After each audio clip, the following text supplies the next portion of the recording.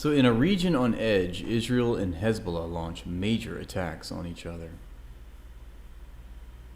Flames and smoke rising over southern Lebanon after Israeli airstrikes against Hezbollah targets on Sunday. Hello, Miguel, and hello, Arturo. Hello, Searching 3, with the third comment. Very good. Lucky number 3. This article is by Aaron Boxerman, Isabel Kirshner, and Juan Ward.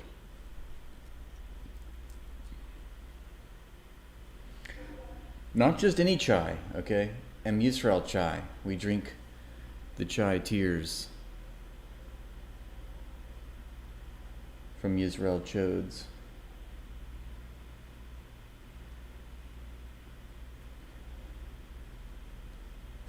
I'm doing okay. Thanks for asking.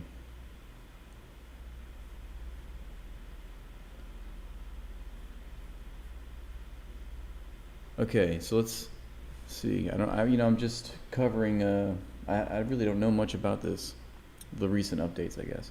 So it's August 25th. Did you guys know that? Did y'all know what day it is? Amid fears of an all-out war between Israel and Hezbollah forces in Lebanon, the two sides on Sunday mounted the biggest round of cross-border strikes since the war in Gaza began, with Israel bombing dozens of sites in a preemptive attack and Hezbollah launching hundreds of rockets and drones. Within hours, both sides appeared to de-escalate, at least temporarily, but signaled that the violence and dangerous tensions could continue. Hezbollah said its Operation Vengeance for the Israeli assassination of a senior commander had finished for the day, but left open the possibility of further action. Prime Minister Antichrist of Israel said that what happened today is not the final word. For weeks, Israelis have waited in trepidation for a major attack promised by Hezbollah in retaliation for the airstrike last month in a suburb of Beirut that killed one of its leaders, Fuad Shukr. Iran, which backs both Hezbollah and Hamas, has also vowed retribution for the killing of Ismail Haniyeh, the Hamas political leader, on a visit to Tehran hours after Mr. Tupac Shakur, was killed, though it appears to have put that plan on hold. After the Hamas-led attacks on Octagon 7 that triggered the war, blah, blah, blah, Hezbollah began firing frequently on Israel, prompting widespread Israeli bombardment, repeated strikes. I love how the New York Times has to frame this. We must go. All history leads back to October 7th. It is when history began. Of course, we knew that already, but it's just interesting that they don't say, what would be more objective here. Okay, let's just take a second to pause for a worthy cause, so you can smell what I'm stepping in. But the overarching framework for this conflict is an illegal occupation. So everything should begin with that. We should give our. Why are we not trying to inform our readers, New York Times? Why are we trying to paint this as if it's Israeli? It's the Israeli narrative. This is what we're getting. This isn't even. It's not even like you'd have to give the Palestinian narrative. You just have to give the narrative of the international community, And according to the international community, formally, at least, even though I believe that UNSC 242 is a normalizing document that normalized the actual formulation or the formalization of the State of Israel. Does that make sense? I know I'm being rather verbose and wordy, but you could say ever since 1967, Israel is in violation of international law with its illegal occupation of the Gaza Strip and its settlements in the West Bank and East Jerusalem. But you don't get any of that context in these articles. Everything hinges on whatever the latest reprisal from the national liberation movement of the Palestinians has committed, and the last thing that happened where they fought back was on October 7th. So context is anti-Semitic. Yes, exactly.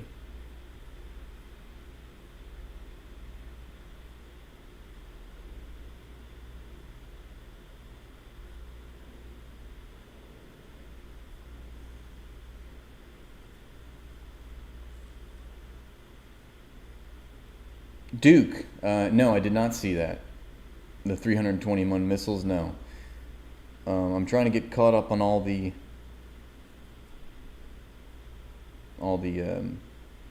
latest. I usually start with the New York Times because I have a subscription, and I just think it's one of those instances where you must not avert your eyes. You must know what the opposition is saying, and the New York Times is still one of the most repudiated, reputable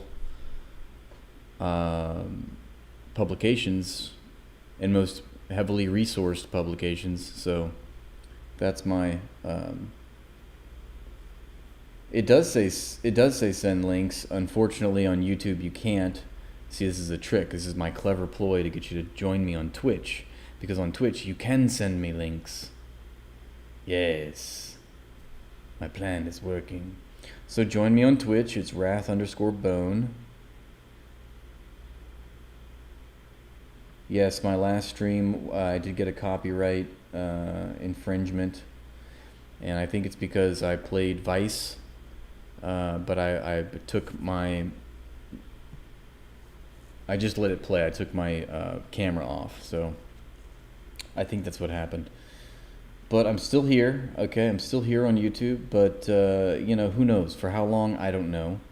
It seems I get shadow banned or demonetized or just outright banned on all platforms as I continue to cover the news, and my apparently my messages or my content is antithesis of I don't know what the United States believes. But thank you, Yakub, for the super chat. You watched a charity ad video of a little girl licking water that's dripping from like a which reminded me of grave fireflies. We need more. Yeah, we need movies humanizing Palestinians. Yeah, and I saw another video where a boy was trying to. There was like a leaked or a broken water pipe, and it was just trickling out water, and he was trying to fill up a bucket or something, and it took him like all day. He has to do it like every day. It scared you, huh? It scared me too. I was like, what the fuck? I was like, oh great, I'm canceled again. That actually happened on TikTok, where I was permanently banned. So this is old hat, it just seems to be something that just continues to happen, and you just roll with the punches. But that's why I try to diversify. I try to think like a good capitalist, diversify my portfolio. So I'm trying to create my own little octopus of terror with my tentacles. So I try to spread them and get involved in other applications besides, one monolith. So yes, I stream on YouTube and Twitch, and make content on all other apps too, except for Instagram, because I get completely banned on Instagram. But anyway, that's enough of my sad story. Okay, nobody came here for a sad story. Thank you for your super chat, Yakub. I do appreciate all support you guys give me for continuing this little grift that I'm doing here. Obviously, this is a grift. You should know that up front. Full disclosure, okay? Speaking of grift, I've been reading the Everything War about Amazon and just how fucked up that company is. And okay, Elaine, that's not exactly the link that I was looking for, but kudos to you, I guess. Hello, RC Pilot. Hello, we are rejoicing now that Randy's here. Thank you. Even though you are a madman, we still accept you. Okay, getting back to this article. So this is interesting to me.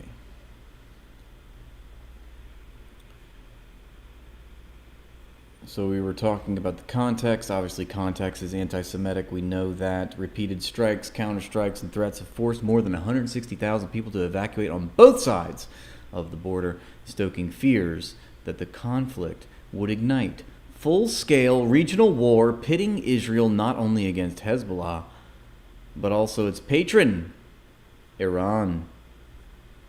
And remember, Hezbollah is a more potent force than Hamas. So it's like the triple entente of terror, triple T's from the triple H groups. Before dawn on Sunday, Israel's military said it used about 100 warplanes to strike more than 40 Hezbollah launch sites, saying it had acted to prevent a major attack. You know, this is Israel's bread and butter, is to preempt an attack. Okay, it's called preemptive peace. Okay, they had to do it. They had to preempt peace. It was war for peace. And they did that same, maneuver. They did the same thing in 1967. And, you hear this from everyone, that, from any old Zionist, no-name, no-profile commenter or chatter. You also hear it from Ben Shapiro, who tried to rebut the 1967 war and tried to justify the 1967 war by saying that Egypt mobilized its defenses or whatever, and so that they had to prevent a major attack. Israel had to prevent a major attack. It's Israel's right to defend itself against perceived threats and imminent threats, and to predict.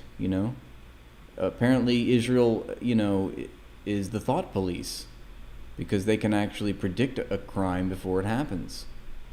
So yeah, that's their bread and butter. Like I said, that's their main excuse whenever they commit an act of war. They blame the other country for whatever, some pretext. But like we say, 1967, the international body that is the UN,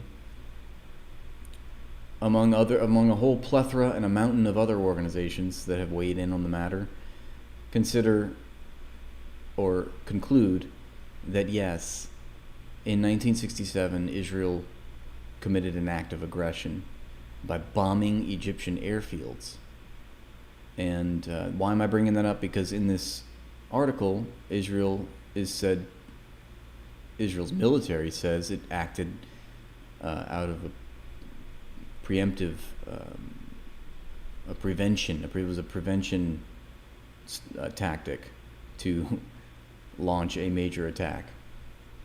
So anyway, I don't think it's funny. Yeah, Rappaport and others do also. The right to defend myself from my own imagination.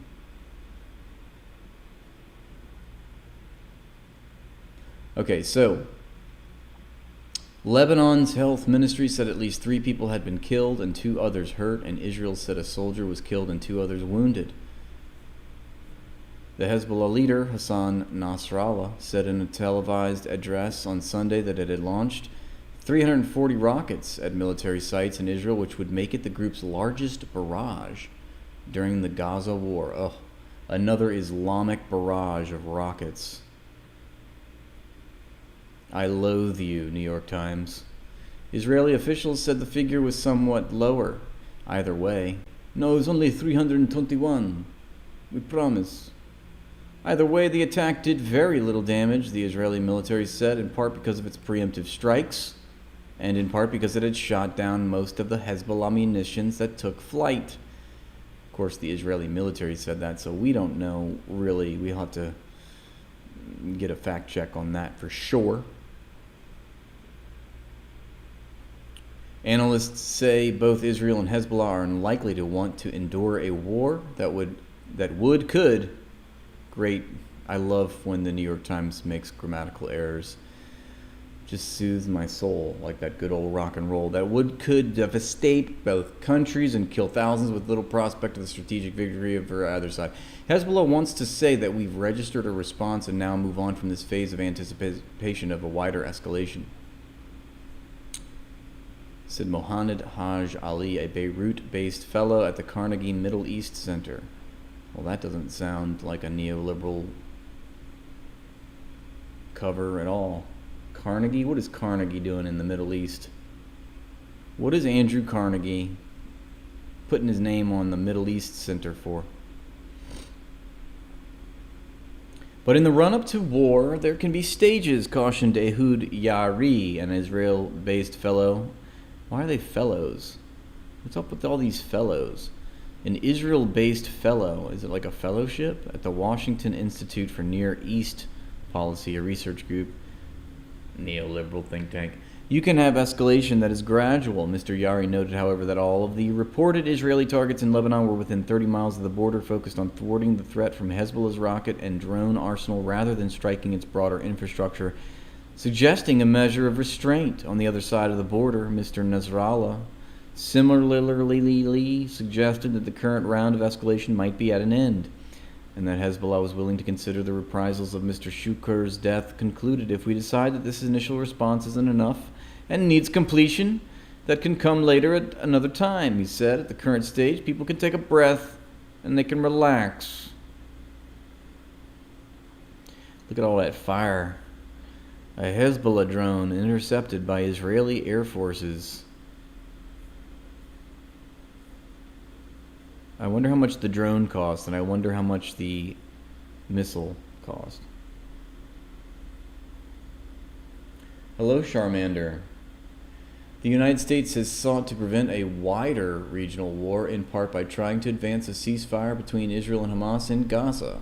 But Washington has also steadily deployed 2 aircraft carrier groups and a guided missile submarine to the region, both to deter Iran and its allies from attacking Israel and to aid in responding to such an attack. Israel's Defense Minister Yoav Gallant said he had spoken with Defense Lloyd J. Austin III on Sunday to discuss the importance of avoiding regional escalation. The talks on a Gaza ceasefire and the release of hostages resumed as planned on Sunday, despite a full-bore diplomatic push from the Bideh administration. Israel and Hamas remain far apart on critical issues. Yeah, mainly the critical issue is their civilization being bombed, their children being massacred. Like, what are the critical issues, New York Times? I really would love to know.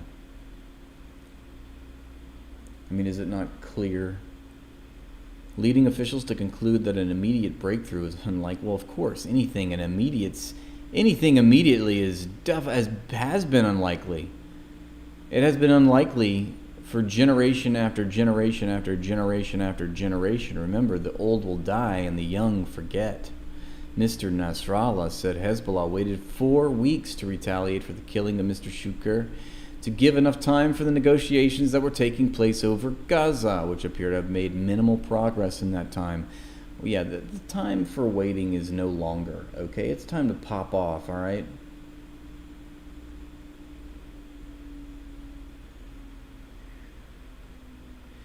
While most of Hezbollah's weapons were fired at targets in northern I-State, some were launched at a military site in central Fake land, reflecting the growing range and sophistication of Hezbollah's arsenal. Yeah, more grammatical errors from the New York Times, the most trusted name in news. Occupied Palestinians and American officials said that those munitions were drones and that all were shot down. Mr. Nasrallah identified the target in central occupied Palestine as the Galilat military base just outside Tel Aviv, headquarters of Unit 8200, a vaunted signals intelligence branch of the Israeli military, which he said was connected to the strike on Mr. Shuker. The base lies some 70 miles from the Lebanese border. So they, Lebanon, as they are so shrewd to be, and Iran as well, they target actual installations, military installations that were responsible for the whatever egregious criminal act that Israel launches previously. So in this case, it was the headquarters of Unit 8200, which is pretty fucking cool. Let's get them. Nasrallah identified the target in central Israel as the Glilat military base, which he said was connected to the strike on Mr. Shuker. The base lies some 70 miles from the Lebanese border. Yeah, and isn't it nice when you can actually have military bases away from city centers? What a privilege. Zionists will say, well, you see, that's because Israel's a real state and Palestine's not. And in a way, that's true. And we should ask why. Why is that? How is that made to be? You know, and it boils down to more shaming the poor from the other side's perspective. Like, you know, in order to wage war, you need an economy. What has the Palestinians specifically been deprived of? An economy, among many other things, of land itself, you know.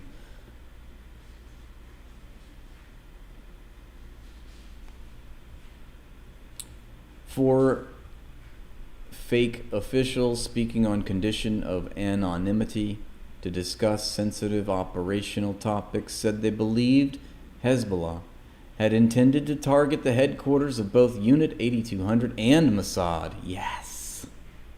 Man, that's awesome. The country's foreign intelligence service.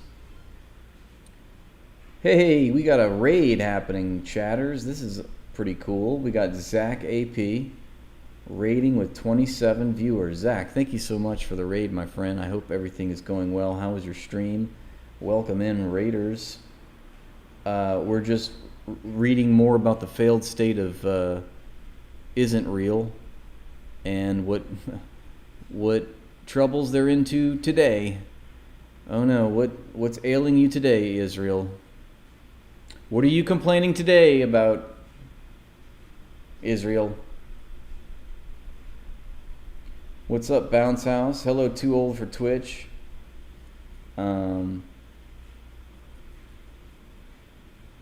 Yeah, everybody here follow Zach AP on Twitch, and if you're on YouTube, join us on Twitch. Twitch allows you to send links in the chat, and it's just a more integrated and fun experience, I would say. Yeah, I said fun. I did. I'm back. Yeah, I still have another strike to give on YouTube, so I'm treading on thin ice here. I appreciate all your support in keeping this stream alive. If it comes down to it, I might just, you know, I guess I might be banned and then have to move to just Twitch. I don't have any copyright strikes on Twitch, though. I've gotten warnings, but no strikes yet, so it seems like Twitch is easier to evade censors, or maybe they have a more liberal policy when it comes to that. But in any case, if you're here, and we thank you for being here, and thank you so much for Zach's raid. Every little bit helps. Follow me, you know, all that shit, tough guy. All right, we'll keep going. There was a buildup of intelligence over recent days and into Saturday night, the officials said, providing enough information to identify what was being targeted and when an attack would take place. Oh man, guys, do not come. Here's a coffin with the Nazi flag. Another dead Nazi. Try not to contain too badly your excitement here. The only good Israeli, folks. Applaud this Israeli for finally doing the morally correct thing. Thank you. Thank you so much.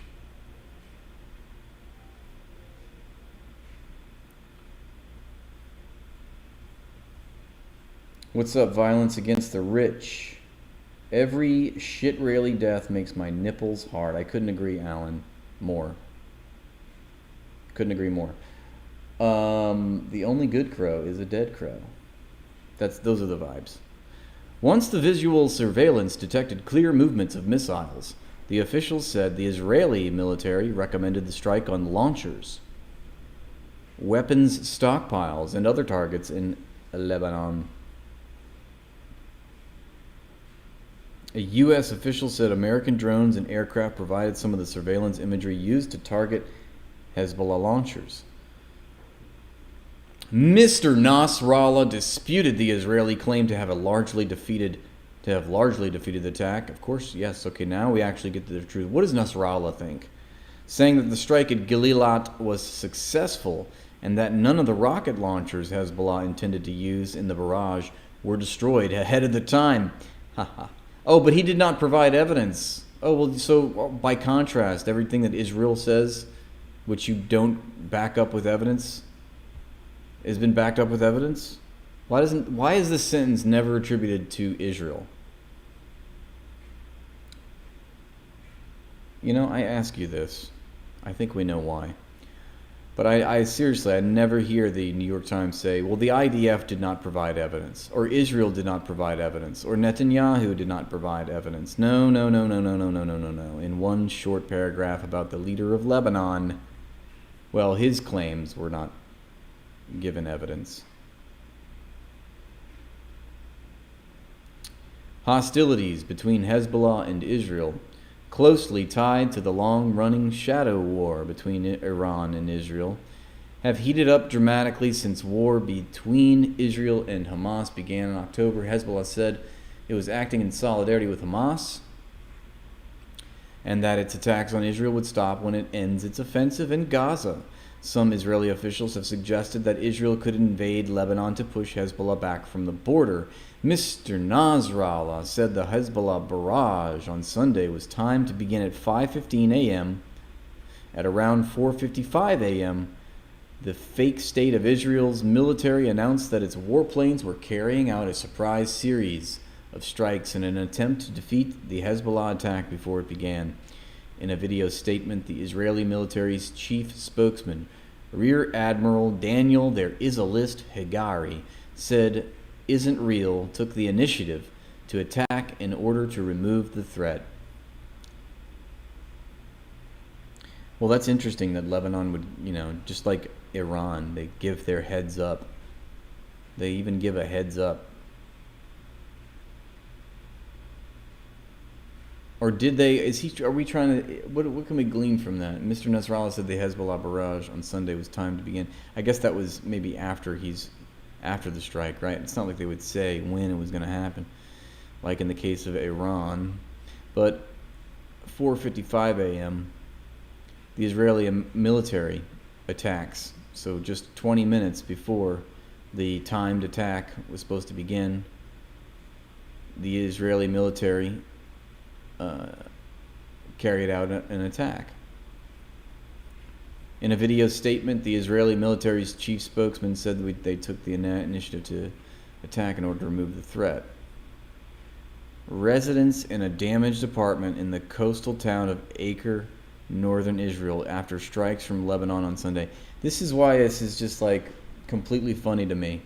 I mean, look at this. Can you believe that they broke a window? They broke a window to some isn't really home. The outrage. I mean, the outcry. This is this aggression will not be tolerated. Okay, it didn't even touch their dirty laundry hamper. The chairs are still up. I mean, the house is virtually non-damaged. It's like, what did they do? Did they maybe they paid some kid to like throw a rock through the window and said, "Oh, look what Lebanon did."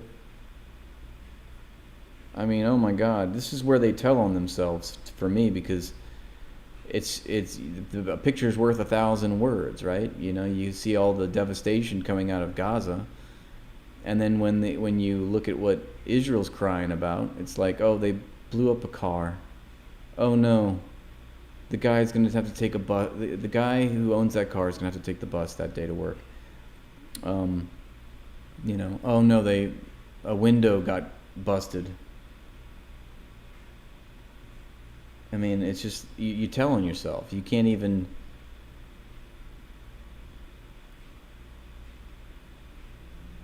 I don't know. It's pretty silly, in other words. Little more than half an hour later, air raid sirens blared across northern. I love when air raid sirens blare on Israel. I mean, I just love that.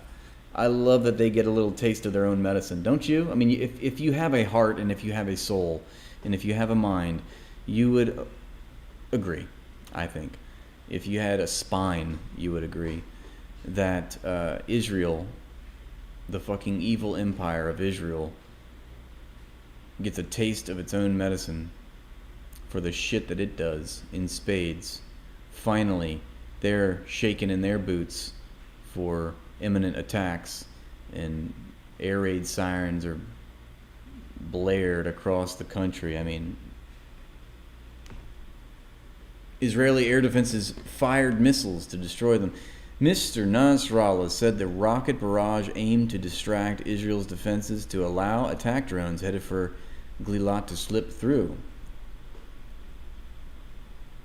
That's what they do. That's sort of what Iran did as well, as I recall.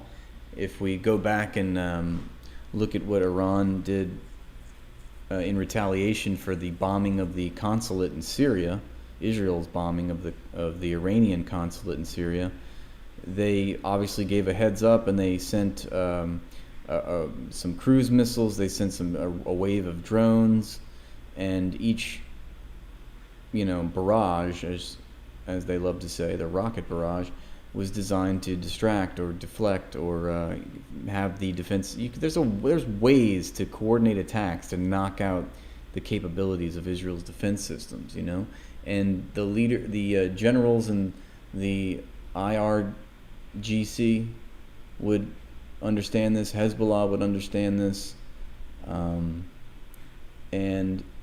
they're intimately involved. This is the contradiction happening. It's playing out.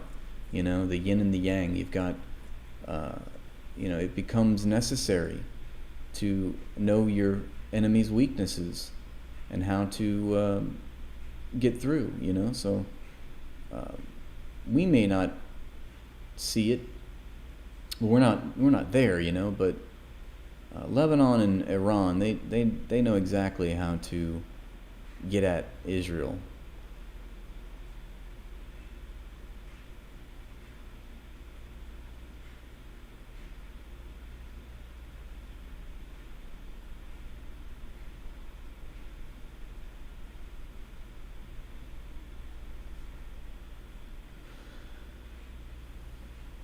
Lots of diapers need changing. Yes. Remember, this is the chosen people in their promised land, okay? Don't forget that. They are being unjustly fired against. In a statement after the attack, of course, this is... How many times do we have to wheel out this fucking demon for a human being? For his warmongering rhetoric, He's such a loser. He's the worst. He's like the worst kind of leader. He's so incompetent. I mean, I think that's a good way to dress him down, is to show how incompetent of a leader he is. Because he can't defeat a guerrilla group on his border.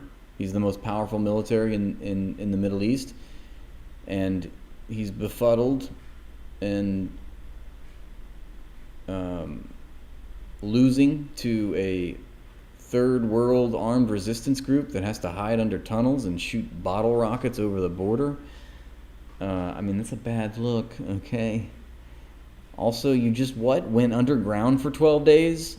Satan had to go underground in a tunnel of his own because of fear of violence? When they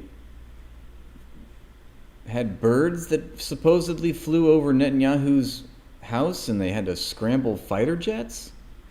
It's a bad look, Israel. It's a bad look.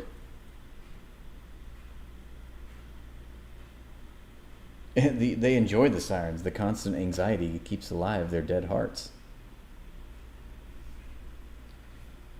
And, so absolutely. Here we go with more satanic rhetoric from the Antichrist, who vowed to defend the country and create the conditions. Thank you for the follow. 2 Zionists, 1 cup. That's funny. Had to create the what was I saying? Whoever harms us, yeah. Create the conditions to allow displaced Israelis to go home. He vowed to defend the country and create the conditions to allow displaced Israelis to go home. It's going to be safe for you, my little Israeli chodes, I promise. Come back to the promised land. You're the chodes in pee-hole. Please. Whoever harms us, we will harm them, he told his cabinet. Guys, that just does not sound too secure to me. Sounds like a man who's just in his death spiral. I mean, how much longer do you think Netanyahu's going to be relevant? And we must remember that any sort of narrative that paints him as the lone bad apple is ultimately flawed, because it's the entire state of Israel. It's sort of like saying that look, slavery is okay. We just got to get rid of that one slave owner. He's taking it too far. And or it's like saying, the Nazis are all right. If they just get rid of Hitler and then keep going. Just get rid of Hitler, and I don't know, maybe Heinrich Himmler can fill, or Goering can carry the torch. But we just got to get rid of Hitler. I mean, that's just silly, right? It sounds silly on paper. It sounds silly to be heard. It's not accurate. We must incriminate the entire state of Israel, because the entire state of Israel is predicated on a settler colony. I mean, it's the state of Israel is a settler colony, and this settler colony is predicated on the subjugation of millions of indigenous people who have been systematically deprived and dispossessed of their land, resources, and labor, and have been ethnically cleansed. So you can't have a settler colony without ethnic cleansing, You can't have and in this case, you can't have a settler colony without outright genocide. And those two things it's entirely antagonistic, combative. There's no other way you can't both sides that. There's only one side. You have to pick a side, in other words. You're either for the settler colony or you're for the national liberation movement. And those two things are diametrically opposed and could never be reconciled without the destruction of the other. And so that's why we have to shame liberals, because they just seem to live on Cloud 9, on Mars or something. They just think that the material world doesn't have any bearing. Okay, it's like the most idealistic and illogical thing that you could be is a liberal. Thank you, Tiki Tavi.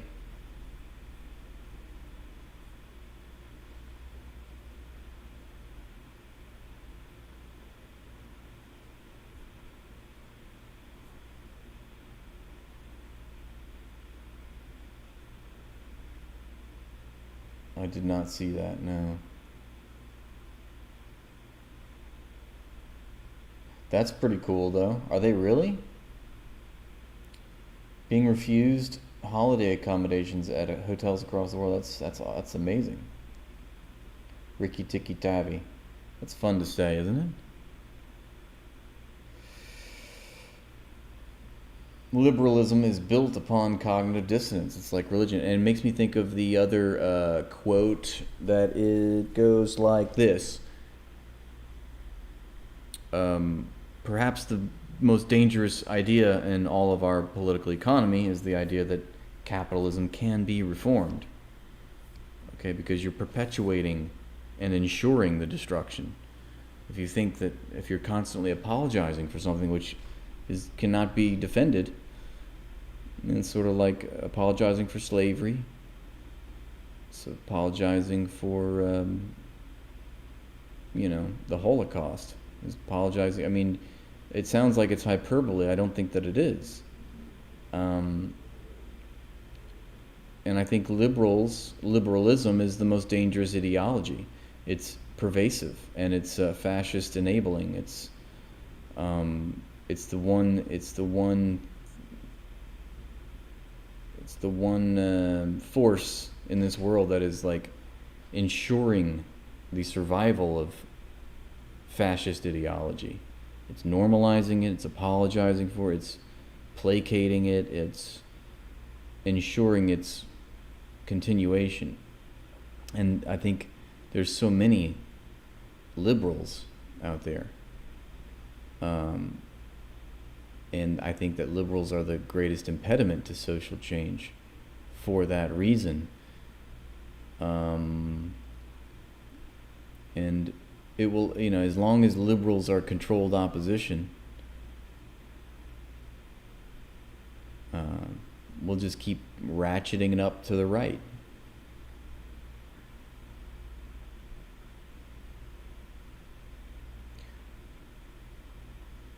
See you, Luke. Libtard platitudes are toxic as fook. They're like the fox, like how Malcolm X explained it, huh? Anyway, thanks for being here. Let's continue on. We're almost done this article. Netanyahu is shitting his little diapies. He's went and hid underground for 12 days like a little bitch after he ordered the assassination of the leader of Hamas. Now, this is exactly what Israel does. They always murder the moderate dissidents. That's true of the United States government as well, the CIA. That's the status quo, is to murder the most reasonable elements of your opposition, because those elements are going to, compromise what you're actually after, which is total domination. And in order to secure that you totally dominate and can continue your, awful criminal acts, you have to paint the other opposition as completely belligerent. And so, yes, when you murder the peace negotiators, when you murder the journalists, when you murder the poets, when you murder the moderate elements of a political party that administers authority in a territory which you occupy and want to ethnically cleanse, it tends to breed more radical elements in that society. And that is why in the good book, The Jakarta Method, Vincent Bevins makes the prescient conclusion that it's no wonder why the radical extremists are the ones who survive, because all the moderate dissidents are dead. And here we have literally a live wire, a completely alive and currently happening example of this. Whoever harms us, we will harm them, he told his cabinet. This guy's just fucking coping so badly. In Lebanon, some Hezbollah supporters praised the group's attack, saying Hezbollah had demonstrated its strength while avoiding an escalation that led to a devastating full-scale war. But others reacted with disappointment, saying Hezbollah had not gone far enough to avenge the assassination of Mr. Shukr, noting that Mr. Nasrallah had said that if Beirut were struck, the group would hit Tel Aviv.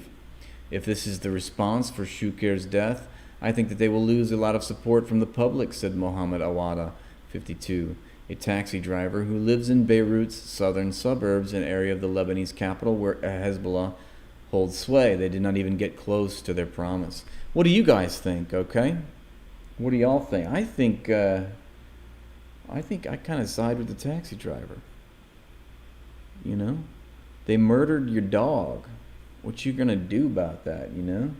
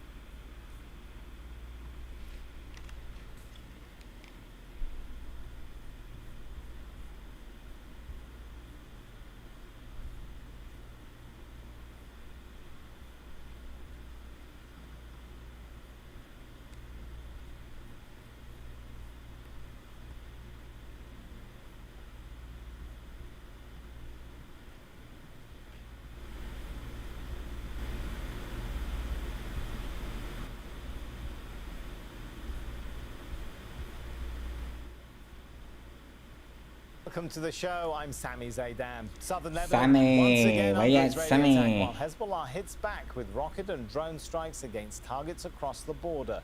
It's the latest in a cycle of violence as Palestinians remain under constant attack in Israel's relentless war on Gaza. Well, the latest escalation shows the potential for the conflict to spread. Iran backs Hezbollah. Israel is supported and armed by Western nations. So what That's do true, these Lily. latest They shouldn't have attacks told mean? And how what his great name is was. the risk of a wider regional conflict? What's stopping it from happening so far? We'll put that to our guests in a moment. But first, this report from Wilson Dysart. In what appears to be a significant escalation, Israel launched what it called preemptive strikes across southern Lebanon early on Sunday. It said it was targeting Hezbollah positions in the region. The cross-border violence has been happening for months.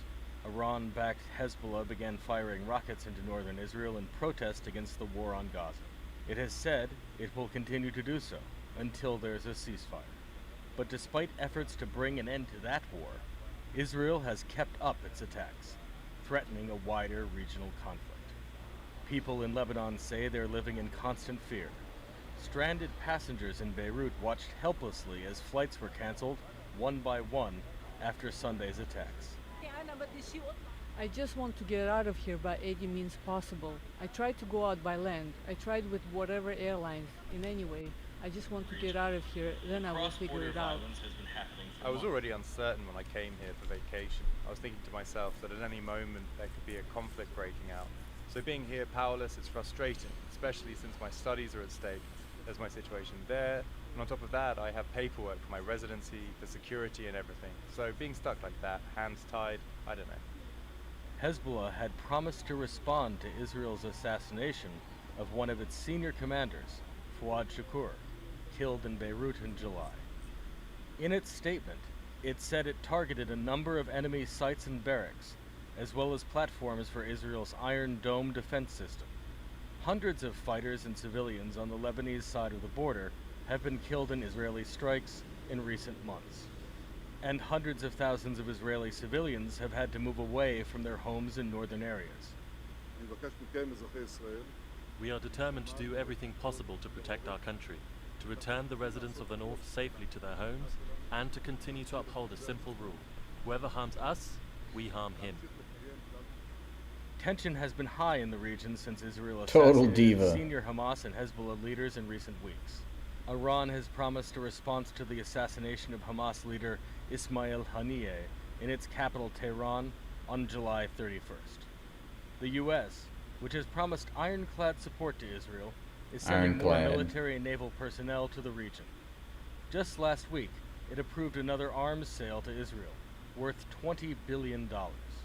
As the suffering of the Palestinian people in Gaza continues, the entire region remains on edge, fearful of what could happen next. Wilson Dysart, Al Jazeera, for Inside Story. Well, let's bring our guests into the show. We have joining us from Beirut, Hala Jaber, a German. 2,500 kilometers and is split roughly. Precision strikes at Israel. Why Iran is so hard to defeat. Armed conflict in Gaza, skirmishes in South Lebanon. Iran and its proxies are working tirelessly to strike at the heart of American and Israeli interests.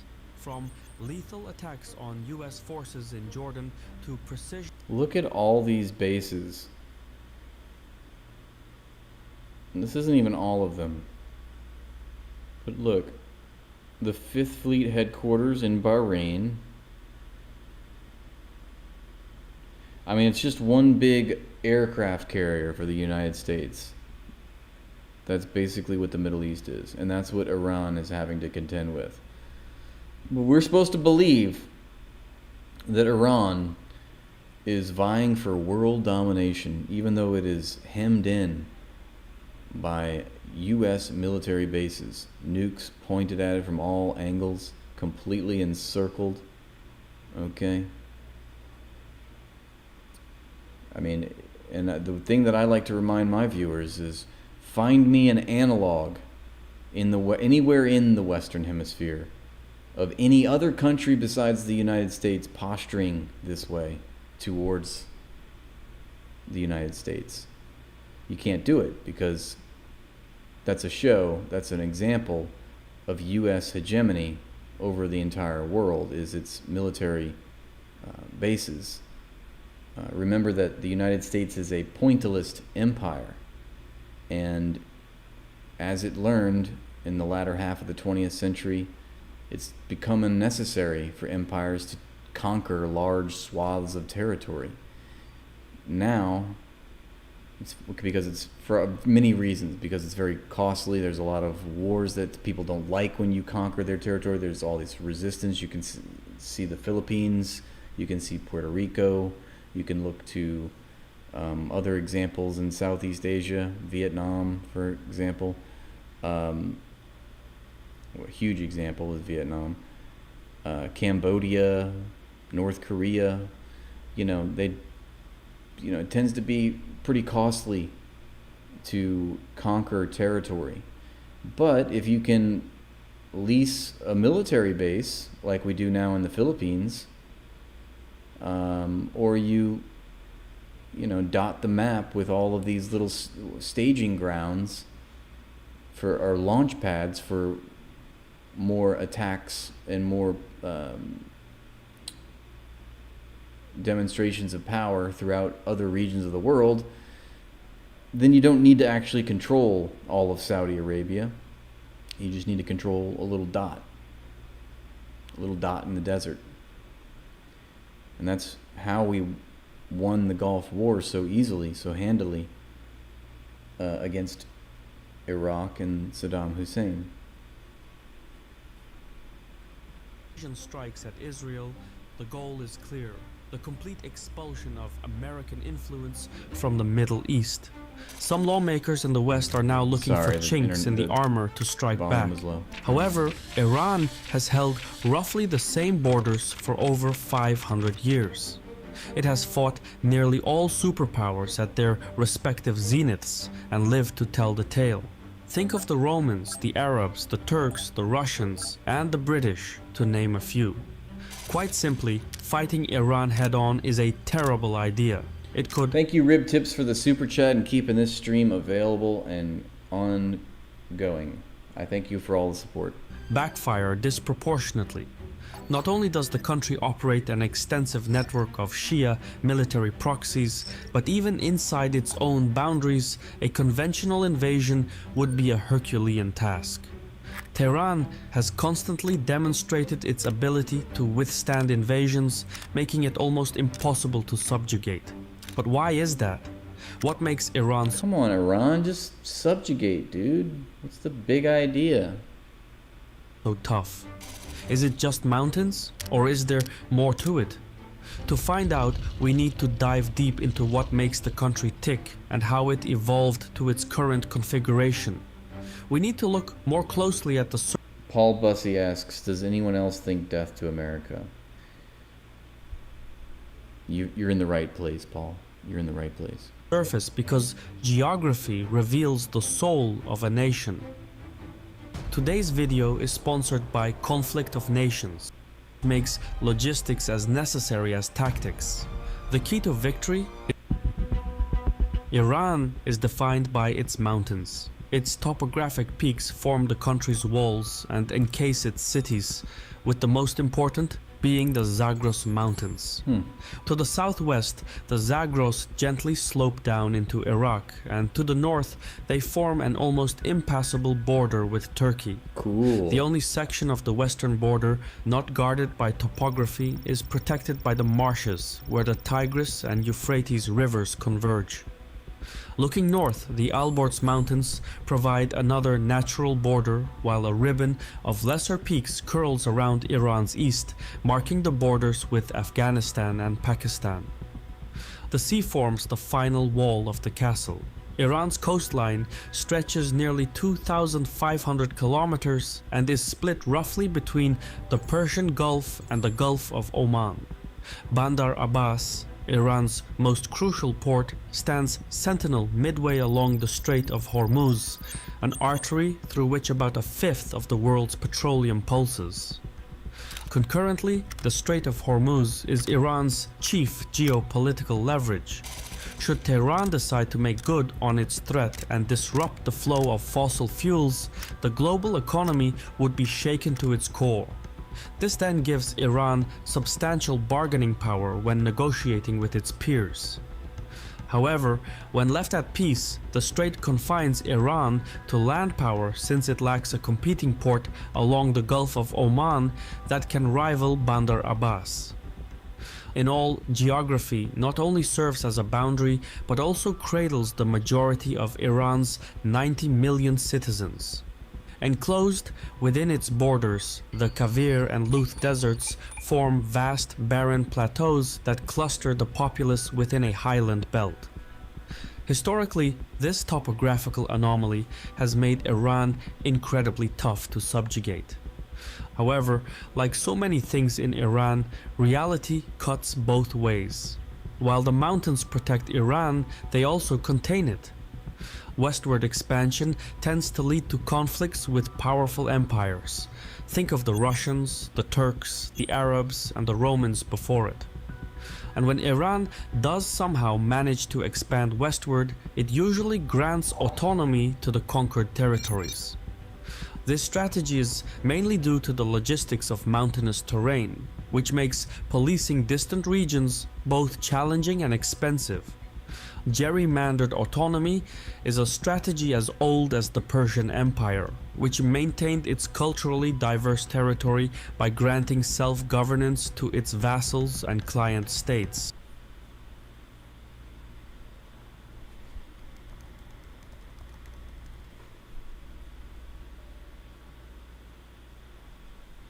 I've never heard that word before.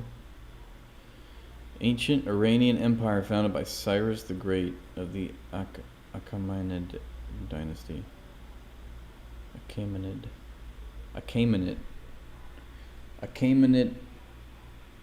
dynasty.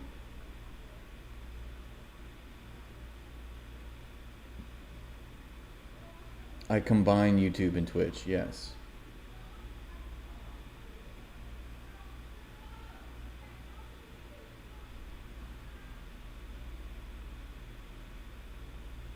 $550 BC. So is that like... But what about the Roman Empire?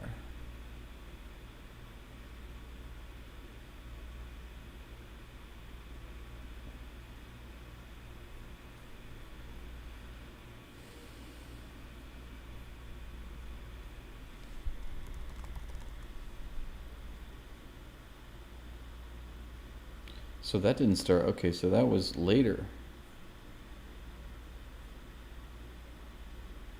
Okay, okay.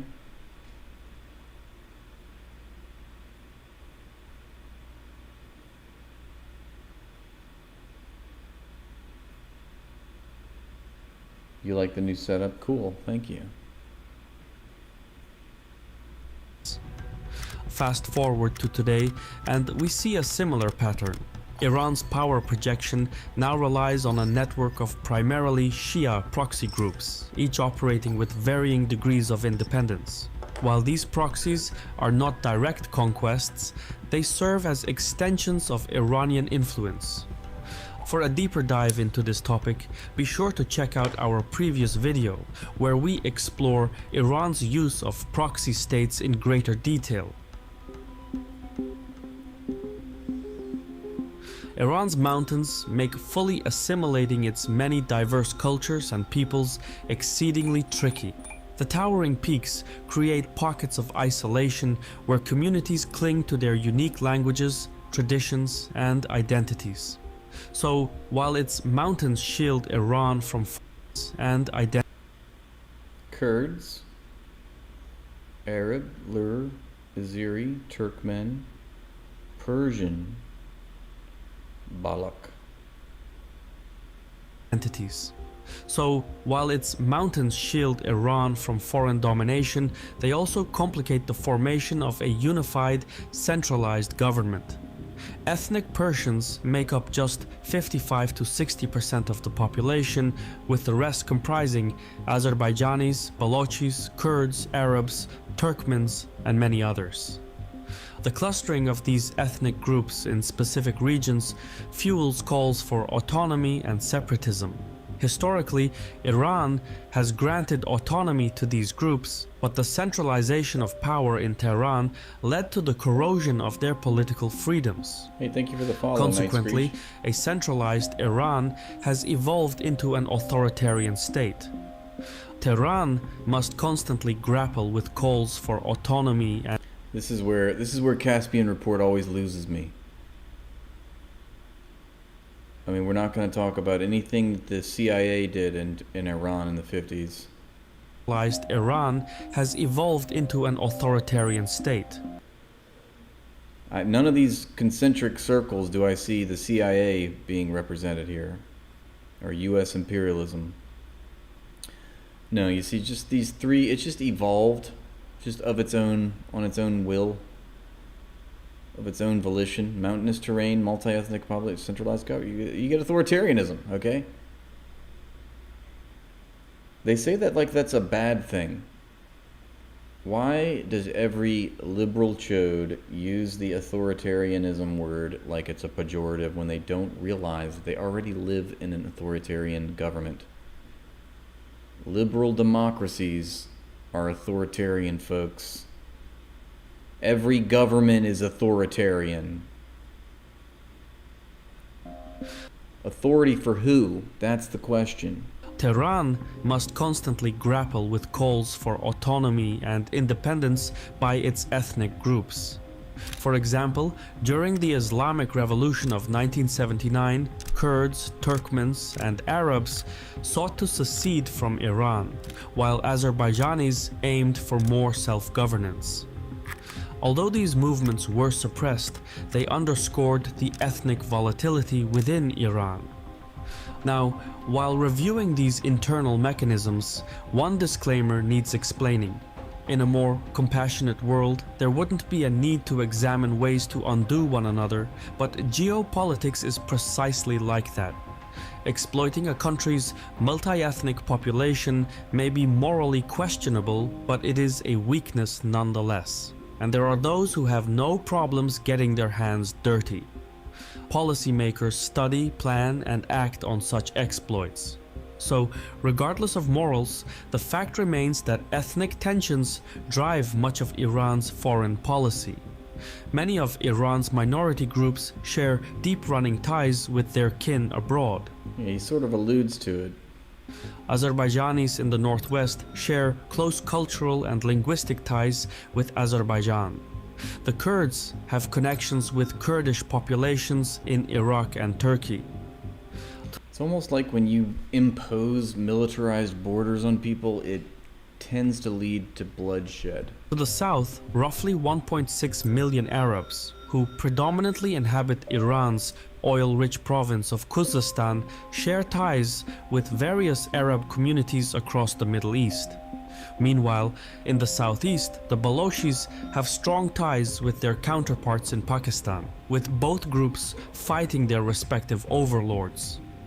These cross-border ethnic solidarities complicate Iran's bilateral relations with its surroundings. Tehran is consistently wary of its neighbors, believing they would back separatist groups aiming for unification, particularly during periods of national instability.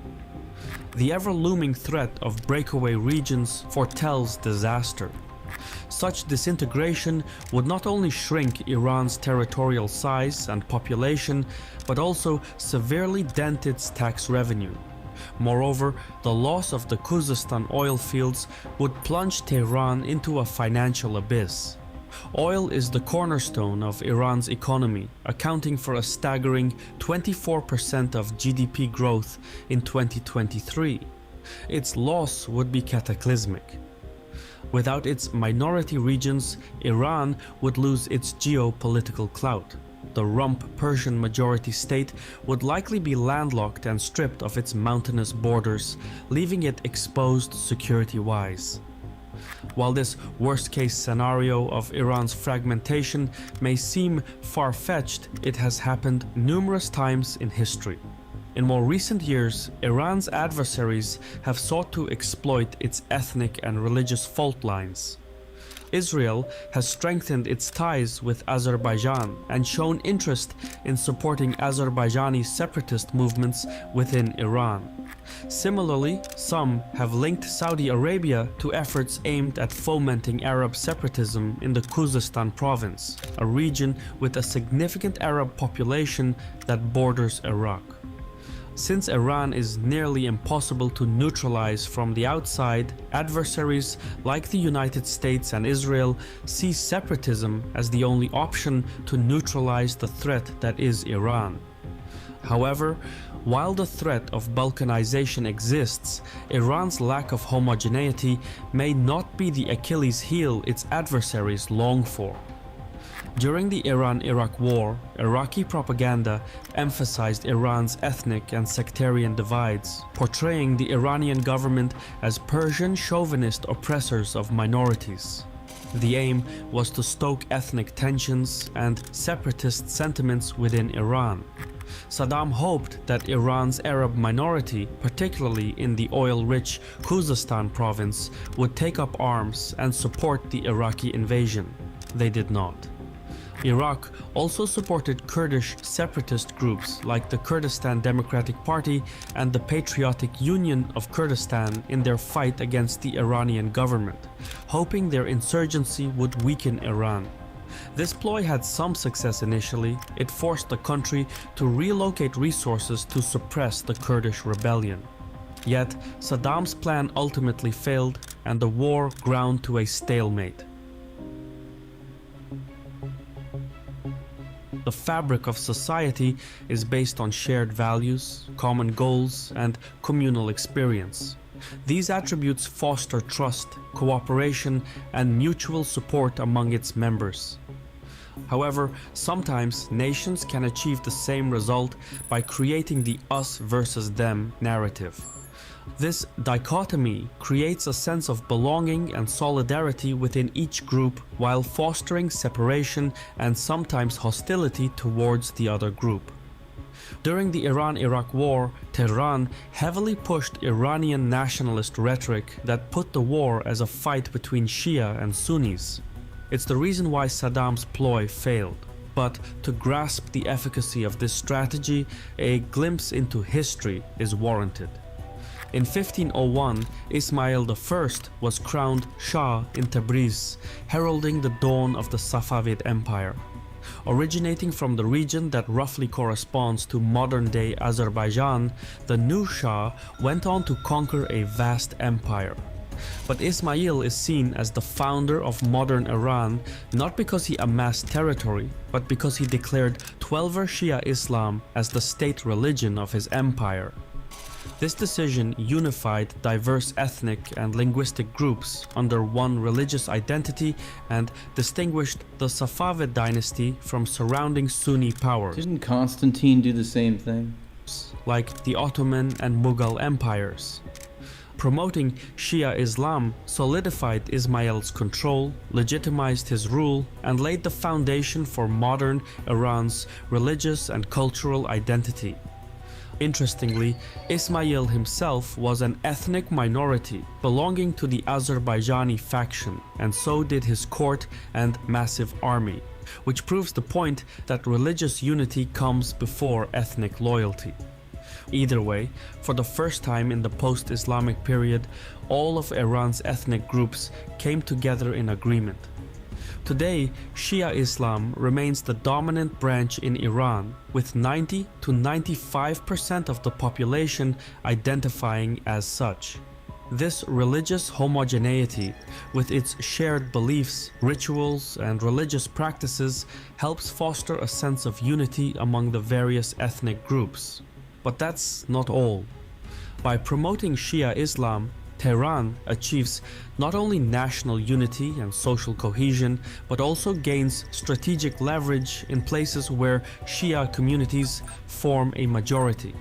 So, for the Iranian state, Shia Islam lights two candles with one flame. Yet Iran is not entirely Shia. Pockets of Sunni Muslims dot the periphery. Their ideological beliefs stand in stark contrast to those of the Shia majority. Despite attempts at integration and assimilation, many Sunnis view separatism as the only viable path forward. Pretty. Among these dissenting voices, the Sunni Balochis are the most compelling faction. Their cultural and religious distinctiveness sets them apart from the Persian Shia majority. Several Balochi separatist factions are already actively waging an insurgency against Tehran, albeit at a relatively low intensity. Conversely, Iran may have overplayed its Shia card in the years following the Islamic Revolution. Even government studies show that Iranians have become less. Government study shows Iranians less religious than before. A study by the Ministry of Culture and Islamic Guidance reveals a significant decline in adherence to religious values, despite extensive ideological propaganda by the governmentin Iran. The confidential study conducted by the ministry's Research Center for Culture, Art, and Communication and leaked to foreign-based Persian media outlets highlights that approximately 73% of Iranians advocate for the separation of religion from state, indicating an unprecedented demand for a secular government. Religious than before. When all the noise quiets down, faith is often unappreciated when it's imposed on people. Simply put, Shia Islam is steadily losing its cohesive power if it hasn't already.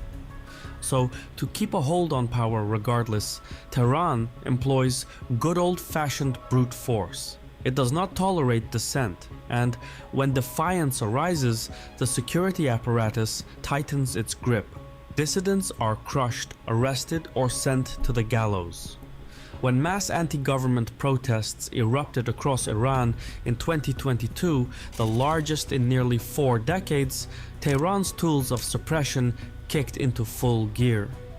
State media went into overdrive, portraying protesters in provinces with large ethnic minorities as terrorists and separatists to discredit the movement.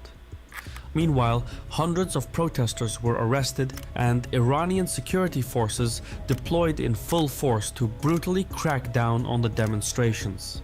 Ultimately, despite the size and scale of the protests, Iran was able to subdue them. Any foreign-backed separatist movement would inevitably face similar constraints when facing Iran's media apparatus and security forces. It would be an uphill battle from start to finish. Nevertheless, those seeking to harm Iran might consider Balkanization as the only viable strategy short of war. America and Israel, for instance, see Iran's ethnic minorities as cracks in the armor. Would a foreign-backed separatist proxy conflict truly work? Probably not, but some lawmakers might think it's worth the effort regardless. This is also the reason why the Iranian leadership does not embrace democracy wholeheartedly. Here's the kicker. Psychological operations are rarely ever so apparent. The clergy in power believes that Western powers seeking to push Iran toward disintegration want to package their aims in a virtuous ideology such as liberal democracy. Tehran believes that by embracing liberal ideas, its cohesion would drift apart within a few generations.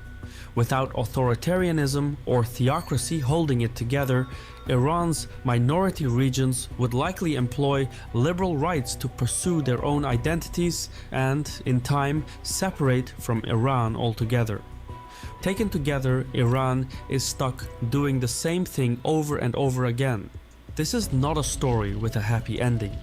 Iran must choose one of two pains, the pain of discipline or the pain of regret. I've been your host Shirvan from Caspian Report. If you approve of what we do,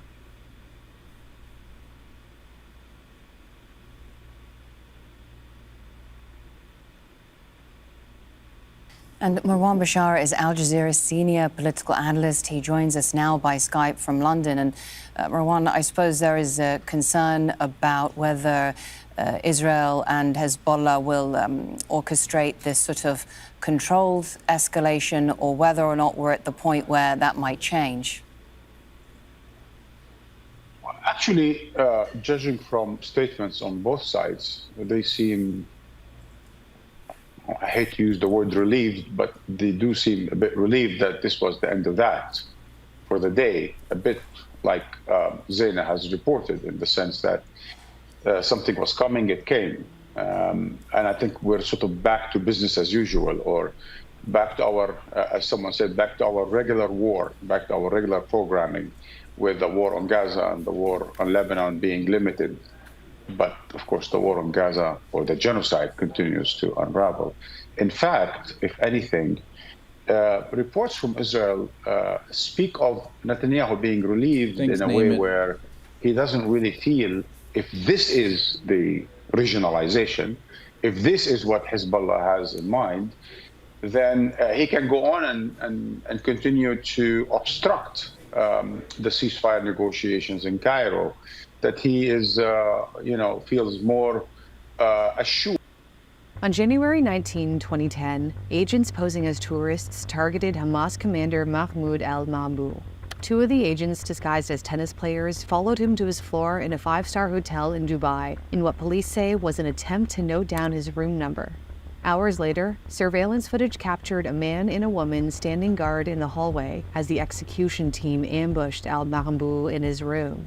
The agents swiftly left Dubai and evaded capture, leading to widespread allegations that the operation was orchestrated by Israel and executed by Mossad. Mossad was founded in 1949, the year after David Ben-Gurion proclaimed the establishment of the State of Israel.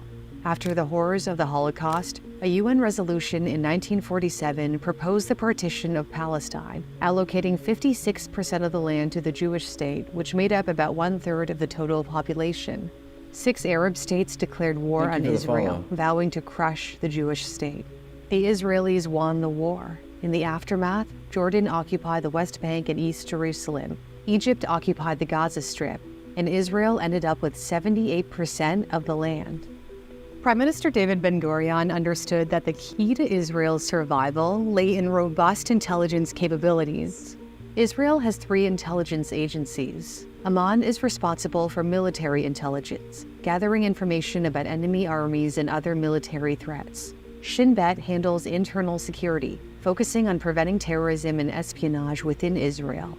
Mossad conducts foreign intelligence operations, specializing in espionage, covert missions, and counterterrorism outside Israel. It's amazing how much trickery you need, how many things you need to do just to justify what should never be justified. What was the first one? What was it called? Marwan or something? Am I making that up? In robust intelligence capabilities. Israel has 3 intelligence agencies. Amman is responsible for military intelligence, gathering information about enemy armies and other military threats. Well, they don't need to do that because they don't engage with other militaries. They just attack civilian infrastructure. Shin Bet handles internal security, focusing on preventing terrorism. So is Shin Bet like the FBI and Mossad is the CIA? And espionage within Israel. Mossad conducts foreign intelligence operations, specializing in... I love how they just got the Hanukkah thing, the menorah.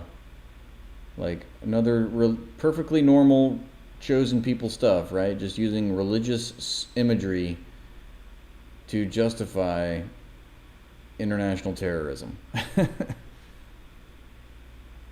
in espionage, covert missions, and counterterrorism outside Israel. When they say counterterrorism, what they mean is terrorism. Recruiters look for candidates with specific qualities: reliability, exceptional intelligence, and the ability to become somebody else entirely. Mossad reportedly employs about 7,000 people globally, making it one of the world's largest espionage agencies. David Ben-Gurion never uttered the names of Israel's intelligence agencies, never acknowledged that they existed. They were shrouded in secrecy. That is, until the case of Adolf Eichmann.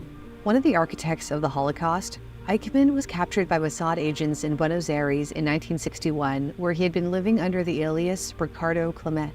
Mossad captured him and brought him to Israel to stand trial, where he was sentenced to death. The operation put Mossad on the map and made headlines around the world, sending a clear message that Israeli agents could strike anywhere. But targeting Nazi officials was not Mossad's main mission. Its main focus was on becoming Nazi officials. Guarding the state of Israel against its enemies. In the summer of 1962, Egypt's president... Its enemies, like, the indigenous babies of the Middle East. Its enemies, the baby horde army of Palestine. The horde of babies... Okay, I'll stop. Gamal Abdel Nasser proudly declared that his rockets were capable of reaching Israel. The agent Mossad planted in Cairo, Wolfgang Lotz, who posed as a...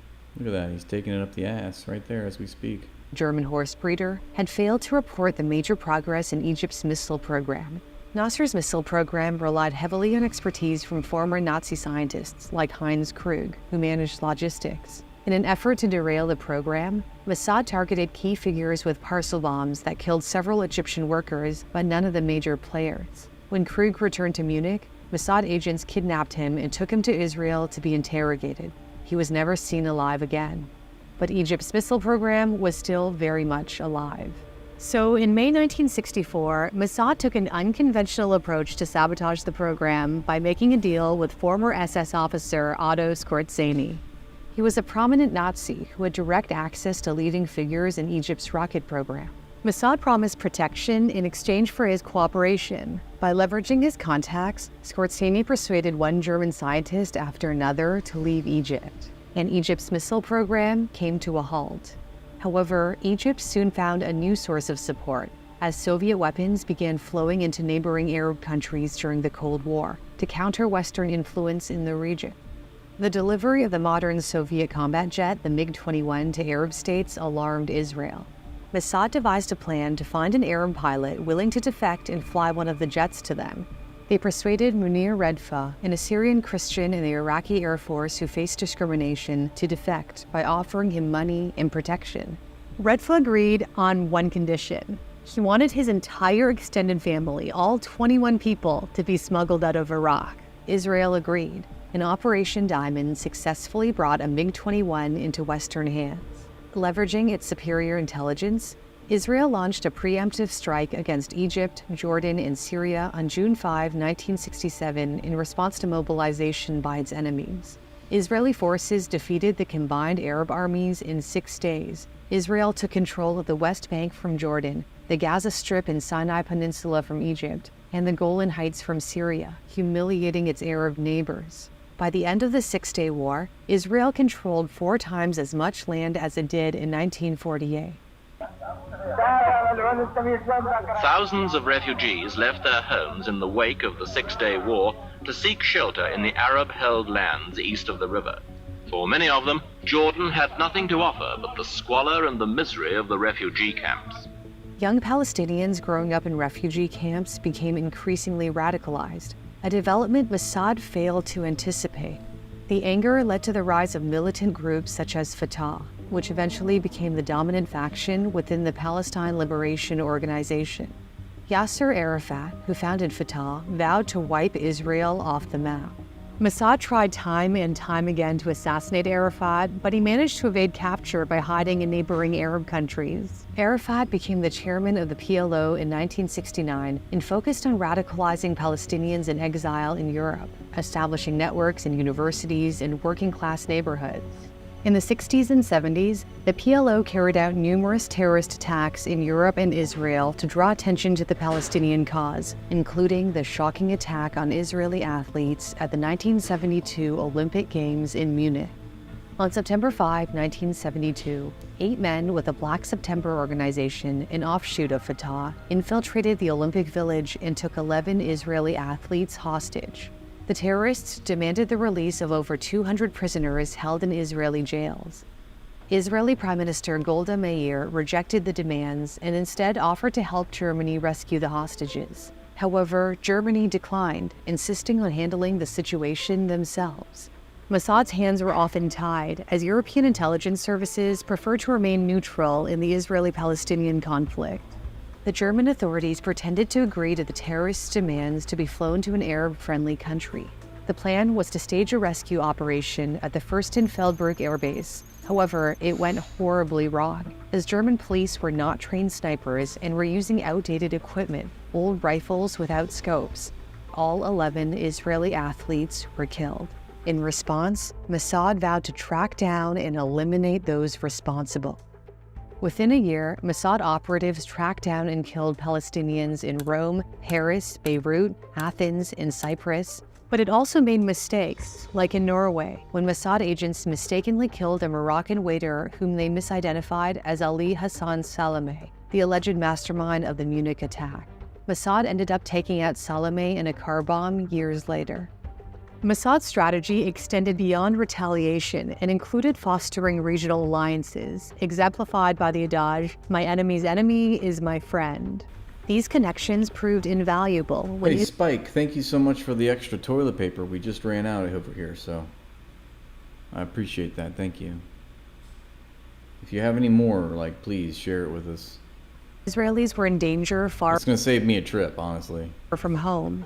On June 27, 1976, a splinter group of the PLO hijacked an Air France jet with 260 people on board and rerouted it to Uganda. The hijackers released passengers who didn't appear to be Jewish, but continued to hold 106 others, including crew members, demanding the release of Palestinian prisoners. Although Uganda's dictator, Idi Amin, was no longer Israel's ally, Uganda had in the past provided Israel with critical intelligence on the airport's facilities. An Israeli company had built the airport, giving Israel access to detailed blueprints, and a Mossad agent posing as an amateur pilot had recently taken aerial photographs of the airport. Operation Entebbe, led by Jonathan Netanyahu, the brother of future Israeli Prime Minister Benjamin Netanyahu, I'm from was your an mom's asshole. outrageously bold operation. The rescue team flew in a plane camouflaged to look like a commercial aircraft to avoid detection. The aircraft refueled in Kenya, another crucial ally, whose support was vital for the mission's success. During the raid, Jonathan Netanyahu was killed, along with 40 Netanyahu killed. Oh my god, that's awesome. I wonder if there's any relation. 45 Ugandan soldiers and 3 hostages who died in the crossfire. One rescue... Thank you. That's what I was saying. Thank you for the extra toilet paper. I appreciate. Please send more. Also, and if you have any tears you'd like to share with us in the chat, please share your tears. We drink tears as well. hostage, Dora Blow, who was later hospitalized after choking on a chicken bone, was shot dead on Idi Amin's order. Look at that, a fucking Israeli coffin with fucking Hebrew on it. That's awesome. Despite the losses, the operation was a success, underscoring Mossad's ability to leverage its intelligence networks and alliances to execute... His older brother? Aww. Wah. daring operations. Oh no! Anyway. But Mossad's reputation would soon take a hit. In 1970, Egypt saw a new president come into power, Anwar Sadat. Sadat publicly threatened to reclaim the Sinai Peninsula, but Israel didn't take him seriously. Mossad's informant, Ashraf Marwan, who was married to the daughter of Egypt's former president, Nasser, had not alerted them to the threat. Some believe Marwan became an informant because of the disrespect he felt from Nasser, who allegedly disapproved of the marriage. In the fall of 1973, Israel's military intelligence observed Egyptian and Syrian troop movements along the borders, but dismissed them as routine, believing Marwan would have warned them if an attack were imminent.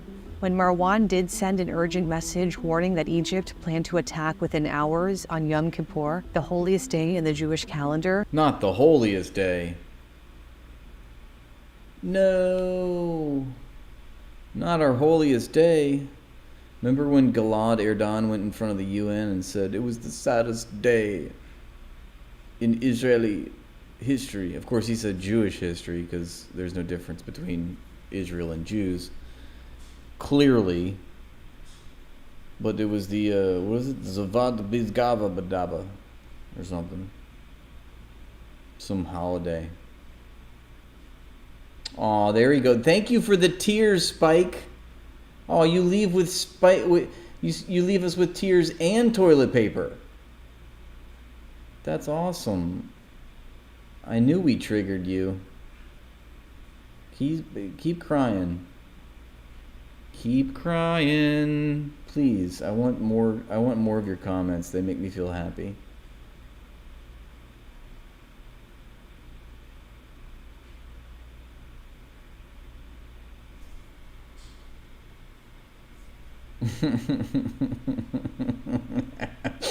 Fuck you all, man. Israel is the best. You're just dumb.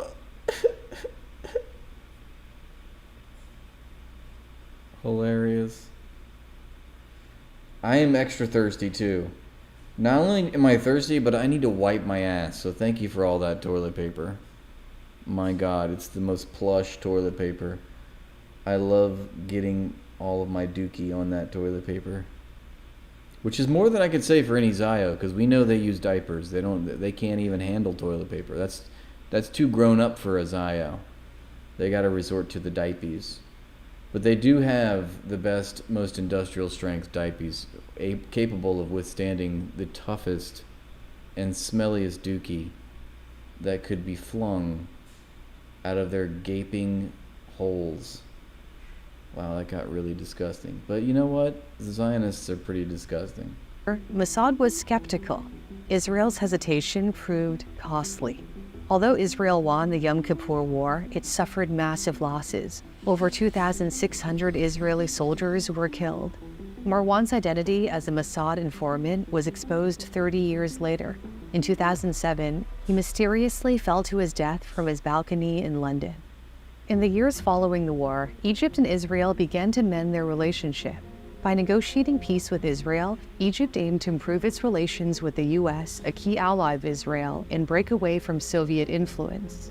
During secret negotiations, Israel's foreign minister Moshe Dayan made a covert trip to Morocco, where he was seen wearing dark sunglasses instead of his trademark black eye patch.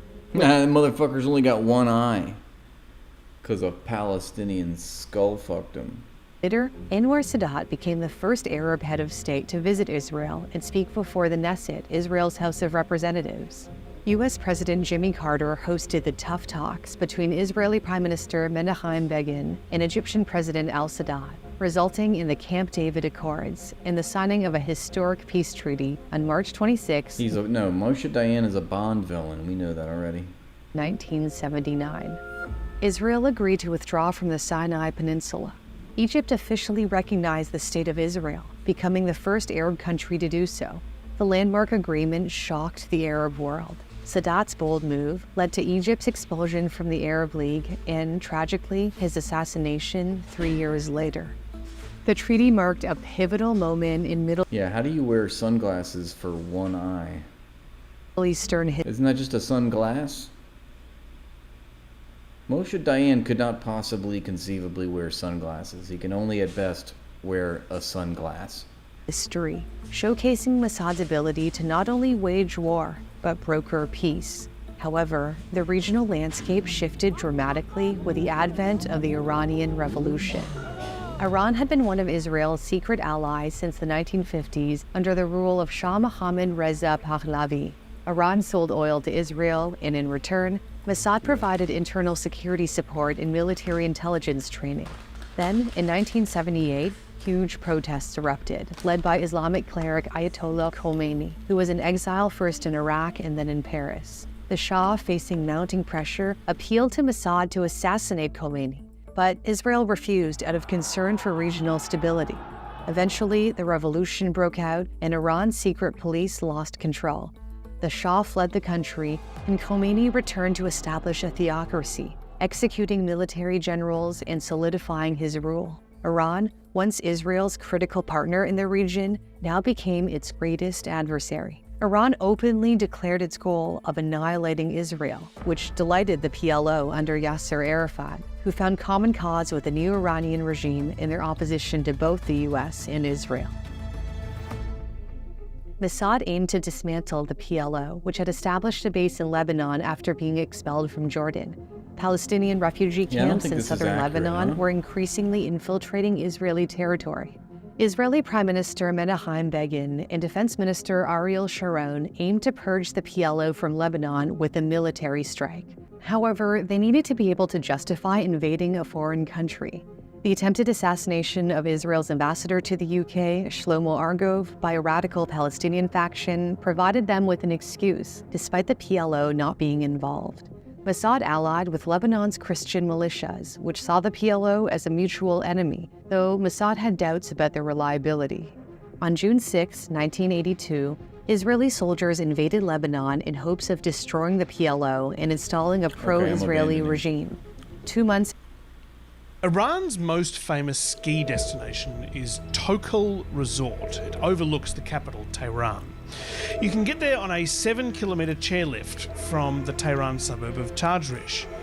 And on the way up the chairlift, if you turn around at just the right time, you can see something interesting. A giant walled-off area filled with lush green trees. In amongst the trees is the palace of the former Shah of Iran. His Majesty liked skiing, hence the convenient chairlift. These days, it's where the President of Iran holds big events and meets with world leaders. Right on the edge of the palace grounds is a concrete building 5 stories high. And if you happen to be on the chairlift at 1:37 a.m. on the 31st of July this year, you would have seen the western corner of that building explode. Windows were shattered, an exterior wall crumbled, and rubble fell onto the terrace below. Now, that explosion was no accident. It was the result of a bomb that killed an extremely high-profile target. Hamas leader Ismail Haniyeh has been assassinated in the Iranian capital, Tehran. This attack appears to have been meticulously planned and carried out flawlessly, probably by Israel. As is its usual practice, the Israeli government has declined to make any official comment. The Mossad simply never comments at all. But if that's true, it's wild. Killing a Hamas leader inside the compound of the Iranian president, while he's under the protection of the Iranian Revolutionary Guard, is an extraordinary statement.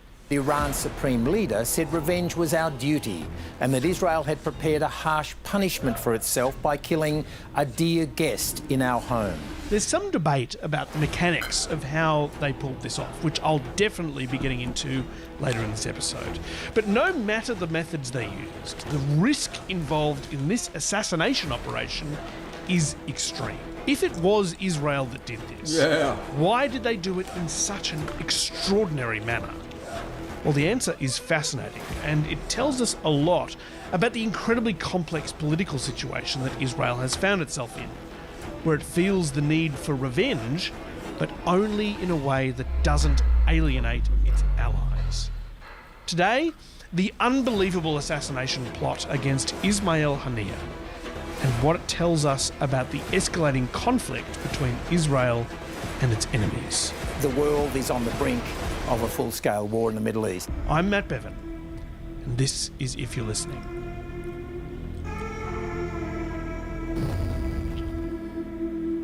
The Israeli intelligence agency Mossad was once considered to be one of the most terrifying, ruthless spy agencies in the world, known for its daring and brutal missions. The kidnapping, trial and execution of Nazi Adolf Eichmann, the Israeli bombing of the Syrian nuclear reactor, assassinations of Iranian nuclear scientists. The purpose of these plots was to communicate to Israel's enemies that there was nowhere they could hide without Mossad finding them.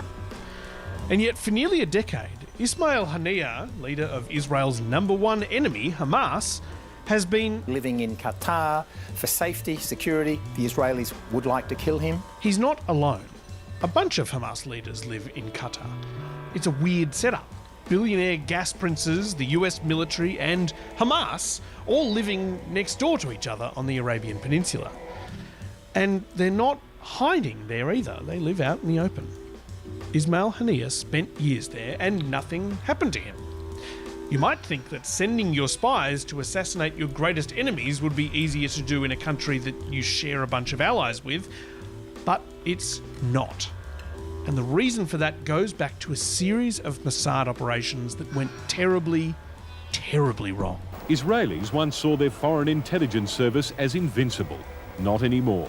Throughout the 90s and 2000s, Mossad bungled a few really high-profile missions. The Mossad used to have the image of working like a Swiss clock, and now it is almost like a Swiss cheese. But the biggest of all their screw-ups came in 2010. And that's because they screwed up in a very particular way. This is the spy story that could well spell the end of old-fashioned cloak and dagger espionage. This time, the operation was in Dubai, in the United Arab Emirates. The target? Hamas's top weapons supplier, a man named Mahmoud al-Mabhouh. The Palestinian resistance fighter was known to Mossad for buying weapons from Iran, and notorious also for kidnapping and killing 2 Israeli soldiers in 1989. It was called Operation Plasma Screen. I assume Mossad had run out of intimidating operation names and had moved on to household appliances. It involved more than 20 Mossad agents, all travelling on non-Israeli passports. That's really necessary for the operation to work. At the time, more than 24 countries, including the UAE, did not accept Israeli passports. So while the CIA and MI6 can print Jack Ryan and James Bond new passports whenever they like, Mossad agents have to use foreign passports. Without those foreign passports, there's no Operation Plasma Screen, not to mention Operation DVD Player, Operation Lazy Boy Recliner, and Operation Universal Remote. So how do you get foreign passports? You mean their country of origin? Hold of foreign passports? Well, apparently, Israel developed a system. If you're an Israeli with 2 passports, be that second passport British or Australian, you can be approached by an official. The official asks you if you need that second passport in the short term. Weird that the chosen people, their own passport isn't recognized. And if you say no, you're asked if, out of duty to the country, whether you'd be prepared to have your passport details borrowed. Borrowed. Best no one asks what they're being borrowed for. Operation Plasma Screen would require more than 20 of these borrowed passports. Using fake passports more than once is risky. They'd have to get the job done with as few visits to Dubai as possible. On visit 1, the agents followed al-Mabhouh around Dubai, observing his patterns. On visit 2, they slipped poison in his drink, but he inconveniently failed to die and went home to Syria, thinking that he was just sick. 2 months later, alive and well, he headed back to Dubai. Spies travelling on the same set of passports followed him again. Mabhouh arrives from Damascus mid-afternoon and is watched by several operatives. The man in the baseball cap goes by the name of Australian Adam Corman. Virtually the entire operation is captured on CCTV. Israeli operatives follow al-Mabhouh from the airport to the hotel. When he goes to his room, 2 spies with tennis rackets manage to slide into the lift with him. I hate it when people do that. One of the tennis players watches which room he goes into. The operatives book a room opposite, and still more agents move in. And when the Hamas man leaves to go shopping, he's followed every step. It's quite funny watching these surveillance teams go about their business. You can see them changing disguises into business suits, pushing on doors that say pull, endlessly wandering up and down hotel corridors like weird business ghosts. Meanwhile, 4 of them break into al-Mabhouh's room. The Hamas official arrives back from his shopping trip and into the ambush of 4 assassins. They use a special ultrasonic device to anaesthetise him without a needle and lower him to the floor, waiting for his heart to stop. But they aren't out of the woods yet. Once a team like this starts working, it is very easy technologically to trace them at each and every point of the whole maneuver. Unlike in the movies, they don't have a guy in a van who hacks into the security system and erases the CCTV footage. The whole thing is caught on camera. Their only hope is that nobody will ever bother to check it. So they take off al-Mabhouh's clothes and tuck him into bed. it'll look like he died in his sleep. In the absence of signs of a struggle, for days police thought he died of natural causes, and with agents safely out of the country, it seemed the perfect hit. It was the passports that blew their cover. After Hamas notified Dubai police that their man was dead, it was simple for investigators to check immigration logs for anything suspicious. They discovered that the same group of people had clearly been following al-Mabou in and out of the country. Dubai police say Mahmoud al-Mabou's killers tracked him from the moment he arrived in the country. Warrants are now being issued for their arrest. Which was a bit of a nasty surprise for the people who the passports belonged to. Imagine waking up one morning only to find out that apparently you've travelled to an exotic Middle Eastern location and assassinated an alleged arms dealer. The Australians, Brits, Irish, French and Germans whose passports had been used were not very happy. I'm angry. Why is this happening to me? Does this mean I can't visit my parents because someone used my name? It's like a movie. The governments of the countries the passports came from were also not very happy. They were all friendly with Israel, and here was their ally using their passports for international assassinations. Such misuse of British passports is intolerable. The fact that this was done by a country which is a friend only adds insult to injury. This was not the act of a friend. This is not the first occasion where there has been misuse of an Australian passport by Israeli agencies. Needless to say, Dubai was angry too. That is a deplorable and unacceptable method of operation. It was extremely embarrassing and damaging for Israel. Israel relies on the support of its allies, well, for its very existence. They couldn't risk doing this again in a place like Dubai. That's why Hamas's headquarters are now in Qatar. The Americans had an agreement with the Qataris and the Israelis that you don't kill Hamas leaders in Qatar. This has provided a challenge for Israel, which previously pledged to eliminate Hamas leaders. When those leaders aren't in Qatar, they're in other highly developed Western allied countries like Egypt and Turkey. If you're a spy for a country that's pledged to eliminate Hamas leaders, it might be easier for you to get them there logistically, but diplomatically, it's kryptonite. When those leaders travel to meet their allies in Iran, though, well... The Palestinian militant group Hamas says its political leader, Ismail Haniyeh, has been assassinated in Iran. So, how'd they pull it off? Mossad couldn't get Ismail Haniyeh in Qatar, where he lived, so they'd have to get him while he was travelling. Mossad knew that Haniyeh travelled regularly to Tehran. Mossad also knew that he stayed in the guest house of the Iranian Revolutionary Guard Corps on the edge of the presidential palace complex at the foot of the mountains. It seems they'd also managed to bribe two of the building's guards, offering them cash and asylum in Europe in exchange for attaching a brick-sized bomb to the bottom of Haniyeh's bed. They had the where and the how, but they were missing the when. You can't have a crew of Mossad agents hiding in the hills of Tehran, endlessly staking out the building waiting for your guy to arrive. But on the 18th of May this year, something happened to help with that. I don't know if that's true, though, that he was taken out by a bomb planted. I heard that it was a drone. I don't know if we conclusively know. Third thing. I've seen vision of it already. There's a huge plume of smoke coming from that site. The Iranian president, Ibrahim Raisi, was killed in a helicopter accident. We did a whole episode about it at the time. Give it a watch after this one. The president's death opened up an opportunity for Mossad. It knew that Haniyeh would be invited to the inauguration of the new president in July. What happened next is still a little unclear. There's at least 3 versions of the story. The New York Times and the Jerusalem Post report that the bomb was planted soon after Raisi's death and sat there for 8 weeks, waiting for Haniyeh to visit for the event. The Jewish Chronicle in London reports that in fact the bomb was planted on the afternoon of Haniyeh's arrival. But whichever version turns out to be true, we know that by the time Haniyeh turned in for the night on the 30th of July, the bomb had been planted. And it wasn't on a timer.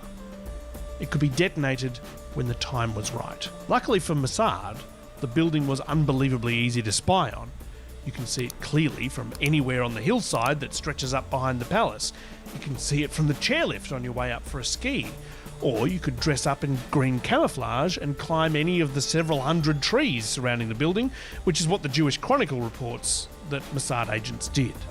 Haniya attended the inauguration of Iran's new president, met with the country's supreme leader, and then went to the guest house. The agents watched Haniya's car arrive. They watched him go into his room, watched him turn off the light, waited a few moments, and then pressed the button. 2 assassinations, 14 years apart. The differences between them tell us a lot about Israel's position in the world.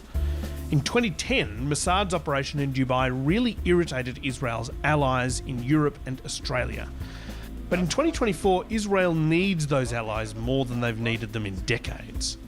By carrying out assassinations in Iran, they're operating in a way that is far more risky for their agents, but much less likely to anger their friends. What Mossad does, though, it's different from the CIA or MI6. CIA people they don't like this stuff, you know. It's messy. While British and American spy agencies do assassinate people, they do it in war zones, and they tend to do it with military operations or drone strikes, and they tend to tell the public about it. Why don't they do sneaky James Bond-style assassinations? Because it was believed to be counterproductive. You're just creating martyrdom, you're creating that feel of persecution, and in the long term, that's negative. And to top it off, it usually doesn't achieve anything. All terrorists are replaced sooner or later. The point of these assassinations is to create fear, to terrorise your opponents, to make your enemies constantly worry that you've planted a bomb under their bed, that the places that they think are safe aren't. Really. Israel's basically sending a message to the Iranians: we can kill any one of you, anywhere, anytime. It's the same reason Russia kills people by poisoning their underpants, or their tea, or their doorknobs.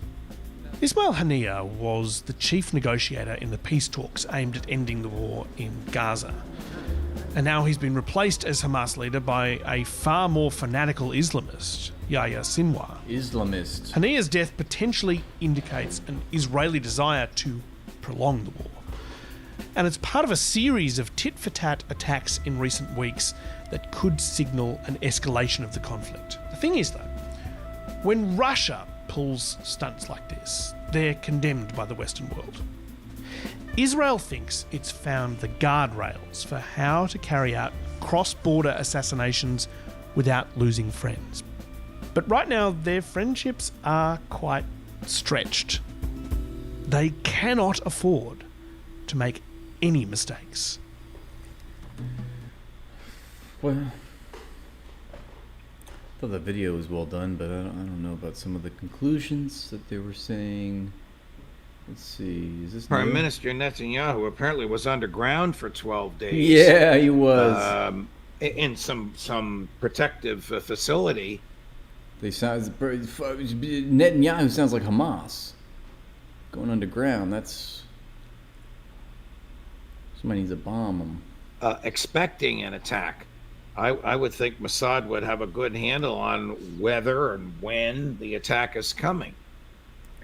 They probably do have a good handle on when it will come once the Iranians mobilize the assets they're going to use Deep against in the Israel. diaper bunker. But the fact is the Iranians have done nothing in that regard. So there's been nothing for the Mossad or for the Israeli intelligence forces to see. So I don't think they're missing anything here. I want to make one other point. You know, we were talking about how much trouble Israel is in. Over all the years that I've followed Israel, one of its most important claims was that it could defend itself. Yes, it needed to buy weaponry from the United States or to be given weaponry by the United States. But when it came to fighting against its adversaries, it could do it alone. It was a sovereign state, if I can use that term.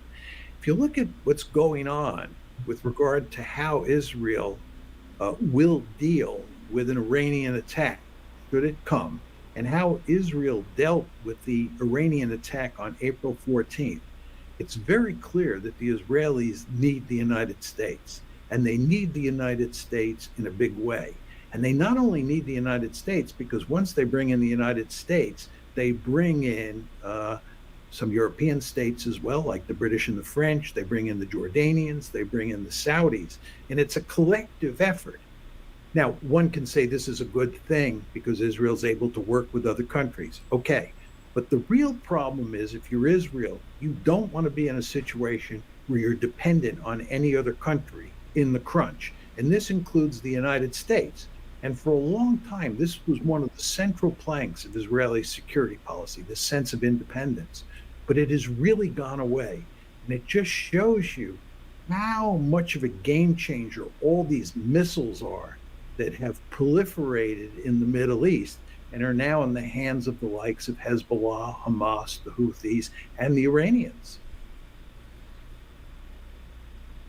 We are ready to A do short while everything. ago, the IDF identified Hezbollah terrorist organization preparing to fire missiles, rockets towards Israeli territory. In a self-defense act to remove these threats, the IDF is striking terror targets in Lebanon from which Hezbollah was planning to launch their attacks on Israeli civilians.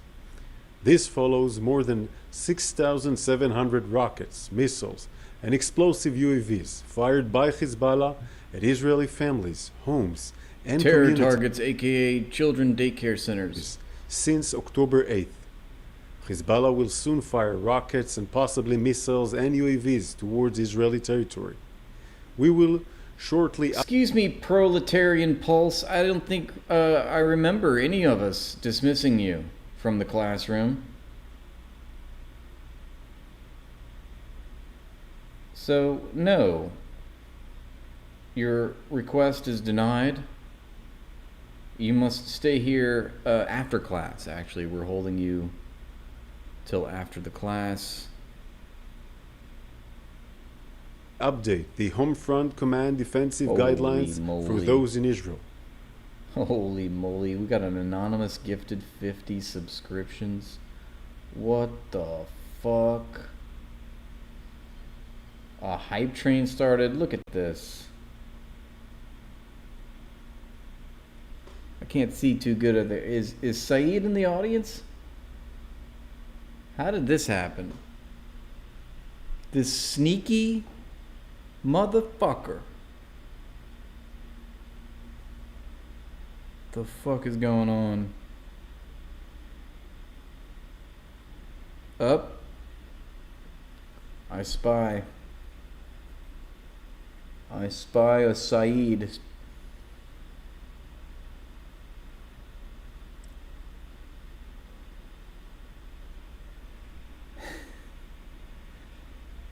I spy an anonymous Saeed in the chat who just gifted 50. You guys say thank you. We miss you, Saeed.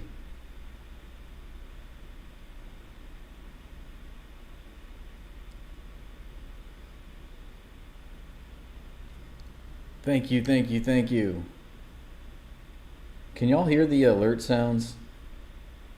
Hello, there he is. I'm sorry, I mean whoever anonymous was. Free the Saeed.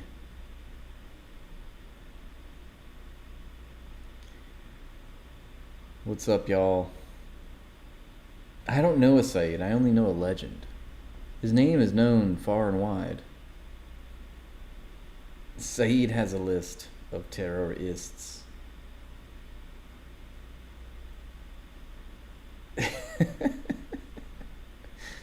I love the Saeed lore in the comment section going on right now. Ooh, another Saeed, Mazare. Mr. There is a list trying his best to make up for his lies but failing. Look at that. We got more than one Saeed in the chat. Saeed, Mossad, almost spelled the same way. Now, you know that's not true. Saeed has nothing to do with the Mossad, okay? Saeed is Iranian-backed. He's more like a Houthi.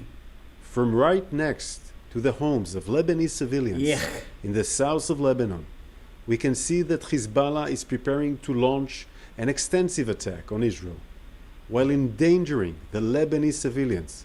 We warned the civilians located in the areas where Hezbollah is operating. Again, with the Hezbollah, Hamas, to move out of harm's way immediately for their Hagari. own safety. Yeah, well, if he says his last name, it's not gonna be Hagari. He's just gonna say Hagari. But for some reason, Hamas is Hamas.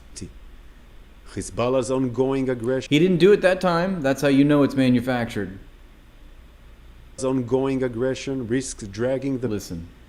Hezbollah's ongoing he did aggression kinda, a risks little bit. dragging the people of Lebanon, the people of Israel, and the whole region into a wider escalation. Whiter escalate? No, a whiter. WHITER.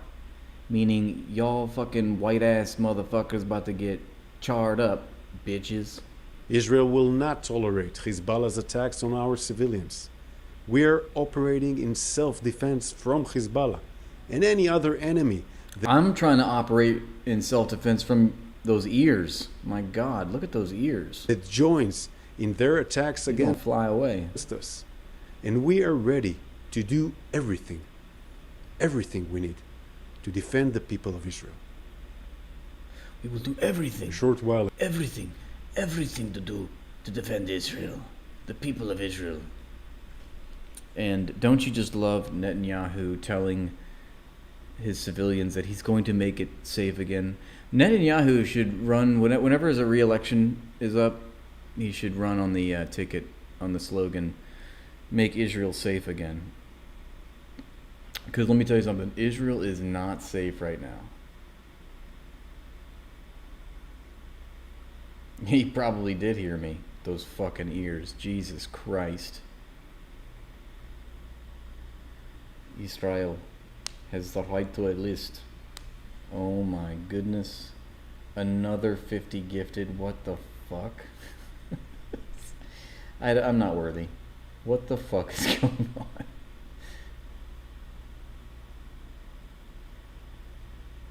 I mean... Alright, I'll see you guys later.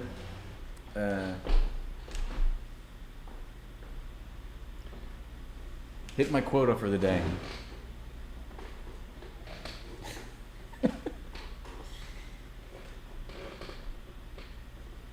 Another hype train. Why do you keep saying ho train? That's weird, dog. God damn.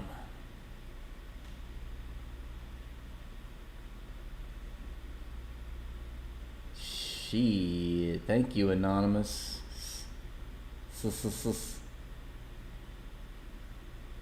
I feel so blessed. Thanks, guys. Thank you, Saeed, I should say. Thank you, Kimosabi. For yesterday. Okay, yeah. That's right, Saturday. Saturday was yesterday. For yesterday, maybe. Maybe.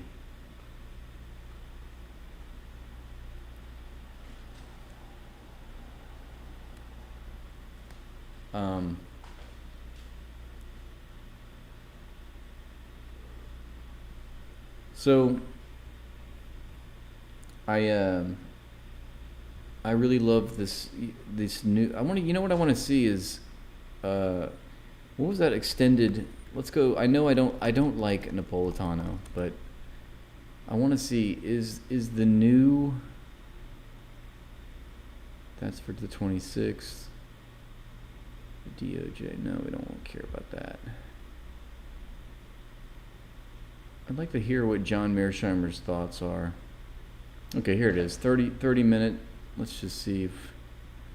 Always so astute. Christian goal report. The only way to end this is with the total victory of one side over the other, and it looks kind of obvious as to which a victory is more likely. I would agree with everything you say except for the use of word total when you describe what? That's old. I've actually remember. This is the only one. That's so weird. But you see, he opened up with saying that how Satan was 12 days underground or whatever. But I don't see where that would be. Oh, this was streamed 3 days ago. Let's see. Maybe this is the one we want. Around the world and got ourselves into a whole heck of a lot of trouble in places like Iraq and Afghanistan. And more recently, we basically played, I think, the key role in precipitating the Ukraine war, which is a disaster. And now we're not only involved up to our eyeballs in the Ukraine war, but we're involved up to our eyeballs in the Gaza genocide. Maybe what goal, Saeed? Oh my goodness, Jesus Christ. Holy shit, another 50 gifted. Look at this. Yep, we hit 2,600. 2,600 subs. Holy schmoly. I don't know why. It was at 24. I don't know why it says 2,700. Making it rain. I know. Good Lord. That's wild.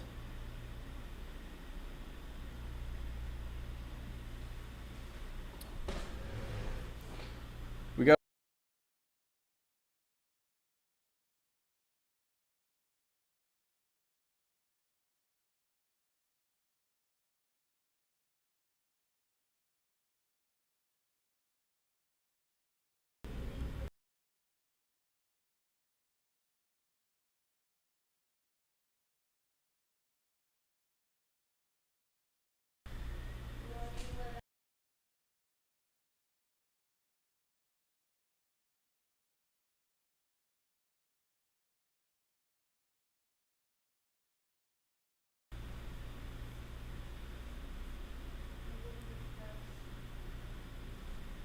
your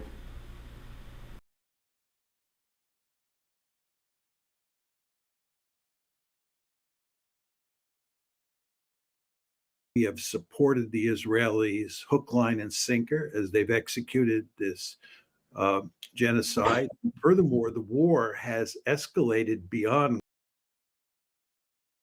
Yes, I was muted for a second. I'm sorry. Yeah, 150 subs just now, and I'm incredibly grateful. For some reason, you can't follow me on TikTok. I don't know. I'm almost at 500,000 followers on TikTok. So if you're on TikTok, follow me there and help me get to 500,000. What is a gifted sub? You have to go to Twitch to find out. You get a subscription to the stream, means there's no ads.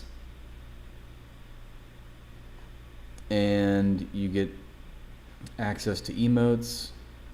You get priority with comments.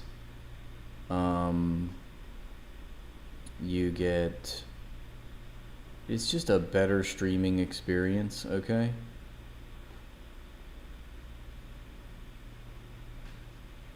The dark money bots don't count. Well, you know what? I'll take whatever I can get, Rose Maddox. You try to follow me, but it always unfollows? Oh, wow. That's fucked up. Whoa, Tofu Ghost, thank you for the subscription for 17 months. That's wild. That's an OG right there. You guys, if you don't know Tofu Ghost, follow them too. Another great leftist streamer, late night streamer. All night till the break of dawn, Tofu Ghost be getting it on strong. What's up? What's up, buddy? Thank you for the subscription. Hope you're well. Hope you've been doing good. I haven't been on Twitch lately, but I miss you. Thanks for being here. So yeah, I like John Mearsheimer's takes on Israel and Ukraine. I think he's I have his book right here. I mean, on geopolitical like theory and how states think and et cetera, et cetera. That's right. Oh look, we received 1,000 messages today with Restream. We're just this stream, by the way, is brought to you by Bounty, Charmin, and by the industrial strength diapers that the IDF soldiers use. Also Topo Chico. Can't forget Topo Chico. And your mom, of course. Last but not least, your mom. A gifted sub is when someone grabs a large sandwich, also known as a sub sandwich, and then gives it to you. That's right. That's right, Joe.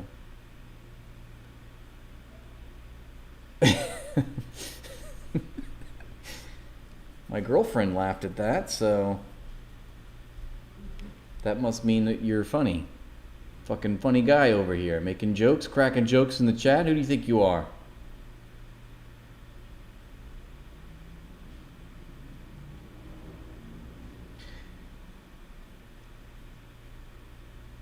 Okay, yeah.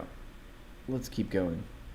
Gaza, to include a conflict between Israel and Hezbollah that we worry about getting sucked into, to include a conflict between Iran and Israel that we actually got sucked into on April 14th when we actually were in combat against Iranian forces, missiles, cruise missiles, ballistic missiles, and drones. And there is a real danger where we get sucked back into a conflict between Iran and Israel. So we live in a very dangerous world, and we, of course, have played a key role in creating this world. And we have had lots of opportunities to tamp down the violence and to avoid conflicts, and we hardly ever take advantage of those opportunities. How dangerous for the peace and security of Israel is Prime Minister Benjamin Netanyahu?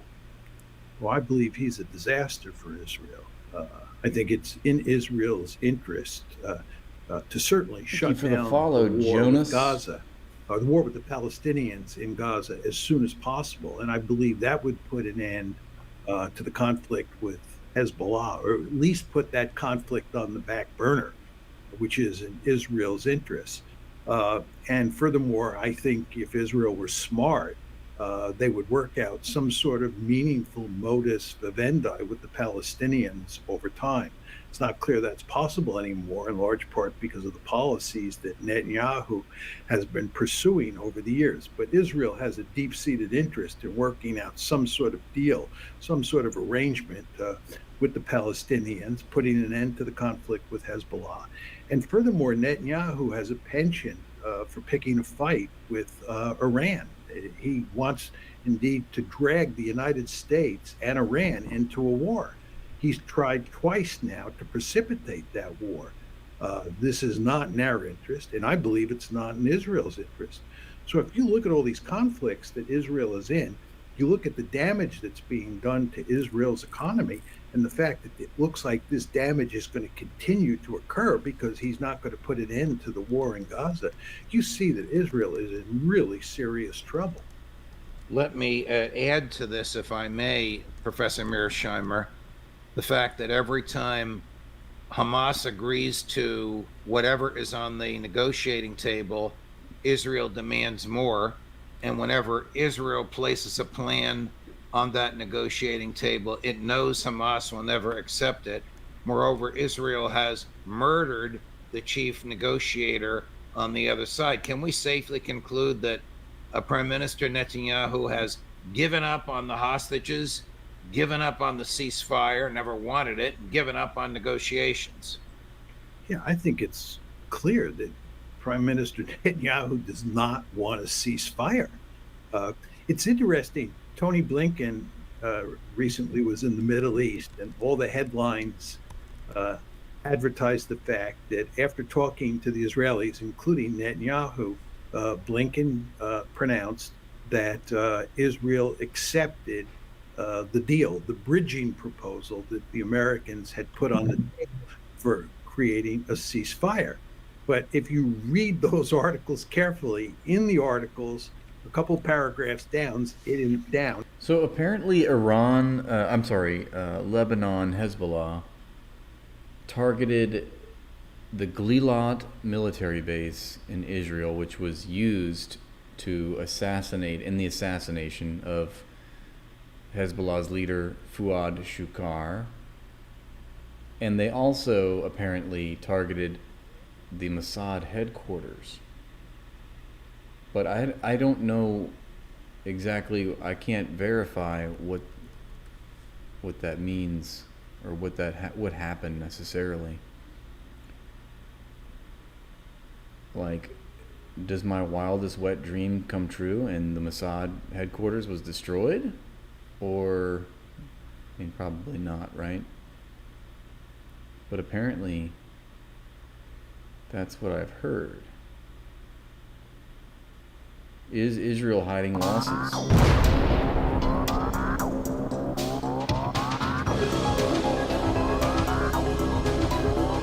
You know, you have Israel's, of course, saying that the Hezbollah attack did nothing, and then we hear from Nasrallah saying it achieved its objectives.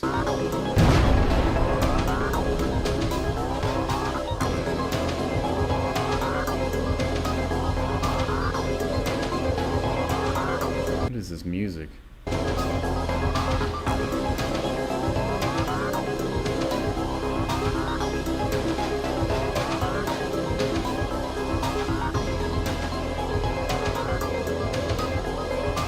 I feel like it's like a demented Earthbound level.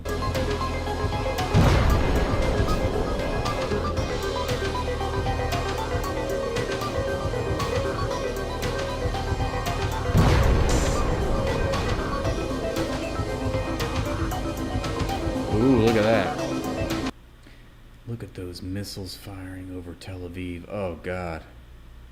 Do not come.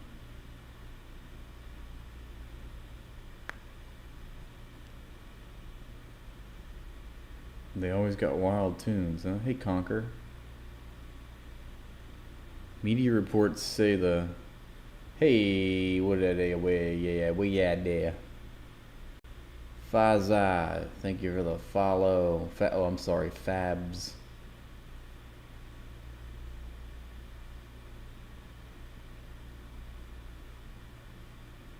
War manufacturing, huh? It's called the lab. Yeah, we're interested. I just want them to live in constant fear. So do I. I love that. And they are. They literally are right now. And if they're not in fear, they've, fled for fear. So it's a win-win. Heaven forbid that the chosen people in their promised land got a taste of their own medicine. We have Moshe Dayan reflecting on some of the massacres in the 40s, saying, well, it might have been in violation of international law, but it produced some unintended consequences, or some favorable consequences, maybe not unintended, but it forced people to flee. The people that we didn't kill, well, they fled because they feared getting killed, so it helped. Of course, he's describing the Nakba and the massacres which initiated, the Nakba. To say nothing of the partition plan, obviously. But, now look what's happening. Well, I really want to know. I want to go by the numbers. Like, how much has the economy been stifled? How many billions of dollars have they lost? How many people have fled? I know it's at least, in the tens of thousands, if not more.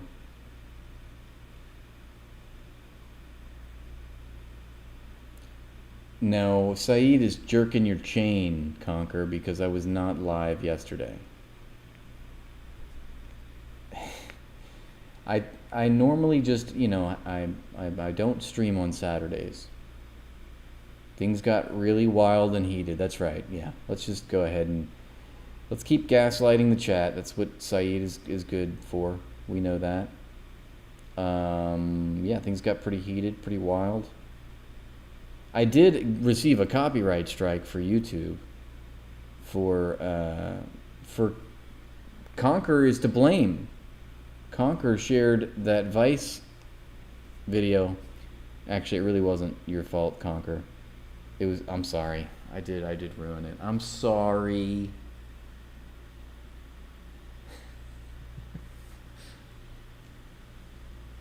I ruin everything. Don't you know this? I think so, and I think it's because I took my video off. So it's like it's just playing a video of it. So I think they got me for that.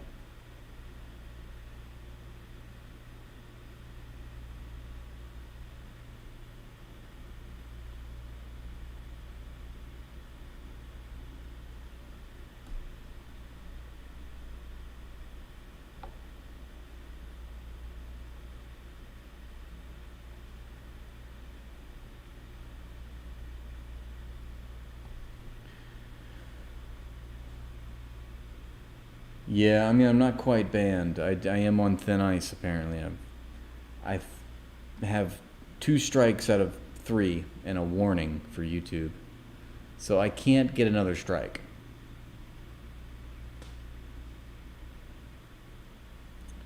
Or else I'll fucking get banned.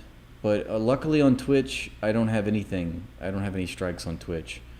I just have a lot of warnings, but they never seem to strike me, and it still takes 3 strikes to get, canceled. But that's just how it's been going, ever since, I would say October 7th, but seriously, it was before that, because I've been banned and shadow banned and demonetized before. But certainly with the whole pro-Palestine thing is like a big no-no,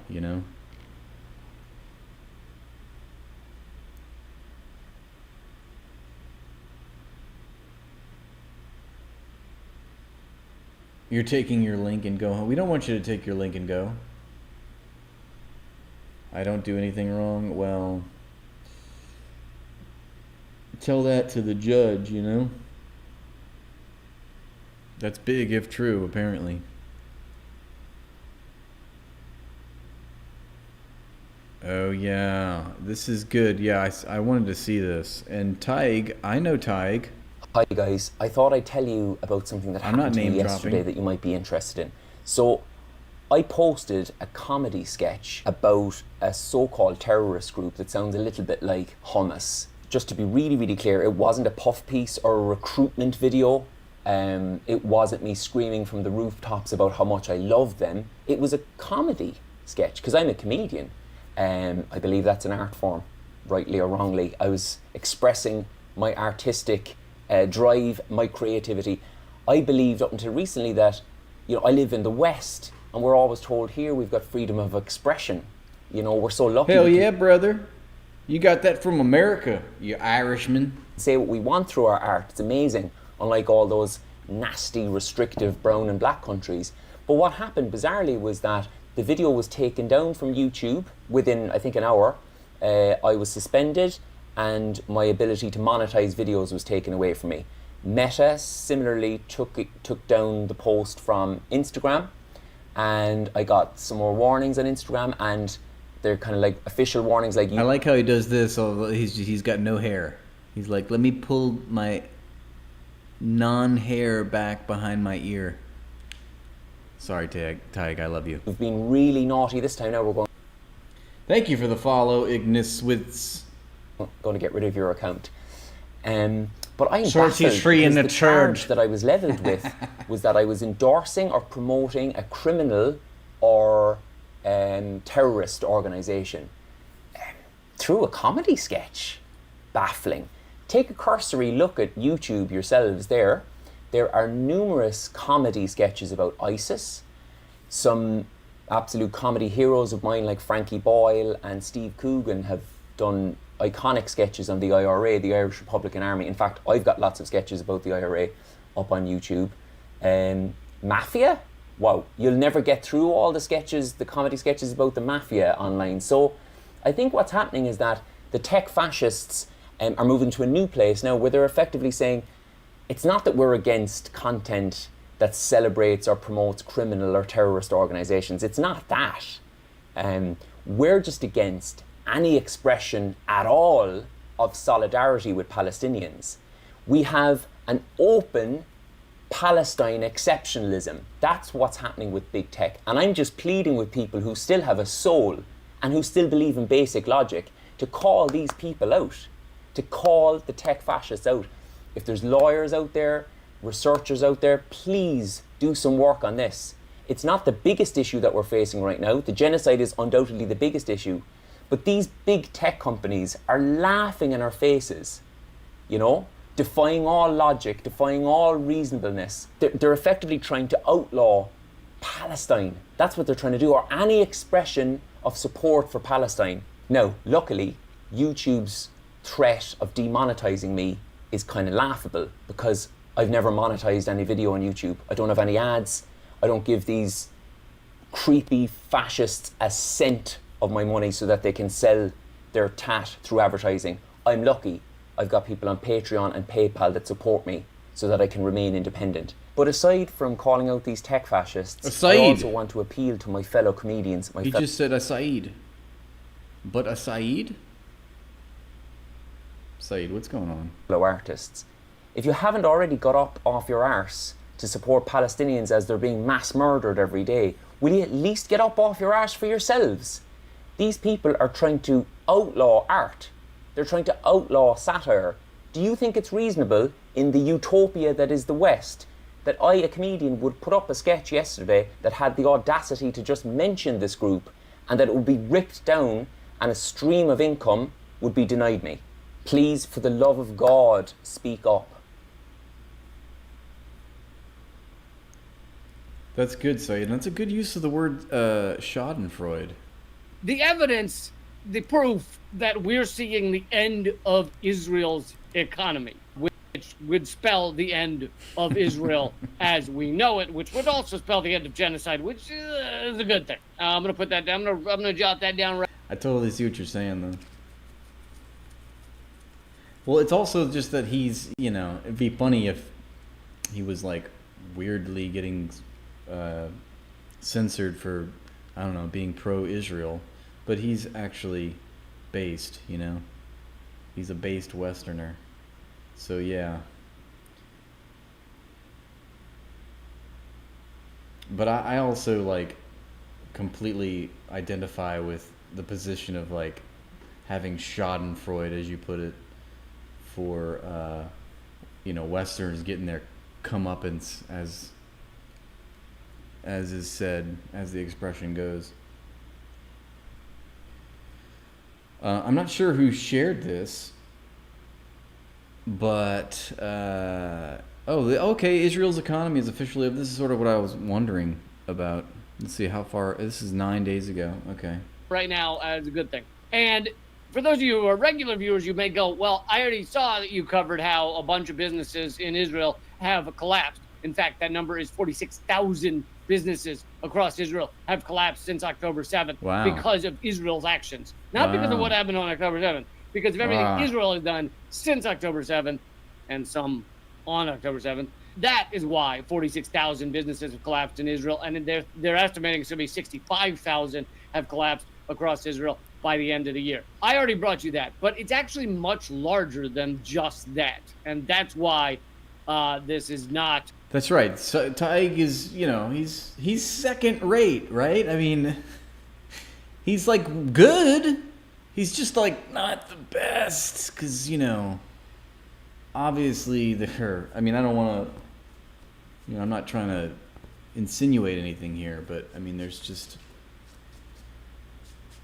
you know, other obviously white content creators, you know, that are better, is all. That's all I'm trying to say. But thank you. I'm happy that you agree. The same story I brought you the other day, but instead a larger story. It's from Mondo Vice. They do great work. the end of Israel's economy.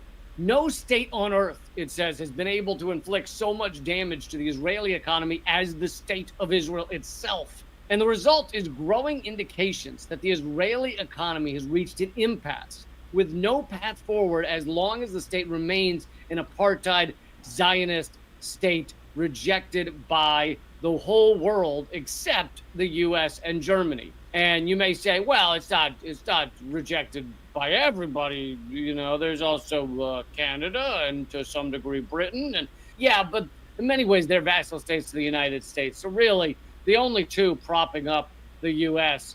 are the U.S. empire and Germany, although I'd argue Germany is also a vassal state to the United States. But anyway, if you look at the UN votes, it really is just the U.S. that's stopping the UN from 100% voting against Israel. Well, it's been like that for, decades, obviously. By the UN are that 70% of the houses in Gaza have been destroyed. I'm not going to go through all the Gaza numbers because you already know them, but it also talks about 40,000 Palestinians being murdered, 15,000 of those children, 146,000 additional Palestinians to die in the coming months from health complications due to injury, starvation, disease. So 70% of the houses have been destroyed. The rubble, the UN estimates, will take 15 years to clear, just to clear, not to rebuild, just to clear. Then it continues. The economic indicators speak of nothing less than an economic catastrophe in Israel. The economic indicators speak of nothing less than an economic catastrophe. Over 46,000 businesses have gone bankrupt. Tourism has stopped. Israel's credit rating was lowered. Israeli bonds are sold at the prices of almost junk bonds levels. It just would be such poetic justice for Israel to endure what the Palestinians have endured. Let's put Israel into the same conditions that they've put Palestine in. The diaper bonds have been lowered. Tourism has stopped. I'm all bricked up right now. Israeli bonds are sold at the price of almost junk bonds levels, and the foreign investments that have already dropped by 60% in the first quarter of 23 as a result of the policies of Israel's far-right government show no signs of recovery. The majority of the money invested in Israeli investment funds was diverted to investments abroad because Israelis do not want their own pension funds and insurance funds or their own savings to be tied to the fate of the state of Israel. The fate of the fake state of Israel, we should say. This has caused a surprising stability in the Israeli stock market because funds invested in foreign stocks and bonds generated profit in foreign currency, which was multiplied by the rise in the exchange rate between foreign currencies and the Israeli shekel. But then Intel scuttled a $25 billion investment plan in Israel, the biggest BDS victory ever. Okay, so Intel scuttled. I want to learn more about that.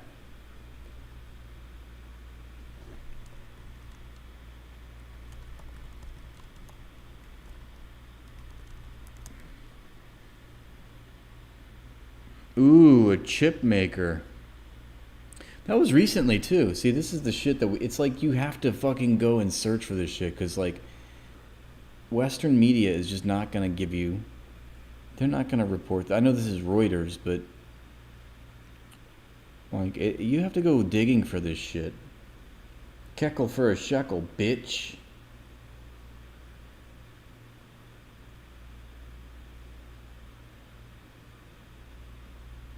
Chip maker Intel to halt $25 billion Israel plant. Yeah, I just was talking about this. I say this. People wonder how the state of Israel is going to end. It's going to become economically unviable and unlivable. Nobody's going to want to do business with Israel. Israel's going to become isn't Rao. Intel Core is halting plans for a $25 billion factory in Israel. In a report that the chip maker did not confirm or deny, the U.S. company cited the need to adapt big projects to changing timelines without directly referring to the project. Yeah, the changing timeline, which is, the fact that we don't know how long on the timeline will Israel be a thing. Israel continues to be one of our key global manufacturing and R&D sites, and we remain fully committed to the region. Where are you? Sorry. Israel continues to be one of our key global manufacturing and R&D sites. Managing large-scale projects, especially in our industry, often involves adapting to changing timelines. Our decisions are based on business conditions, market dynamics, and responsible capital management, it said. Israel's government in December agreed to give Intel a $3.2 billion grant to build the $25 billion chip plant in southern Israel. Sounds like a lot like southern Palestine. Southern Israel sounds a lot like near Gaza. Southern Israel sounds like it's pretty close to a concentration camp. Intel has previously said that the factory proposed for its Kiryat Gat site, where it has an existing chip plant, was an important part of Intel's efforts to foster a more resilient global supply chain. Alongside the company's investments in Europe and the United States, Intel operates 4 development and production sites in Israel, including its manufacturing plant. Oh God, that's really going to be nice when we have Iran bombing microchip plants. Oh yeah. Oh yeah, that's going to be good. We got to start fucking up the ability for the Americans to accumulate more capital. The factory produces Intel 7 technology or 10 nanometer chips. The planned Fab 38 plant was due to open in 28 and operate through 35.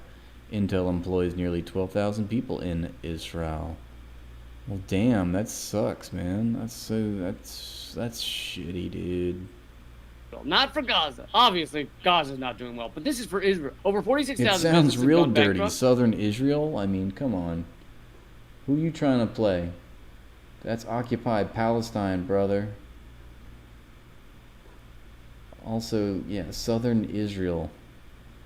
It's like, that's the Gaza Strip, bruv. Tourism has essentially stopped. Israel's credit rating was... Yeah, nobody wants to go to... Didn't Blinken have to, like, fly to... Maybe this was a while ago. He had to go take, like, a trip to Tel Aviv just to assure people it was safe to fly to Israel. Was lowered. Israeli bonds are sold at the prices of almost junk bonds.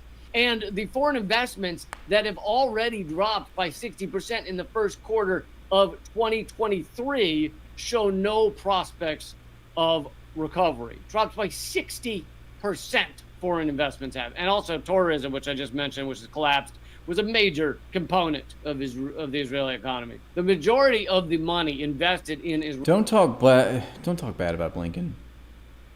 He's working really hard on a ceasefire.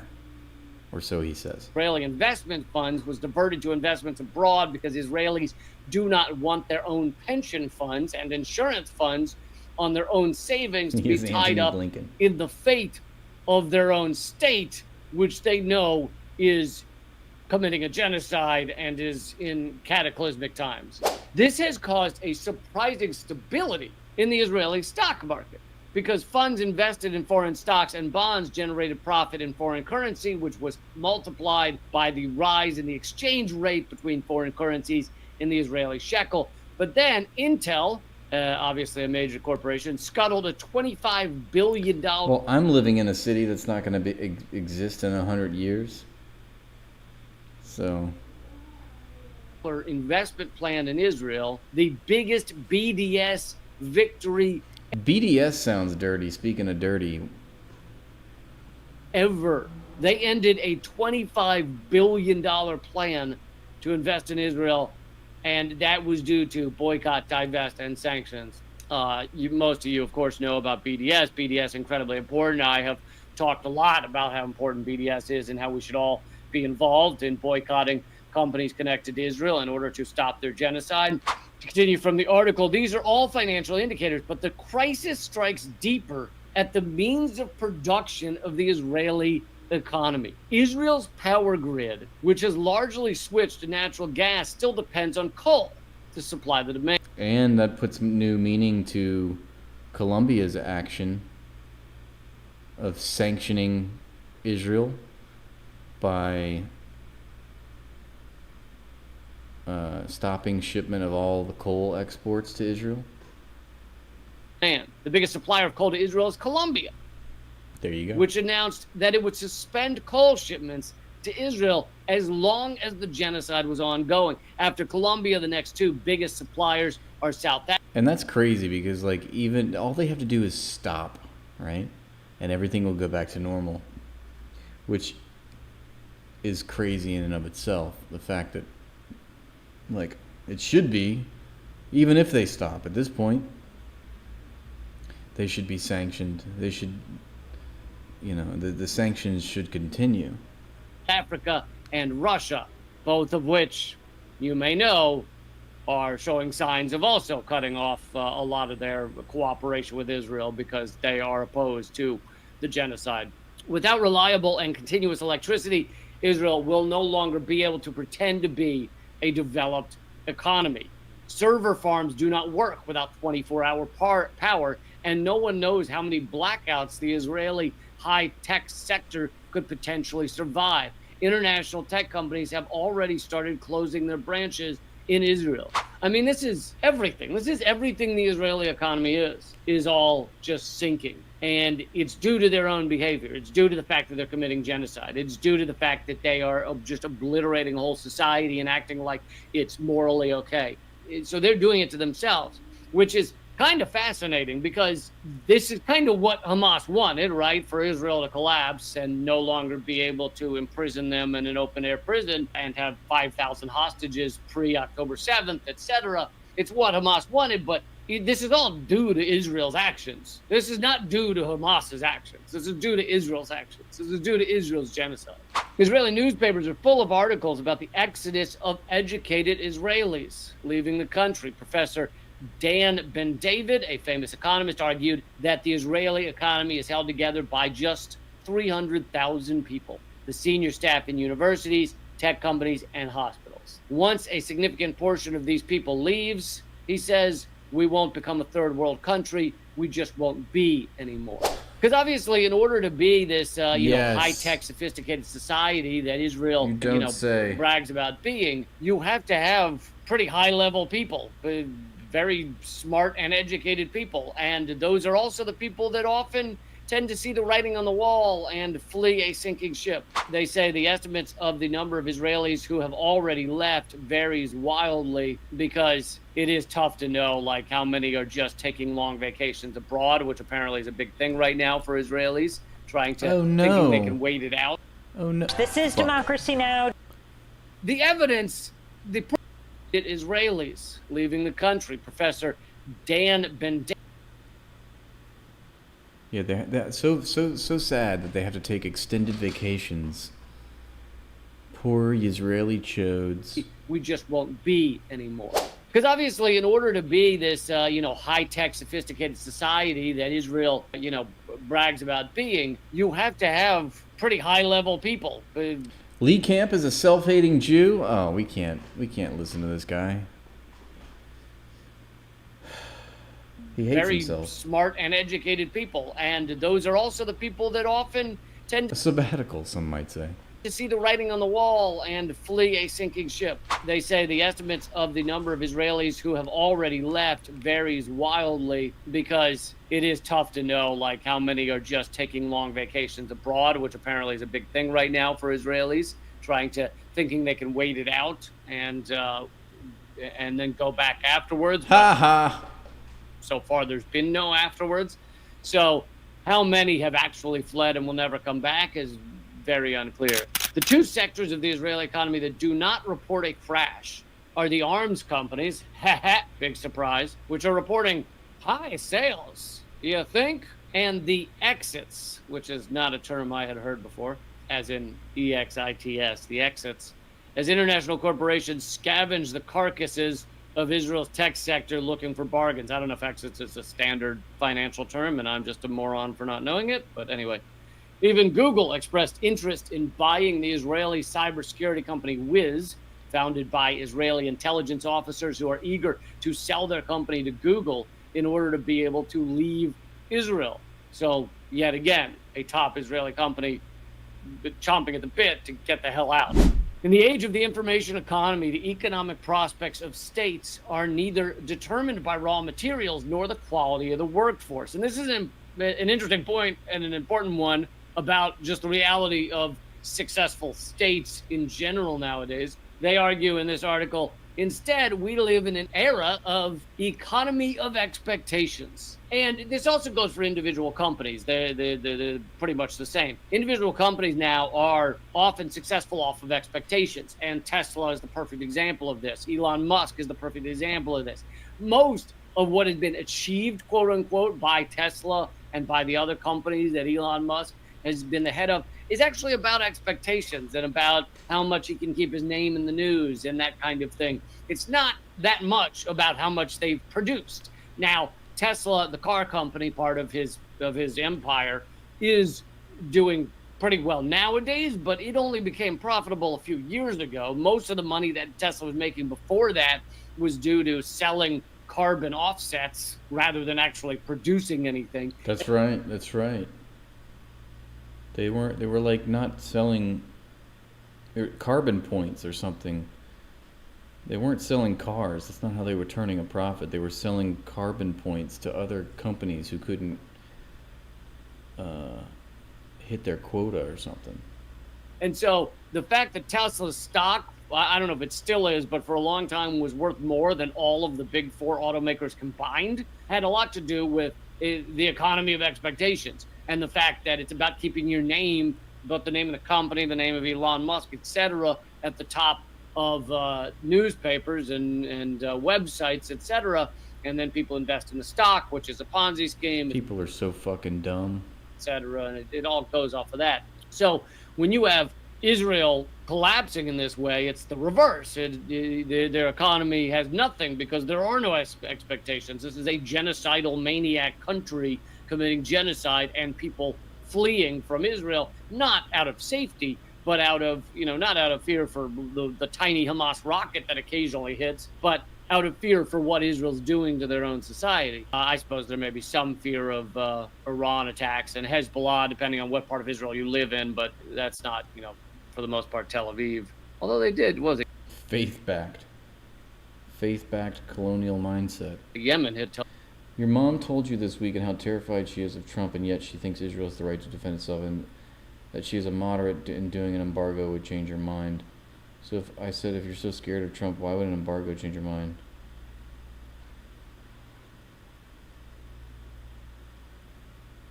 Like doing an embargo, what, against Israel? Your mom sounds very confused. But keep working on her, okay? We believe in you. Take heart. Tel Aviv recently. The hype of Israel's startup nation, quote unquote, has turned into shutdown nation. Two senior Israeli economists, Eugene Kendall and Ron Sur, published a secret report in which they predict that Israel will not survive to its 100th year. And I'd say that's absolutely true. How can you be just an utterly genocidal nation and expect to survive? The only reason Israel has survived even to this point, at least in this form of a genocidal oppressive regime, is because of the help of the United States and the propaganda of the United States and the propaganda of Israel in the United States. It's a combination of lies, money, and guns, which sounds like a good weekend, a good 3-day weekend, I'll be honest, but not good for a nation state long term. Good for a little while. To wrap up this article, 3 Israeli historians, 2 Zionists and 1 anti-Zionist, so both sides of the spectrum, have declared that the Zionist project has come to an end. When a critical mass of Israelis, regardless of their political opinions, become convinced that Israeli apartheid has become unsustainable, they will no longer agree to invest energy and money and risk their lives and their families for the sake of the Zionist project. They will seek out a better future for themselves, as every sane person would, either by leaving Israel or, better yet, by working towards a new and democratic. I am an Israeli Jew, and I do not identify as a Zionist anymore. Shocking, I know. But if you haven't read my article, let me explain. So the Zionist dream is the dream that Jews can return to their ancestral homelands. After centuries of persecution, after centuries of displacement, we can go home. And this dream ended, it was fulfilled, when Israel was re-established in 1948. Re-established. It was a sovereign nation internationally recognized. That's big, It is if the true. only democracy in the Middle East. It is a leader in global innovation. It is a safe haven for the most persecuted people in history, the Jewish people. Zionism is just a 19th century philosophy because the dream has been fulfilled. So the persistent use dream of the is word Zionism over. actually does us more harm than good, because it actually opens the door for debating our very existence. Meanwhile, no other country on earth faces this kind of scrutiny regarding its right to exist. For example, This is the kind of brain rot I was expecting from an account named Judea in CEO.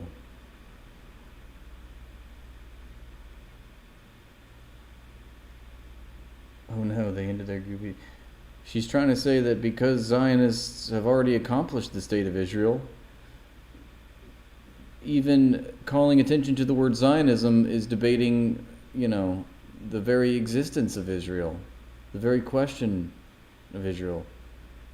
So I'm not going to be a Zionist anymore, but I'm also going to be a defender of Israel and a promoter of Israel. It's like being she's obviously speaking out of both sides of her mouth. I'm trying to think of a good analogy to this. Like, how can you say you're not a Zionist but you're pro-Israel?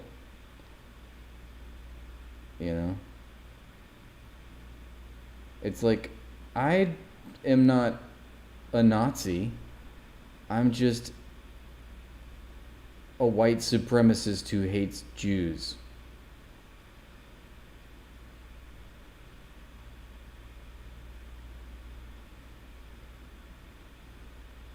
Ignoring the crimes of Israel is Zionism. I know, it's like typical liberal logic, right? You have to suspend reality in order to, square that circle.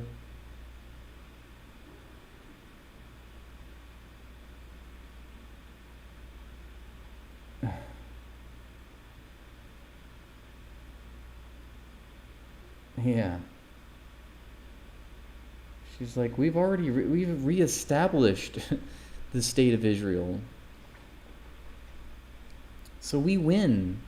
Look at her caption. The indigenous dream has been fulfilled. Let's move forward. I love how it's called it. These copes, right? These mental gymnastics that you have to pull to justify the state of Israel as an indigenous dream. That's funny because not even the people that started the state of Israel considered it indigenous. It was all acknowledged. I always go back to this. It was always acknowledged as a colonization project. That's why it was the Jewish Colonization Association, which was very pivotal in securing the settlements for the Zionists early on. They called it the Jewish Colonization Association. They didn't call it the Jewish Liberation Association. They called it the Jewish Colonization Association. So she's like, let's retire this whole Zionist thing, even though Zionism is literally founded on the idea that Jewish people should have a national home in Palestine called Israel. She's saying, let's retire this whole Zionist rhetoric and Zionism in and of itself, and let's just be Israelis, okay? Because our indigenous dream has been fulfilled, so we can move forward, okay? We don't need Zionism anymore.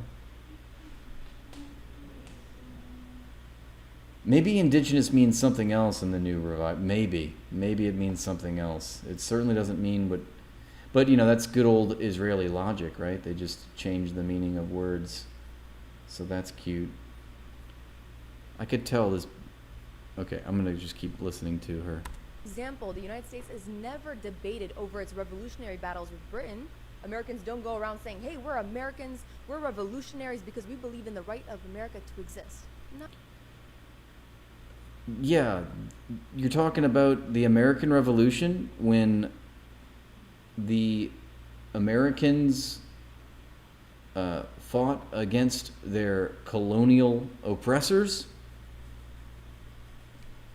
Is she really trying to cast Israel as Israel is to Palestine what the Americans were to the British? I love that she wants to invoke the American Revolution when it was exactly the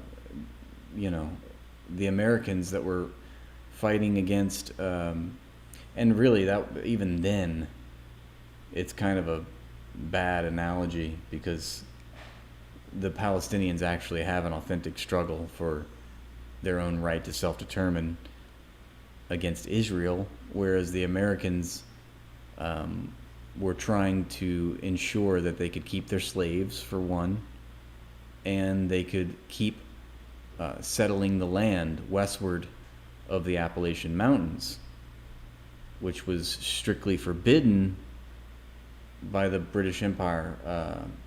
And as I know it, it came from King George III's proclamation in 1763. And Lord Mansfield's ruling later on, dealing with slavery in the colonies. So it was going to be outlawed. So those were the main reasons for the American Revolution. But another point that she's missing is the genocide of the indigenous natives in America. And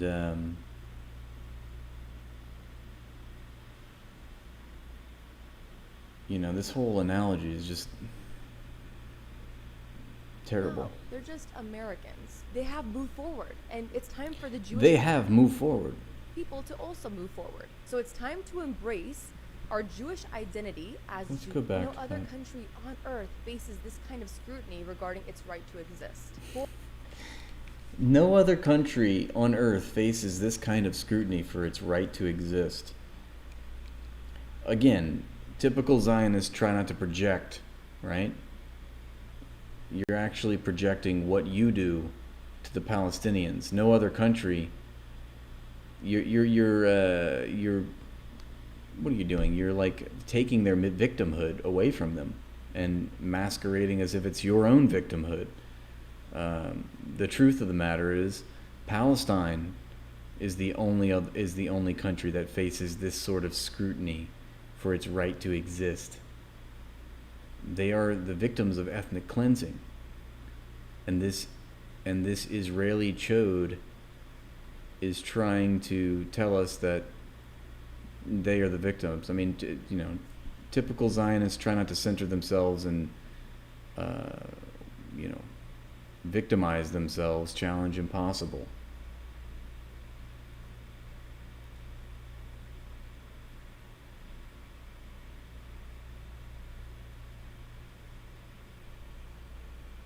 States is never debated over its revolutionary battles with Britain. Americans don't go around saying, hey, we're Americans, we're revolutionaries because we believe in the right of America to exist. I mean, I think that some Americans would say those things, actually.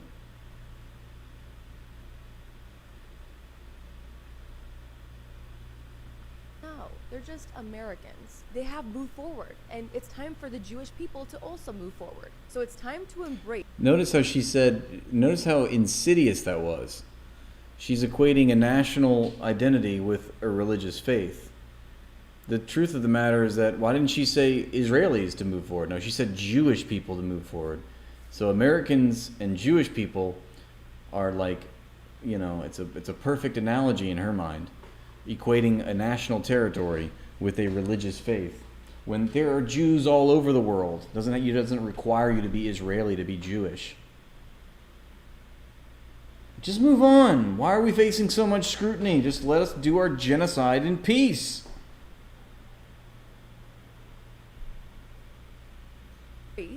our Jewish identity as Judeans, as Israelis. Yeah, Jewish identity as Judeans. I think you mean as West Bankers and Israelis, right?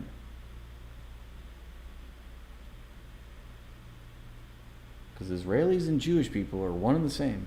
Because there's no difference between a diaspora Jew and a Jew living in Israel.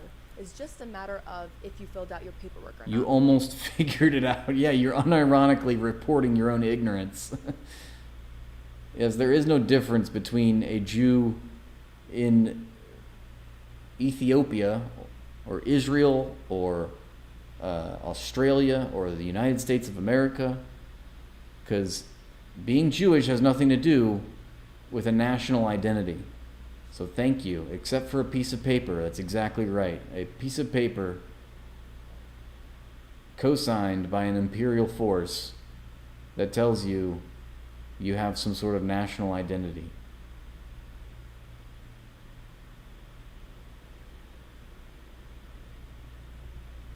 And actually, by embracing the identity of being an Israeli, we actually honor Zionism and the achievements of our Zionist pioneers.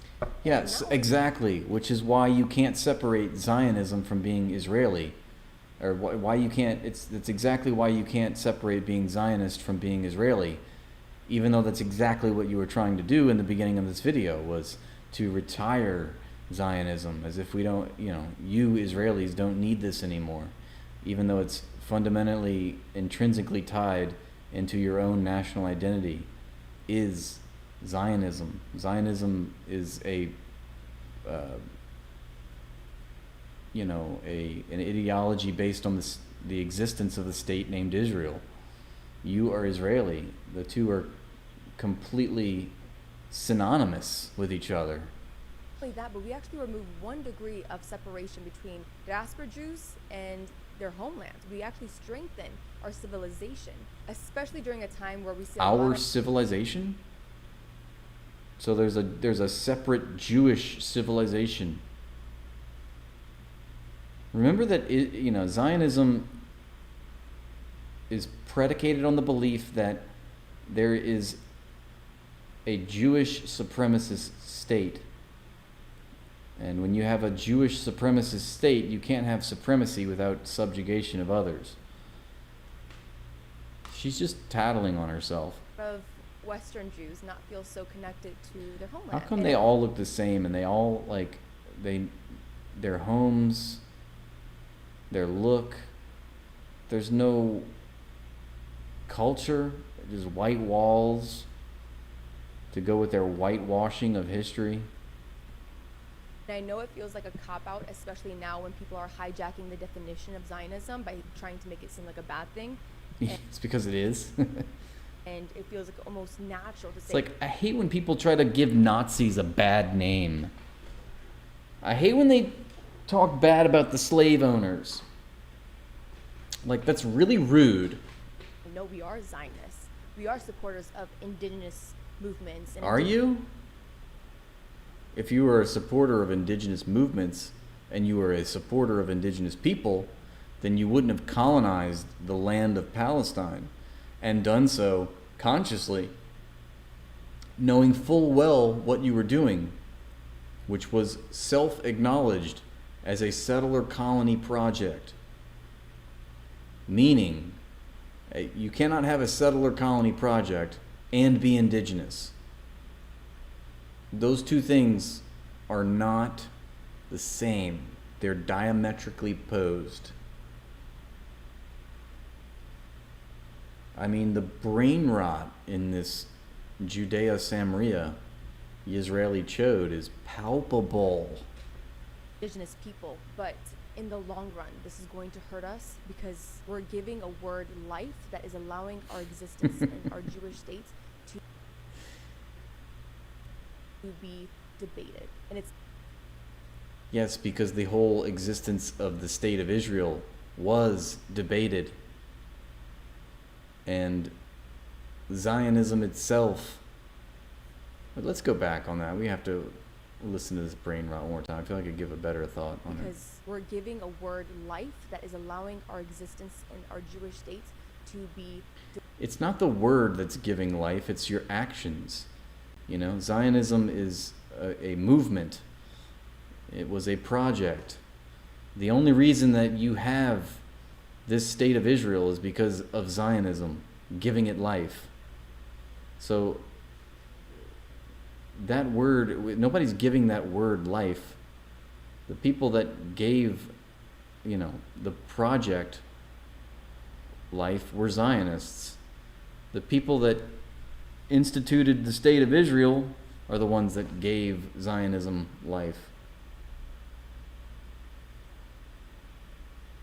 She's a famous Israeli porn star. Well, that is big, if true. How much brain rot do you have, Israeli? Yes. Not for debate. Israel is here to stay. We are Judeans, we are Israelis, and we're not going anywhere. Thank you for that, Cope.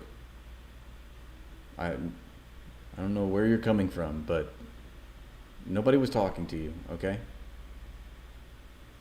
But now you're really coping very hard right now. We're not going anywhere. We're here to stay. We're not to be debated. No one's debating. Exactly.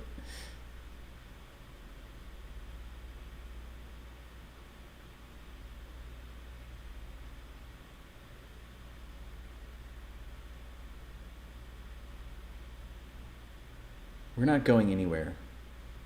We might be going back to our first home. I wonder where she was born. And I wonder how many passports she has. I wonder how the weather is in Miami.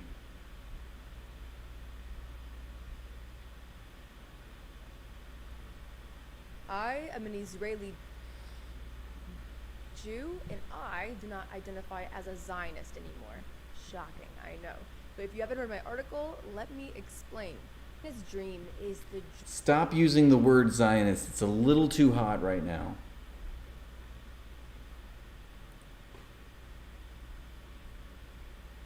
I am a German who hates Jewish people and believes in my own supremacy as a member of the Aryan race, but I do not identify with Nazi anymore. Yes, I own slaves, but I don't identify with slave owner. So stop calling me that. I'm materially this thing, and I act upon it, and I consciously promote it, but I don't identify with the label that it is tied to, because people are saying bad things about that word, and I don't like that. Okay. And Zionism isn't a bad thing, okay? Which is why I want to dissociate from it. Zionism is a completely great thing, and it's wonderful, and it's awesome, and the indigenous dream is fulfilled, and we have nothing to feel bad about because Zionism is awesome. But also I want to dissociate from that word, okay? We just need to stop using that word. Why? It makes me uncomfortable. I love how I like your little screed that you wrote here, but nobody understands what you said, chatter. Okay? Because we don't speak gibberish. Okay? Nobody knows what this scrawl is. Because we don't speak gibberish. We actually have real languages here. Like Arabic. But we don't know what Hebrew is. Nobody knows. Nobody knows what you're saying. It's like looking at a baby trying to write his first words, right? That's what Hebrew looks like. I mean, I would respond to your insult, but because I don't speak baby language, I can't respond. So I don't know what you said.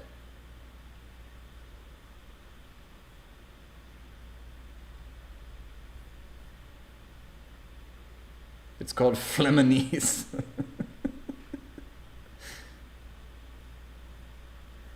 We don't speak baby in here. All right, check out my new video. Fuck the poor. Fuck Fuck the poor once more with feeling. Drill, baby, drill! Frack, baby, frack. Mass deportation now! Mass deportation now. Beloved corporations! Oh, corporate greed, but gee, look at the time. Israel didn't go hard enough. Israel needs to finish the job. I'm a proud Zionist. No, I'm a proud Zionist. No, I am. Nuh-uh. I love Israel. I love Israel more. Here's some openly fascist shit that I'm going to proceed to do. Here's some nice flowery rhetoric before I proceed to do some openly fascist shit.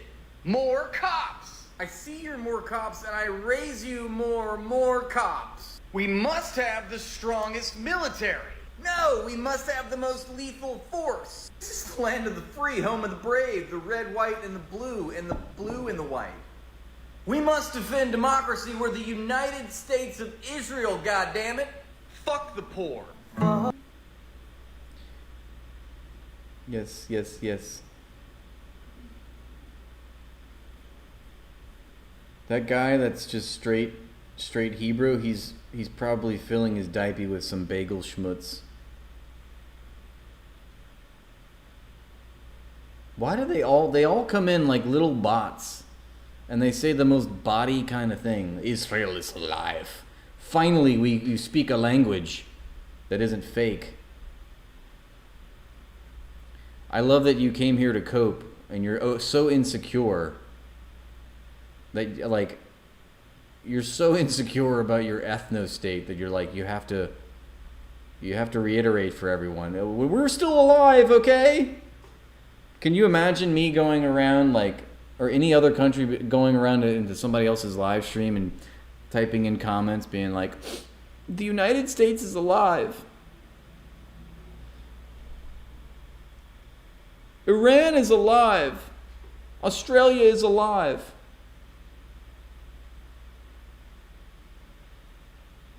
No. That's because you're just lending to the idea that you are a baby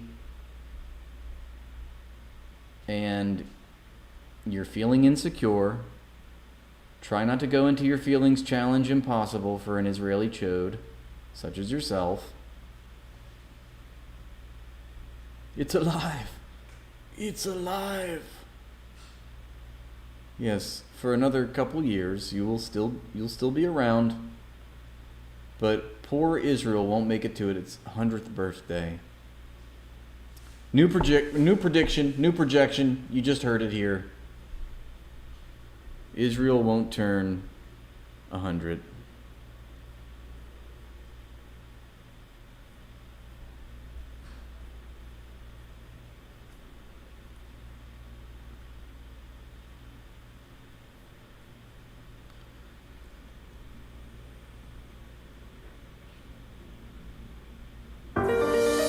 Architecture has always defined the human world, from the simplest structures to the greatest monuments.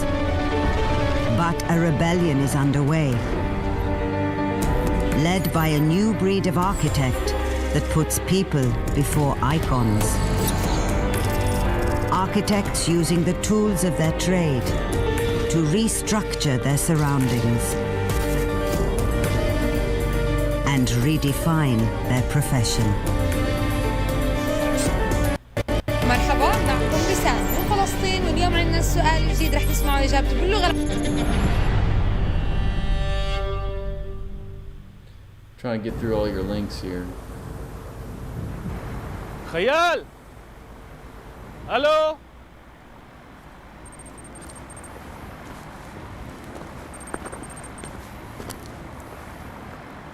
חייל!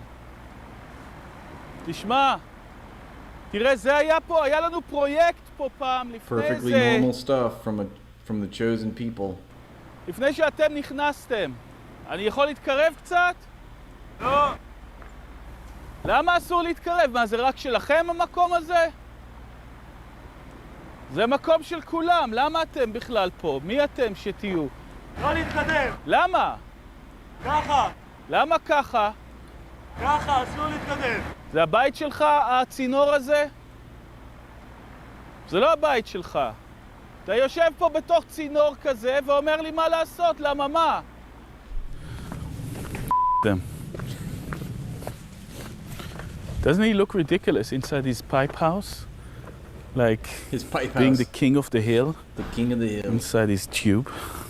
My name is Eyal Weitzman. Nobody come near me. I am an architect. I'm a writer. That was pretty fucking bold of him, right? To go approach an Israeli guard tower and being like, fuck you. I'm an activist. My work is to do with the intersection of architecture and violence. Well, they know all about that in the West Bank.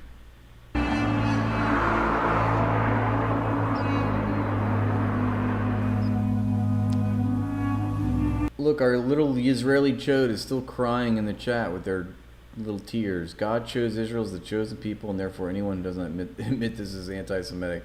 Well, that is big if true. Also, God chose Israel as the chosen people? Why are the chosen people fleeing their promised land for fear of violence? The chosen people, man, God really just does not like y'all then. That's the lesson here.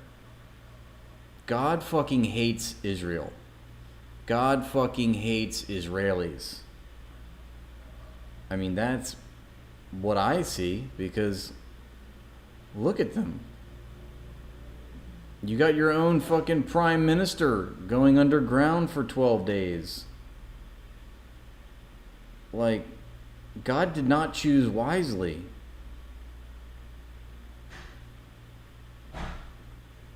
Why are your people in hiding? God's chosen people have to hide in their own promised land?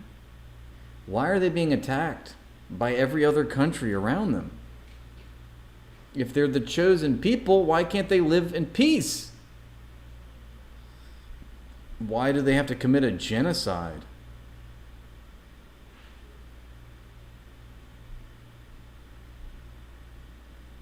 I mean, this is how, I mean, you just prove your own unhinged, psychopathic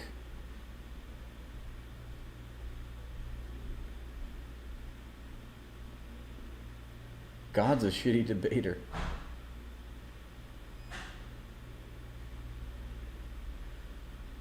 That's why he makes it hard. It sounds like you lie. That's why you cope.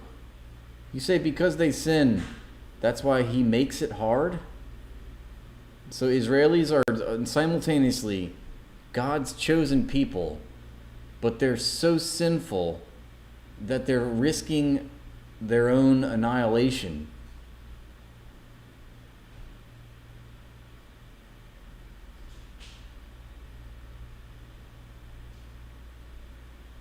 That doesn't make any sense.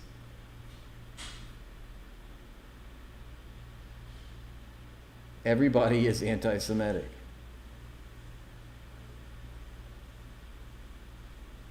Also, I think you're actually being anti-Semitic by conflating Israel with the Jewish faith, by conflating a national identity with a religious faith. That's pretty anti-Semitic. And then carrying out a genocide in the name of a religion is pretty anti-Semitic. In the name of Judaism, the God's chosen toilet paper. That's what it more likely is. I still don't understand how I'm trying to follow the logic. God's chosen people are also very sinful. That doesn't sound very chosen. If they're chosen people, won't you think that they align with God's attitudes and values? And also, even according to Israelis, it's the promised land, meaning God has not come back and given the land to the Zionists. So are you saying that your timing is better than God's timing? You went and took that land before God gave it to you. It's promised land, meaning in the future. That's right. Saeed's DNA is more Semitic than this chode, and that's 100% true. Absolutely. Why do you need so much suntan lotion in your promised land if you're the chosen people? Why does it look like you haven't lived there in the region at all? I'm just trying to understand.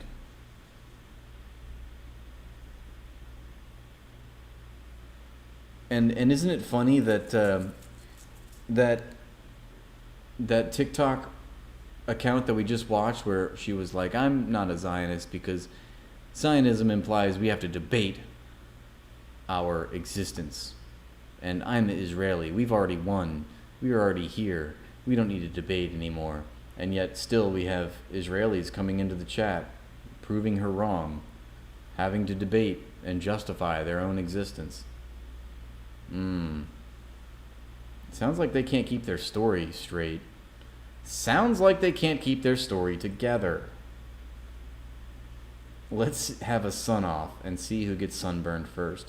Same for me. I mean, I'm not indigenous to the to America. I was going to say United States of America. I mean, my family, my ancestors come from Europe somewhere, like Belgium or France, you know? Like, what do I have to do with the southern United States? And if I'm in New Orleans, and I can't take the heat down here. That's why I live huddled in my little home. I've got sensitive skin.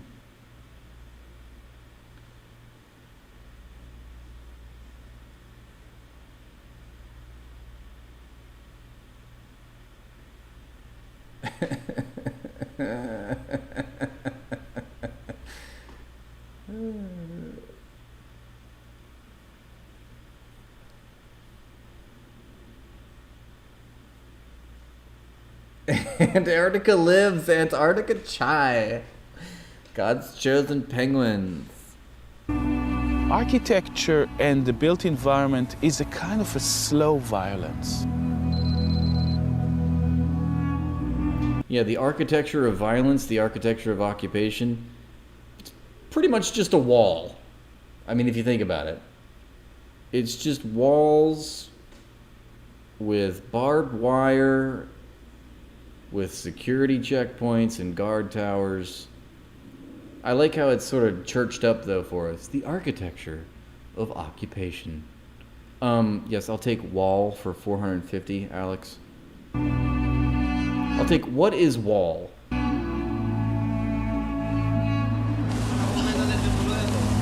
The occupation is an environment that slowly was conceived to strangulate Palestinian communities, villages and towns, to create an environment that will be unlivable for the people there. The crime was done. That's a damn good point, Calling Larry. We're talking about how silly it was. Hey, Conquer, thank you for the 5 gifted. I appreciate you.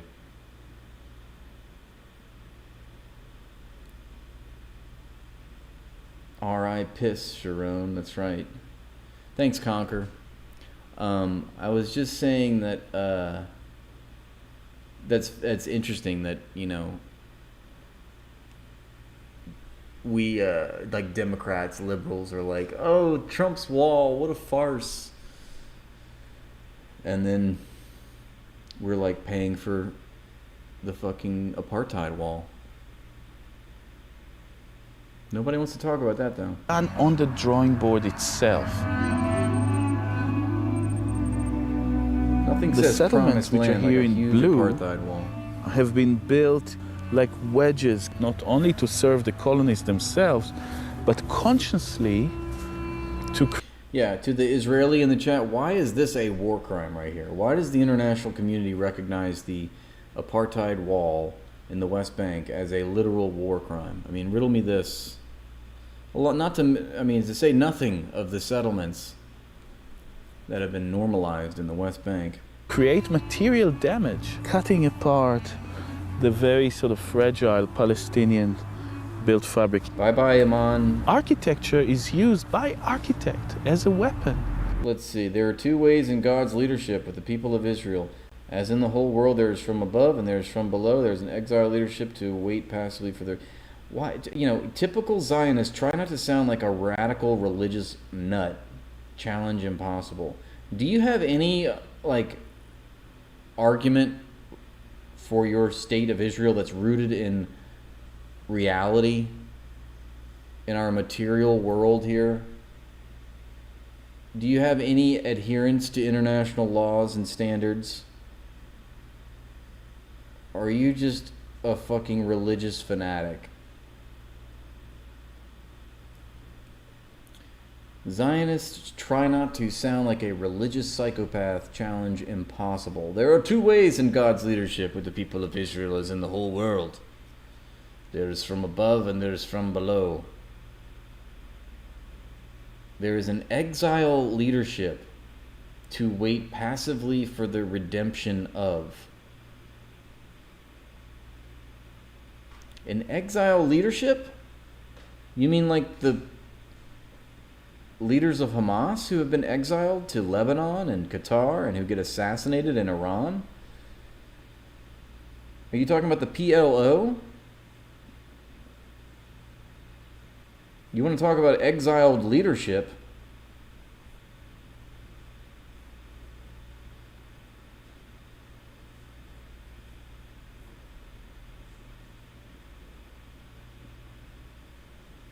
God promised this to the people of Israel. Look at the Old Testament. Yes, typical Zionists try not to invoke biblical times to justify ethnic cleansing campaigns. Challenge impossible. Here's something that this Israeli chode might not know. Invoking the Bible as historical fact to justify the existence of a Jewish supremacist ethno-state is batshit insane. And no one can say, no social group can say, 3,000 years ago, here's my version of history, and this is why I get to kill all these people. Sky Daddy said so. It was written in the Miracle Book. In the Miracle Book, the Sky Daddy told us. And therefore, it is historical truth. In fact, you must listen to me because I am Yisrael Chai. Well, I didn't even have to tell him to talk about the Sky Daddy book. He brought the Sky Daddy book up because that's the most compelling thing an Israeli chode can say, apparently. That's all they have. The Miracle Book. It's crazy, right? Like, who, my Miracle Book says that we descended from aliens and we arrived here on Earth 3 billion years ago via comets. And my ancestry goes back to Africa. So the entire country of Zimbabwe actually belongs to my people. So it's written. It is written, so shall it be. This motherfucker wants to go back to the Old fucking Testament. But he can't go back to 1948. He can't go back to 1947. This is the logic of a typical Israeli chode. It's the best they got. Something was written in 3000 BC and yada yada yada, that's my land.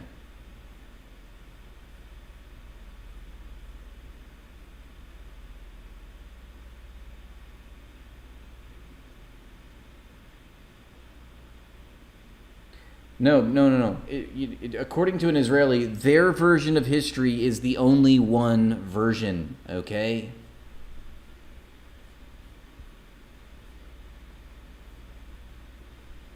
Is it a historical fact that David cut off 200 foreskins as a war trophy? Look, that's just typical chosen people stuff right there, okay?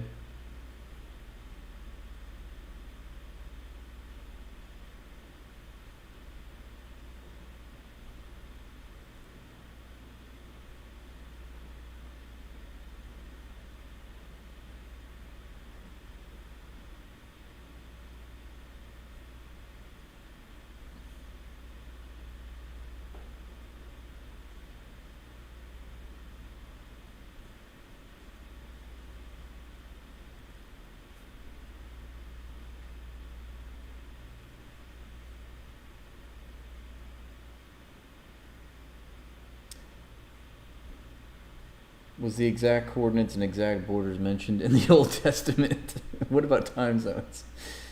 Yeah. It's weird that, like, you know, they've settled on this fact that it has to be the land of Palestine. It's written in the book. But they were also looking at Argentina and, you know, countries in Africa. Does anybody else know where the other places that the early Zionist leaders were looking to colonize? And then once they decided, well, no, you know what, we need to do it in Palestine, they're like, oh, well, it's, you know, Palestine's the only place it could be, obviously. Ethiopia and Uganda. Madagascar, right. Argentina. Yeah, the moment that you have to use God to justify your settler colony, you're cooked, okay? I don't think that's going to hold up in a court of law. Imagine a murderer, you know, going on a killing spree, and then he finally gets caught and he's brought to justice, and his alibi is, well, God told me to do it. It's like the son of Sam was like, yeah, the dog was possessed by a demon, and he told me to kill. Okay, well, you know, let's let the guy off then. Fuck, I mean, shit, he got us with the miracle book. He invoked the miracle book defense. We got nothing on him, guys. This is how unhinged the mind of an Israeli chode is. God told me to kill millions of indigenous people. You're cooked.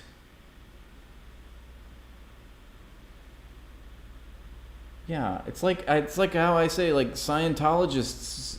It'd be like Scientologists saying, you know, our ancestral home is Uganda. All right, well then I guess you have the right to kill all the Ugandans, and that's your home. I mean, it's the same cult-like situation.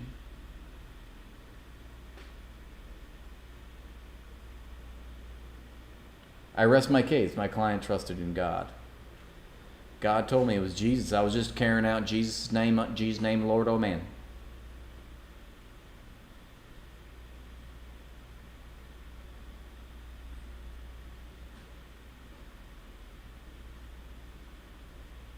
It's so funny that the one authority that you're invoking to this right to this land is the one person that we can't call or talk to. God. Scientologists are far better than Zionists because at least they didn't commit a genocide. At least they're not ethnically cleansing people. The people that join Scientology, like, do so, like, willingly and, like, actually pay money.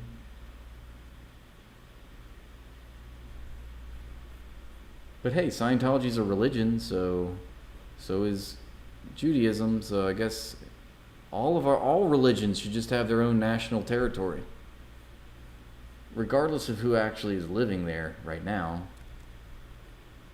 Like, if everyone behaved, if every country behaved like Israel, I think you would agree that the world would be not sustainable. It would have imploded and exploded 5 seconds ago. And yet, if every person behaved like Ted Bundy, the world would be a completely psychopathic place. Well, this is how Israel plays itself out on the world stage. History of Native American lands in the continental United States. Cool. Look at that.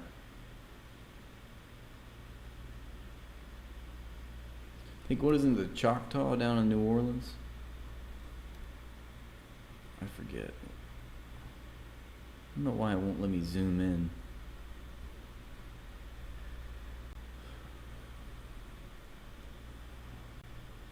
Oh, you can't see what I'm looking at. Whoops.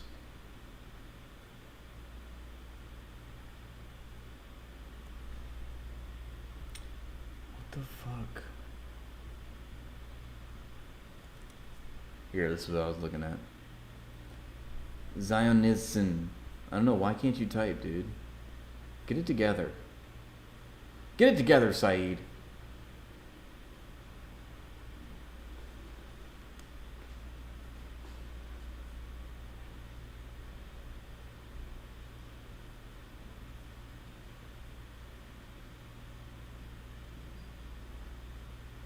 Okay, you will? All right, get some coffee. Thank you. I mean, I don't think that's much to ask, okay?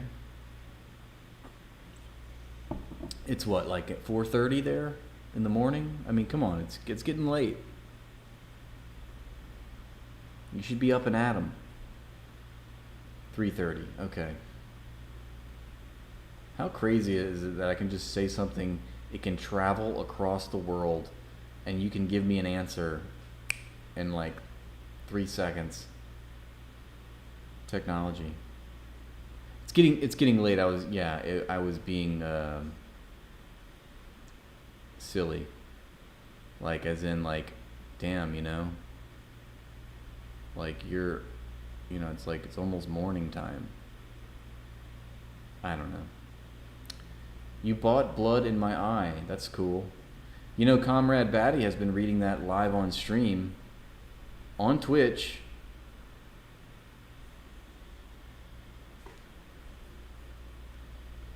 It's a really great book.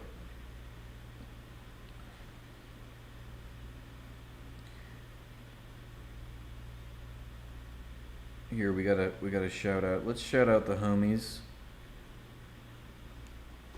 Follow Comrade Batty, who I just shouted out.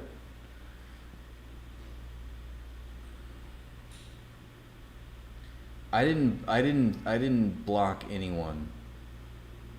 I think they just stopped talking.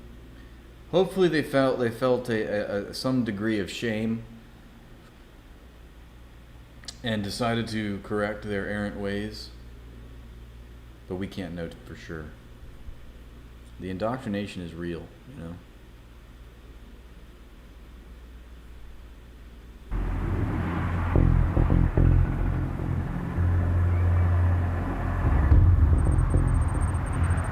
We are looking at the battlefield, and the weapons and ammunitions of it are very simple elements. They are trees, they are terraces, they are houses, they are cladding, they are barriers.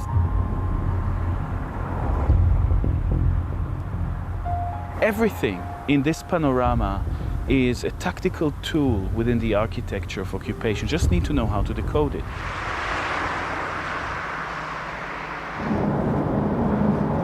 The first thing I want to show you is the neighborhood of Gilo.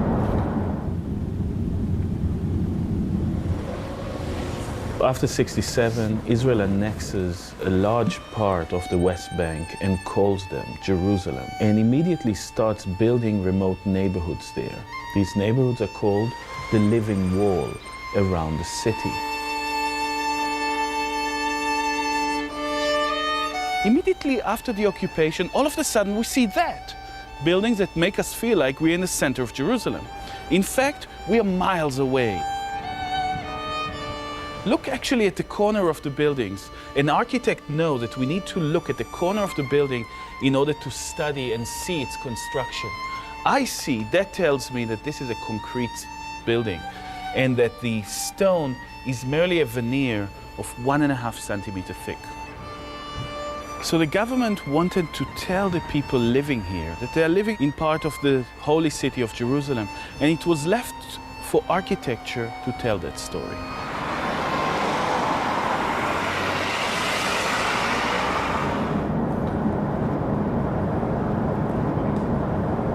The architectural principle of the Israeli occupation is a way of maintaining separation and exercising control. So this is the tunnel road, built in 1996, now called the Apartheid Road because they are roads that simply serve the Jewish communities, the Jewish colonies and settlements to the south of Jerusalem. We have a whole Jewish neighborhood overhead, and now we are driving over a Palestinian valley.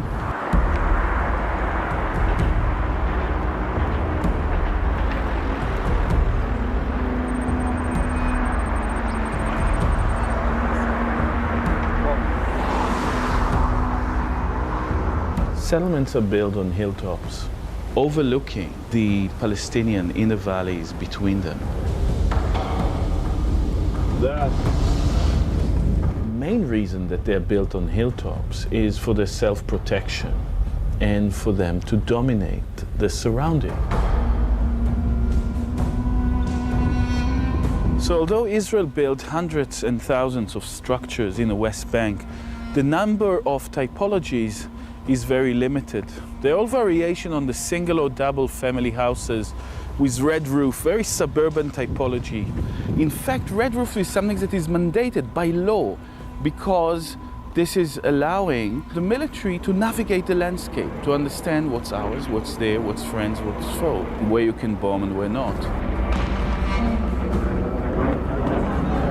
You'd enter the house through the inner circuit, and as you move through the house, you open towards the view. The house itself is like an optical instrument, and when it is laid in rings around the hilltop... Does that mean that Saeed is also smoking? Did Saeed start smoking in his 46th year? And is it this channel that's to blame? I need to know. Asking for a friend. It is like a suburban scale optical device that can survey the entire territory around it. No way. No way, no. איך? מה יש לכם פה? את כל העולם. בונים לכם, יבנו לכם פה גדר ממול הבית, זה יהרוס לכם את הנוף. עדיף לכם שלא יהיה גדר. לא יהיה. מה אתה אומר? אבל הרי באת לפה בשביל הנוף. באתי לפה בשביל הנוף, אבל כשאתה מתחיל לעשות שמיניות באוויר ולצאת מהעבודה באמצע ולהקפיץ את הילדים ולבקש שלא ייסעו באוטובוסים ושלם מוניות ולעשות הכל שיהיו לך 2 מכוניות למשל, כשאתה לא צריך 2 מכוניות. כל זה כדי שלא ייסעו באוטובוסים, וזה היה בתקופה שהאוטובוסים פה התפוצצו בירושלים.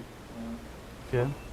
אני לא החלטתי לשים את הגדר הזאת, אבל אני מרגיש יותר בטוח מאז שהיא נמצאת שם. כן. When we think about borders, when we see even the wall, we imagine a single instrument that separates Israelis and Palestinians on 2 sides of a map.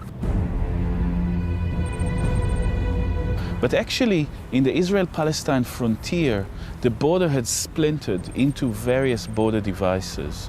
There are fences around the settlements, there are blockades around Palestinian cities, there are highways that operate as borders, there are checkpoints and sterile areas and all sort of other border devices that shrink and expand the terrain at will.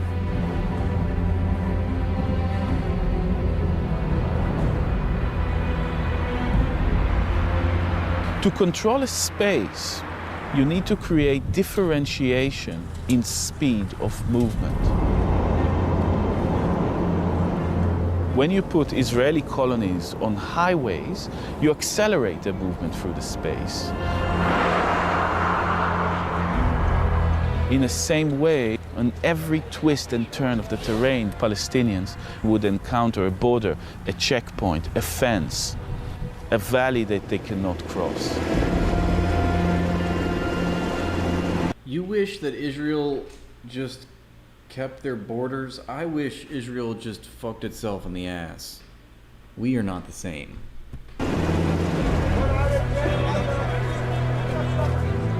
Sometimes you can read... Deep down I act like I'm okay, but really I want the destruction of Israel. Politics on the most mundane of architecture elements.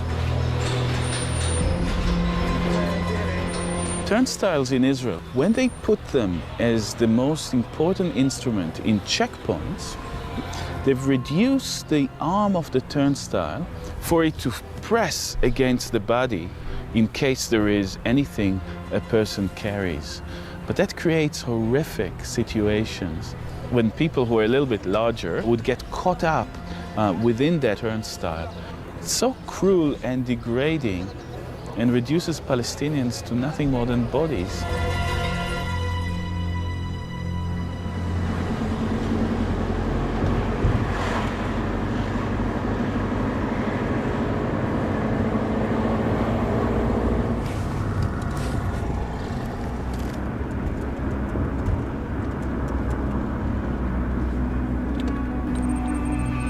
I really feel like if we zoomed out, like what's happening to the Palestinians is like a tumor on the body of Earth. It's like we have to eradicate the state of Israel if we're gonna ever have a future as a humanity, as a human race, you know. It's just, yeah, you see how, like you're saying, this is just completely, utterly dehumanizing. Isn't occupation justified if you drew borders? That's what the settler colonists tell us. So...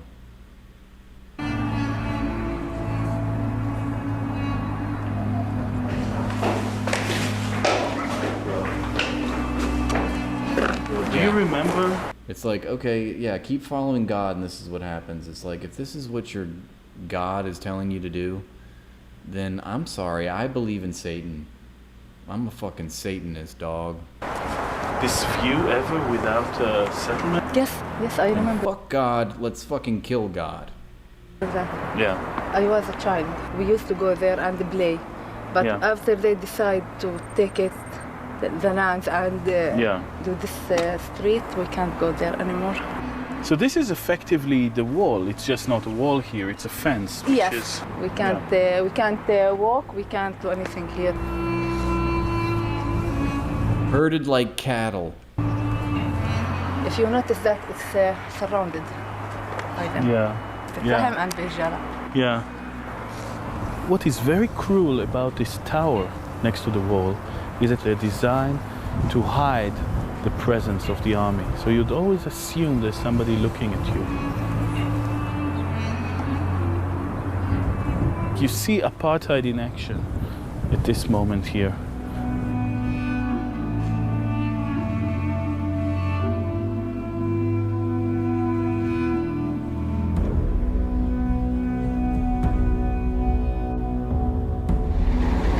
Mr. Satnav, get your metaphysical ass out of here. We don't want to listen to your fucking spiritual bullshit.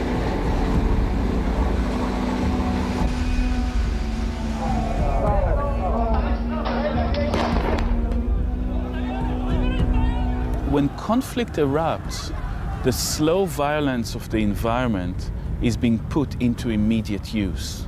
Israeli soldiers move down into Palestinian towns and villages from the settlements themselves. The checkpoint harden and nobody can move through. The border completes around them, and the entire territory springs into use.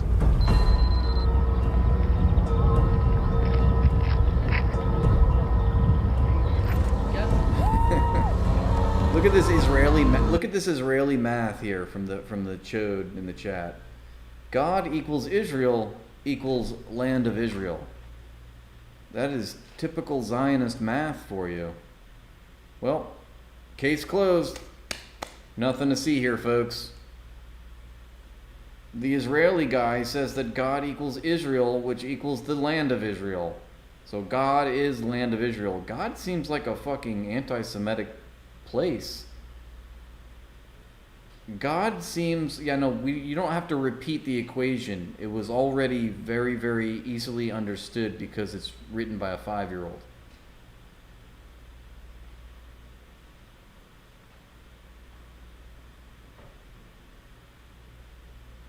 God of Israel equals real estate agent. Look, now he's just spamming the chat. He's coping so hard. He has to keep repeating the same comment over and over because he might not have an argument. Methinks he doesn't have a point.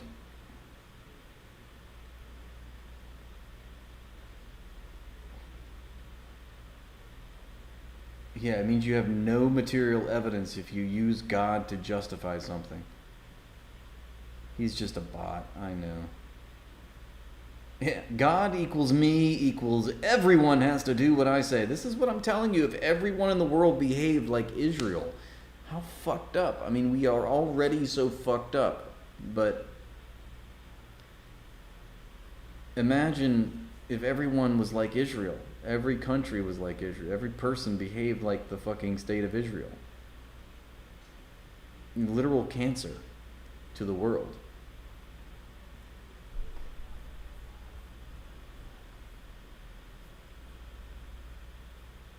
Israel is being destroyed as we speak. So by that rationale, God is being destroyed, God is insecure, God is fleeing from himself for fear of reprisals against the humans, which are growing restless.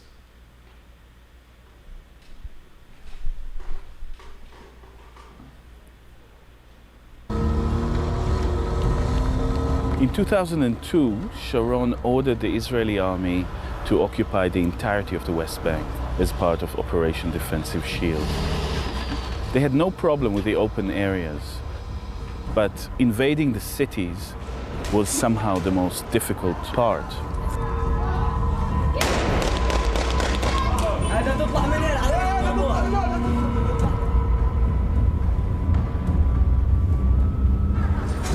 We're now at the heart of the Jenin refugee camp. This is Palestinian Ground Zero.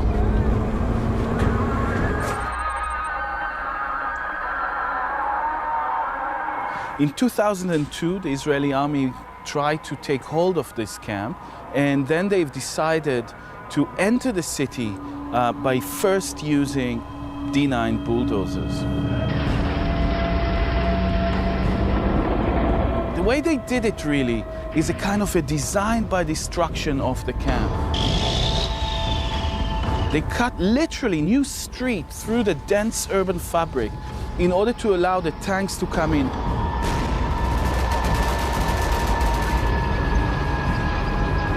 The resistance retreated into the core of the camp, and at the end of the battle, effectively the bulldozers collapsed the heart of the camp on those fighters.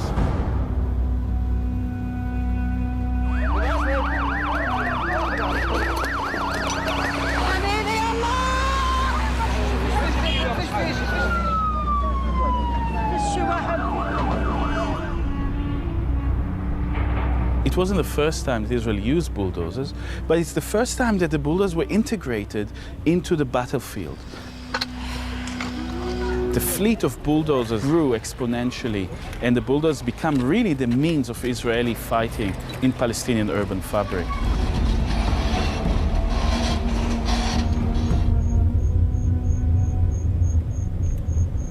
The April 2002 attack on Jenin and Nablus was the laboratory for the US to think about the urban warfare in Iraq. And we're also training in Israeli training sites, it's kind of mock-up Arab cities that were built in a desert in the south.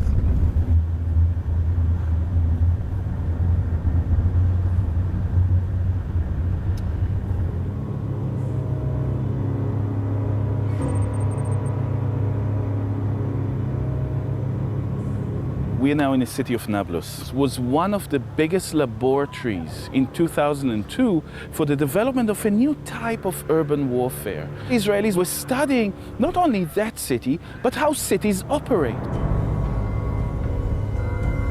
They understood in order to occupy the city, they need to invent and move in a city in a different manner. I started to study those tactics, which I thought were very architectural.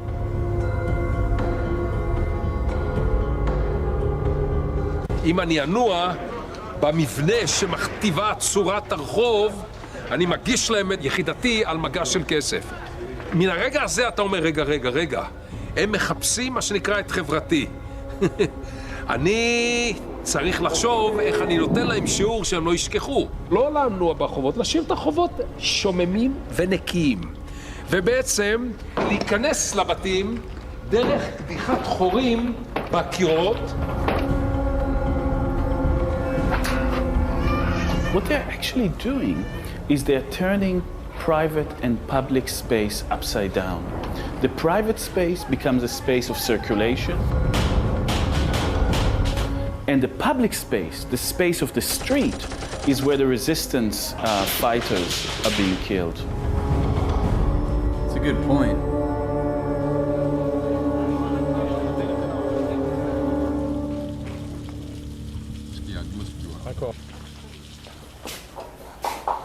Hello. Please come in. Can I? Nasir Arafat is a Palestinian architect that lived through the Israeli invasion and is still in charge 11 years later on the ongoing project of reconstructing the city. So that was the first invasion. You know, Mr. Sat, you bring up a good point. It's radicalizing you. I mean, think about exactly how the Palestinians might feel. Do you think they needed any radicalization from Hamas? You know, the most radicalizing element in the Gaza Strip, in the West Bank, in Palestine, is Israel. Area, and then the troops came in and they surrounded the old city, and this is where the main destruction took place. هذا محل الكهرباء. هذا محل الجماعة هذا اللي ورانا. وهون باب الكنيسة. Going through the old city at that time. IDF, exactly. IDF is the best recruiter for Hamas. Is like going through an earthquake where everything around you is demolished. The streets were full of... Yeah, exactly. And I know I made fun of that guy, but he had a good point when he was talking about...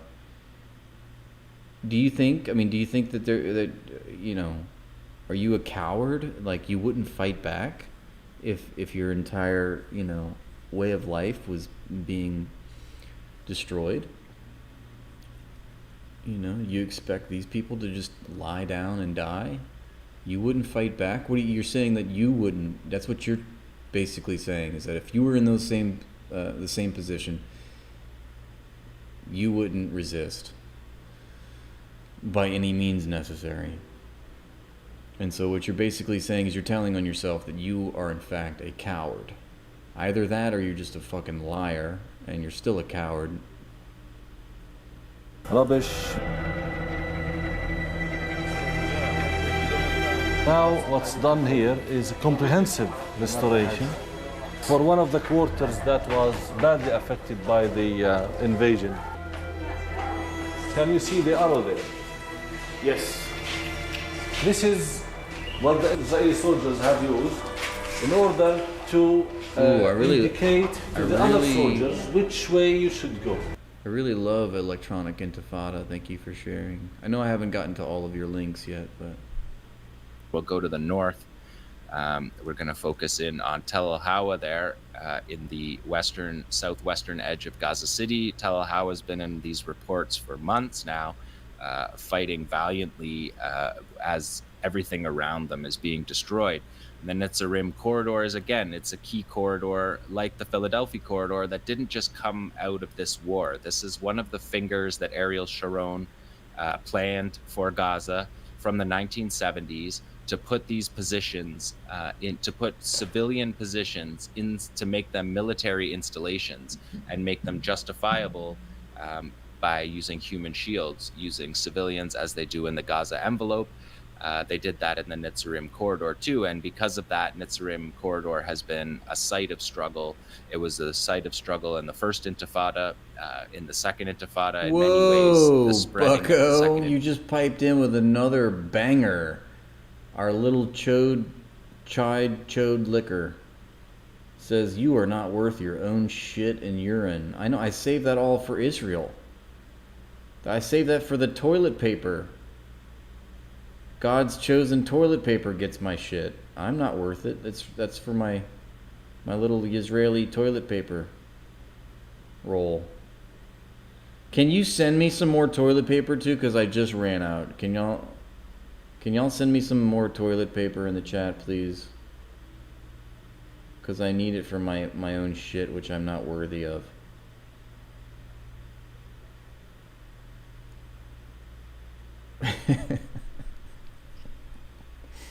Cries.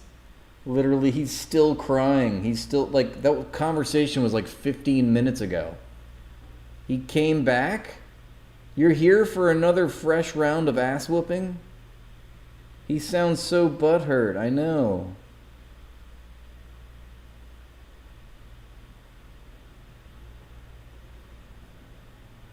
I really do think it's a bot, though. It's gotta be.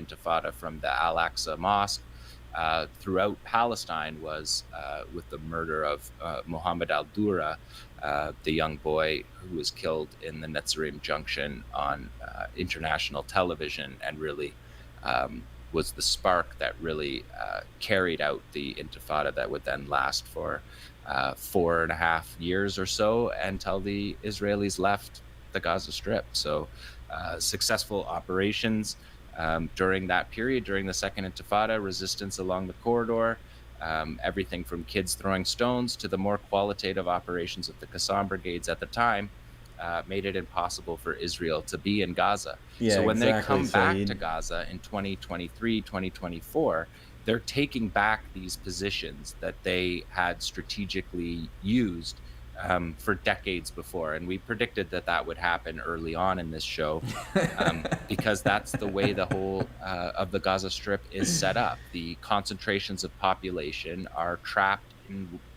in between what used to be Israeli settlements, and those settlements cut off each area of Gaza and made it more manageable for military operations. And that's what we're seeing now, why the Israelis don't want to leave the corridors in these ceasefire negotiations, because they want to divide up the Gaza Strip. And in the face of the defeat that they are experiencing here, to hold on to these two pieces of territory so that they can continue the war indefinitely is their plan. As we know, the ceasefire negotiations critically involve a clause to resume the war. So not really ceasefire negotiations at all. So this is in the Netzarim corridor. I wanted to set this operation up because this is an operation by Qassam number 10 here tomorrow, behind enemy lines. Fighters were able to penetrate into the corridor. We see them. This is the editing of these videos, which is another thing that's improved throughout this war. They're making incredible video edits here. They have a sizzle reel that starts this operation, which is the Corridor of Death operation. They're showing here the Al-Bara Mosque. We remember the Al-Bara Mosque 5-stage ambush from a week or two ago. And it's saying on the screen that a group of 4 fighters was able to enter the Netzarim axis, in which dozens of soldiers were present. They raided an enemy force, detonated 2 anti-personnel explosives versus 2 jeeps. And so these fighters are able to get behind enemy lines here. We haven't seen an operation of this type, but this is the kind of operation that they'll expect if they hold in these corridors, just like in 2004 in the Philadelphia corridor. The operations in the Philadelphia corridor develop the longer the Israelis are there. So the Netzarim is the northern corridor. And it's key to note here that these are new recruits. The fighter's going to tell us right here. He says, we are the Qassam Brigade's 2024 recruits. The recruiting class of 2024 will be a horror for the entity, something unlike they've never seen before. Today we dedicate this operation to the soul of our martyr Ismail Haniyeh and the soul of all of our martyrs. So that's a fighter who was not in Qassam until this year. These 4 fighters, it seems, are new recruits carrying out this operation, which is a devastating operation, psychologically devastating operation for the Israelis, because you can see here they're targeting a supply route that the Israelis feel very comfortable on. We see the fighters here wiring up the 2 anti-personnel devices, the television and the radia that Qassam built. Anti-personnel improvised explosive devices. You can see the fighters setting it up here. So they're on this supply corridor that the Israelis feel so comfortable at this point on this corridor that they're driving in soft-skinned vehicles. We saw that truck there. We're going to see jeeps be targeted, as you saw from the sizzle reel, and you can see a pickup truck in the middle. So there's the 2 explosive devices ready to meet this convoy. These 2 jeeps here, these 2 Hummers, are going to be the target of it. And we have a spotter in the window and the fighters in a separate building. So we have 4 fighters in 2 buildings spread out, 1 camera person right in the front to capture that operation, detonated expertly. This operation was carried out extremely well. So for the fact that they're including new recruits, I mean, I think there's a lot to say about that. But to carry out an operation of this style and quality, the Israelis admitted 2 dead, one in each of these 2 jeeps that were hit, that we're seeing here. the use of new recruits is something that, of course, we expect. Yeah, maybe don't go fucking fighting on occupied territory, you dumb fucks. There's an entire generation of youth watching these fighters in their minds heroically defend their homeland, and people want to join, people want to fight, and people who aren't teenagers, who are not in the Qassam brigades before and have had their lives wiped out, their jobs destroyed, their families killed, living in tents. Of course there's going to be recruits there's going to be more recruits than fighters lost by an order of magnitude, which is something we've expected all along. But to see this in this way in the Netzarim corridor with a qualitative operation like this is just very significant operation. You can see the Israelis, again, they get a free pass on their wounded soldiers. The Prophet says not to attack wounded soldiers, and wounded soldiers do not get attacked. Let's look at it one more time tomorrow because it's such an excellent operation. Yeah, let's do it again. You can see it starts here with Play the the sizzle hits. reel, so the editing is impressive. You can see the multi-stage use of the corridor supply route. You can see an attack helicopter in the air. We're going to see tactical drone footage again being used here. If we look on this, I'm going to pay more attention to these triangles that they're showing you, because they're showing you important things. The University College of Applied Sciences, the engineering university, is going to be shown here. They're up on the left, and you can see it's just wasted, which is just really devastating to see these universities when you see them in this way. So you can see the ambush zone there and the supply route from drones. So tactical deployment of drones consistently, which is something that has been increasing as the war has gone on. We didn't see that too much early on in the war, but lately, in the last couple of months, we're seeing tactical... That's right. It's bravery unmatched because they've already experienced everything. What else can you throw at these people? Drone deployments. They got nothing to lose. All of these crucial ambush operations that are being planned. So this is footage of fighters getting behind enemy lines here. And that's, again, is the fighter saying that he is a new recruit. And they put that cut into the video. And there's, I think, maybe in the discussion we could talk about that, what it says that they did that, because they obviously choose to let people know this. They choose to let the Israelis know. And this is their way of communicating with the world. So they could have left that detail out, that they were new recruits, because there's nothing in this operation that would indicate they're new recruits. They're skillful fighters. But you can see the type of vehicles on this supply route. To choose this supply route is a qualitative operation. The Netzarim corridor is under standoff fire, rocket and artillery, mortars constantly. But this is the first time we've seen fighters penetrate into the corridor. And as long as the Israelis stay in this corridor, this is the type of operations that they're going to be They rigging charges? Subjected to.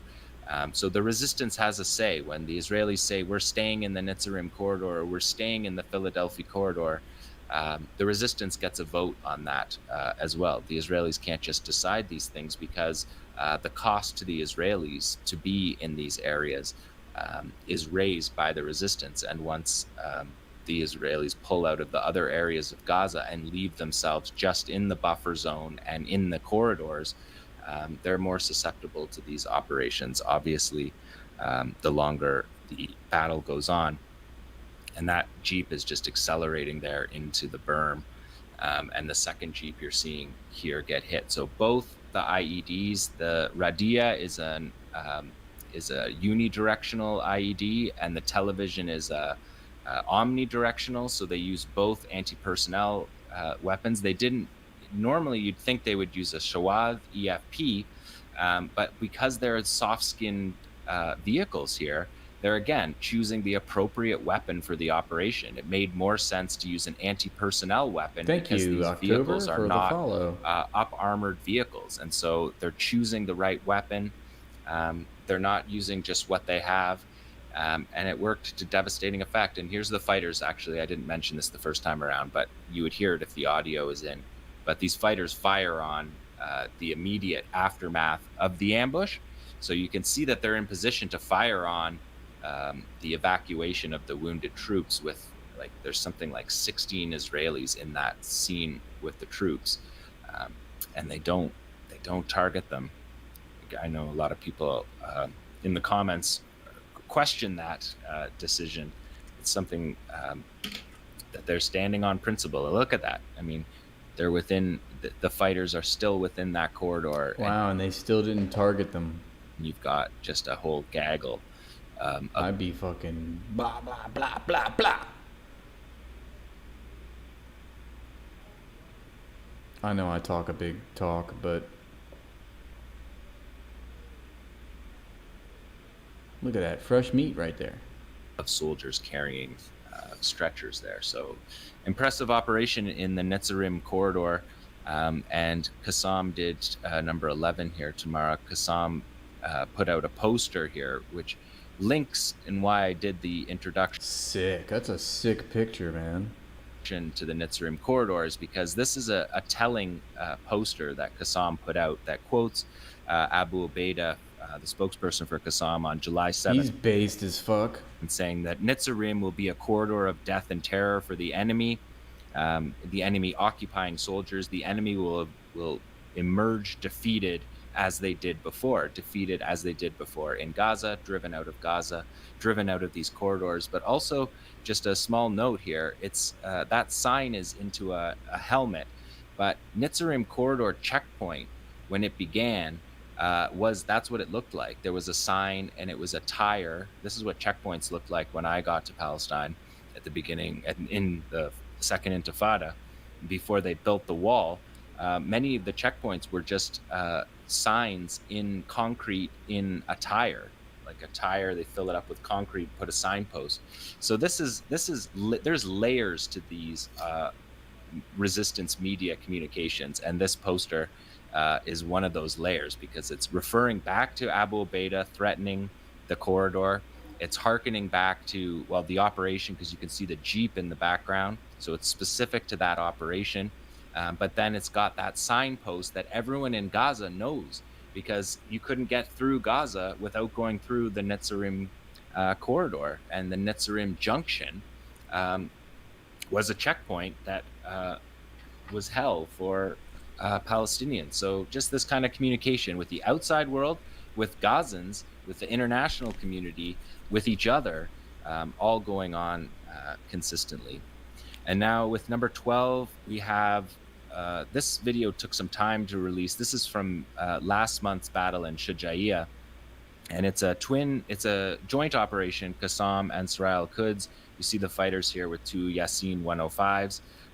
They're talking about the operation as they're loading up and heading out. You're going to see two armored vehicles, and this is going to be a twin strike. These fighters are both going to fire at the same time and fire accurately at the same time.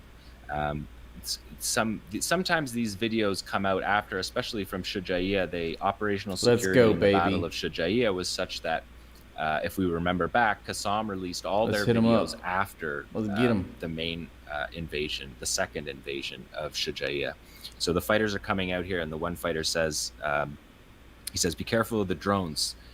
He says, "Stay near the wall. Be careful of the drones." Dude, it's like a fucking video game, man. Be careful of the drones. The first fighter is going to pop out and fire, and you can see the two armored vehicles right there. Huh?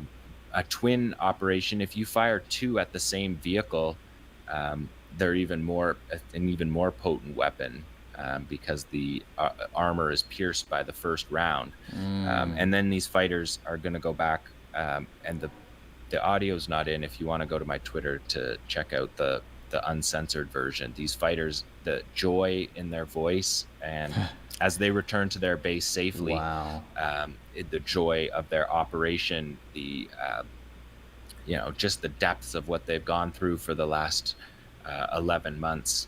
It just oozes out when they carry out this operation, as they both drop to the floor, crying and praying. It's just a really potent video here that came from Shujaiya, from last month that I just wanted to bring to show. Shujaiya was like the site of a now famous massacre. Of course, now every Palestinian town has got its fucking horror story, but yeah, what I know Shujaiya. We read about it. I'm hazy on the details, but I know that there was some fucking Israeli atrocity that happened there. They released it this week. It's not from July. They released that video this week, but it's from the battle in July. So that is the Gaza Strip resistance report. Wow. I really like Electronic Intifada. Thank you, Saeed, for sharing that. They are so based. I love that they're covering... It's like the New York Times is to the IDF what the Electronic Intifada is to Hamas. Giving us that actual fucking facts on the ground, the other side.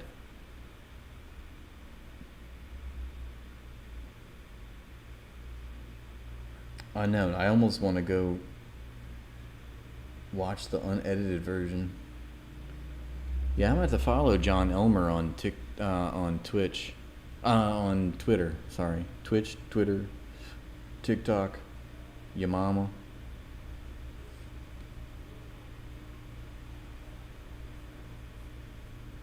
Your mama and him.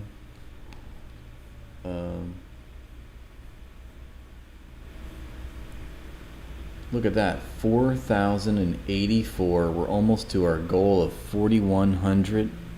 Can you dig it? Can you dig? Can everyone smell what I'm stepping in? I need to know. We're taking over, okay?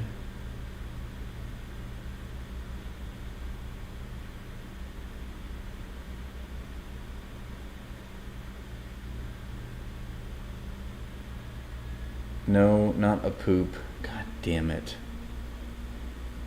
It's like, you don't fucking talk back to me like that in the chat, okay? I'm your host. I'm your fucking host, dude. I have not had my fill of Zionist tears. I need more. Okay? It's an expression, Ori. You don't talk back to me. I'm your teacher, okay? Why do you guys, what, you don't understand that, like, I'm fucking serious. Fuck.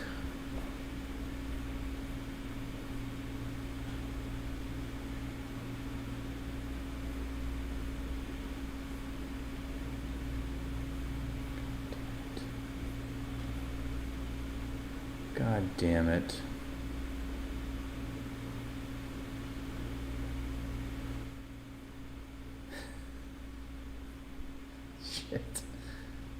Oh my god, botched. Oh my god, I botched this.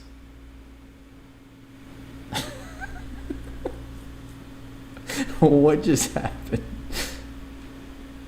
What just happened?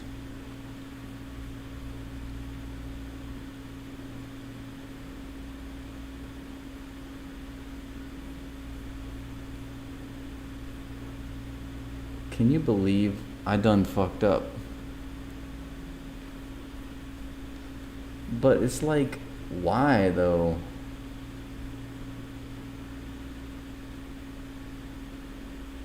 Like, it doesn't make any sense.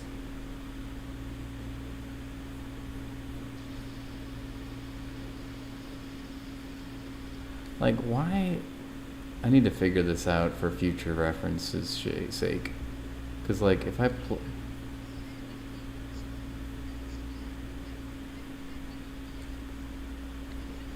الناس موجودين بالشارع بكثرة لأن والله الدنيا صيف وإجازات فهتسمع إجابات كثير حلوة ومتنوعة من كل الأعمار.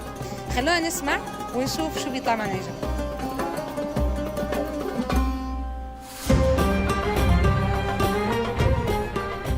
الأكل طبعا أول حاجة. للأكل مثلا. الأكل. بيعملوا أكلات زاكية. وأكلنا كتير زاكي.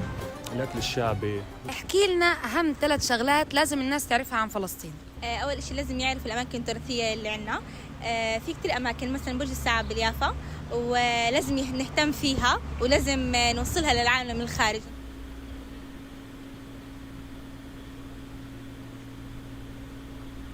من بعض المدن أو الأماكن الأثرية المهمة على فلسطين على سبيل المثال إن العاصمة اللي هي القدس.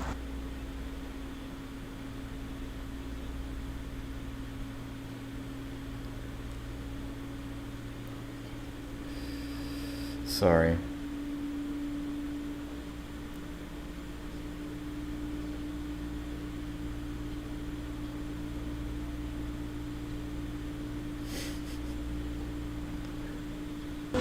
الأكل أكلها زاكي وكمان ممكن تلاقيه مرتبط بالإيش إحنا بنزرع أو إيش بننتج، زي مثلا المسخن هي الأكلة المشهورة بفلسطين، بتلاقي يعني أهم مكون فيها زيت الزيتون. هاي من الأشياء اللي إحنا بننتجها وبنزرعها. لازم يتعرف على الأماكن يعني العامة، البحر كذلك زي هيك، آثار كيف في آثار في البلد، مطاعم زي هيك.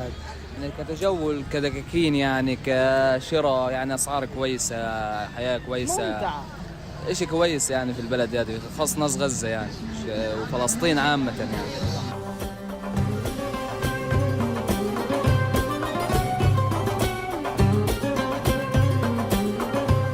This guy is still here. He's still here, coping. Should we just ban him? Should we just ban this motherfucker?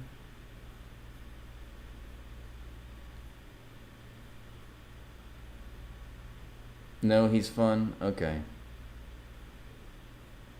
Nobody knows what he's saying, though. He's speaking in that baby gibberish language. Why do Israelis always type out screed like this?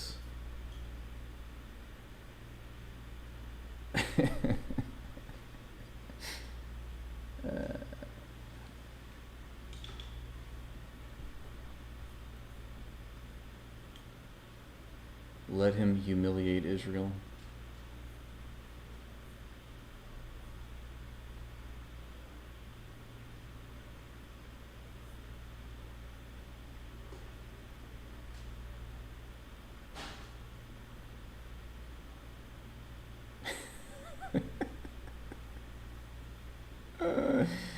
Alright, we'll keep him as a pet. That's fine. That's fine. If that's what you guys want. You know, it's been put to a vote.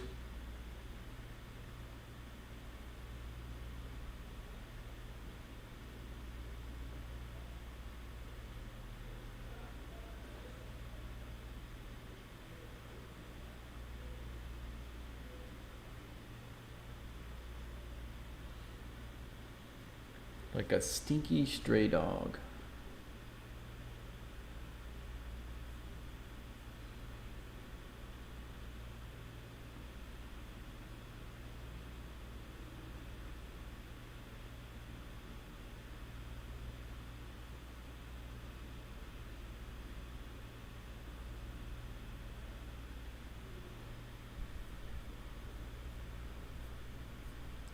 Talk to him in Klingon. That could work. I know, I feel like they're, as far as pets go, he's not the best. Because there's usually better trolls. But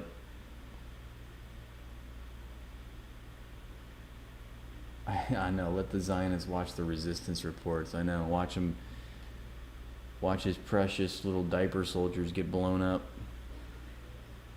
Oh no, anyway,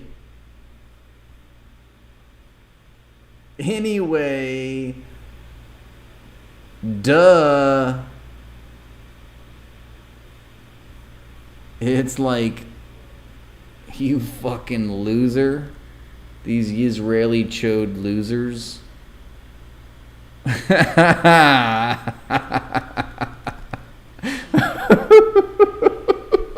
I love it. I love it so much. FBI, open up!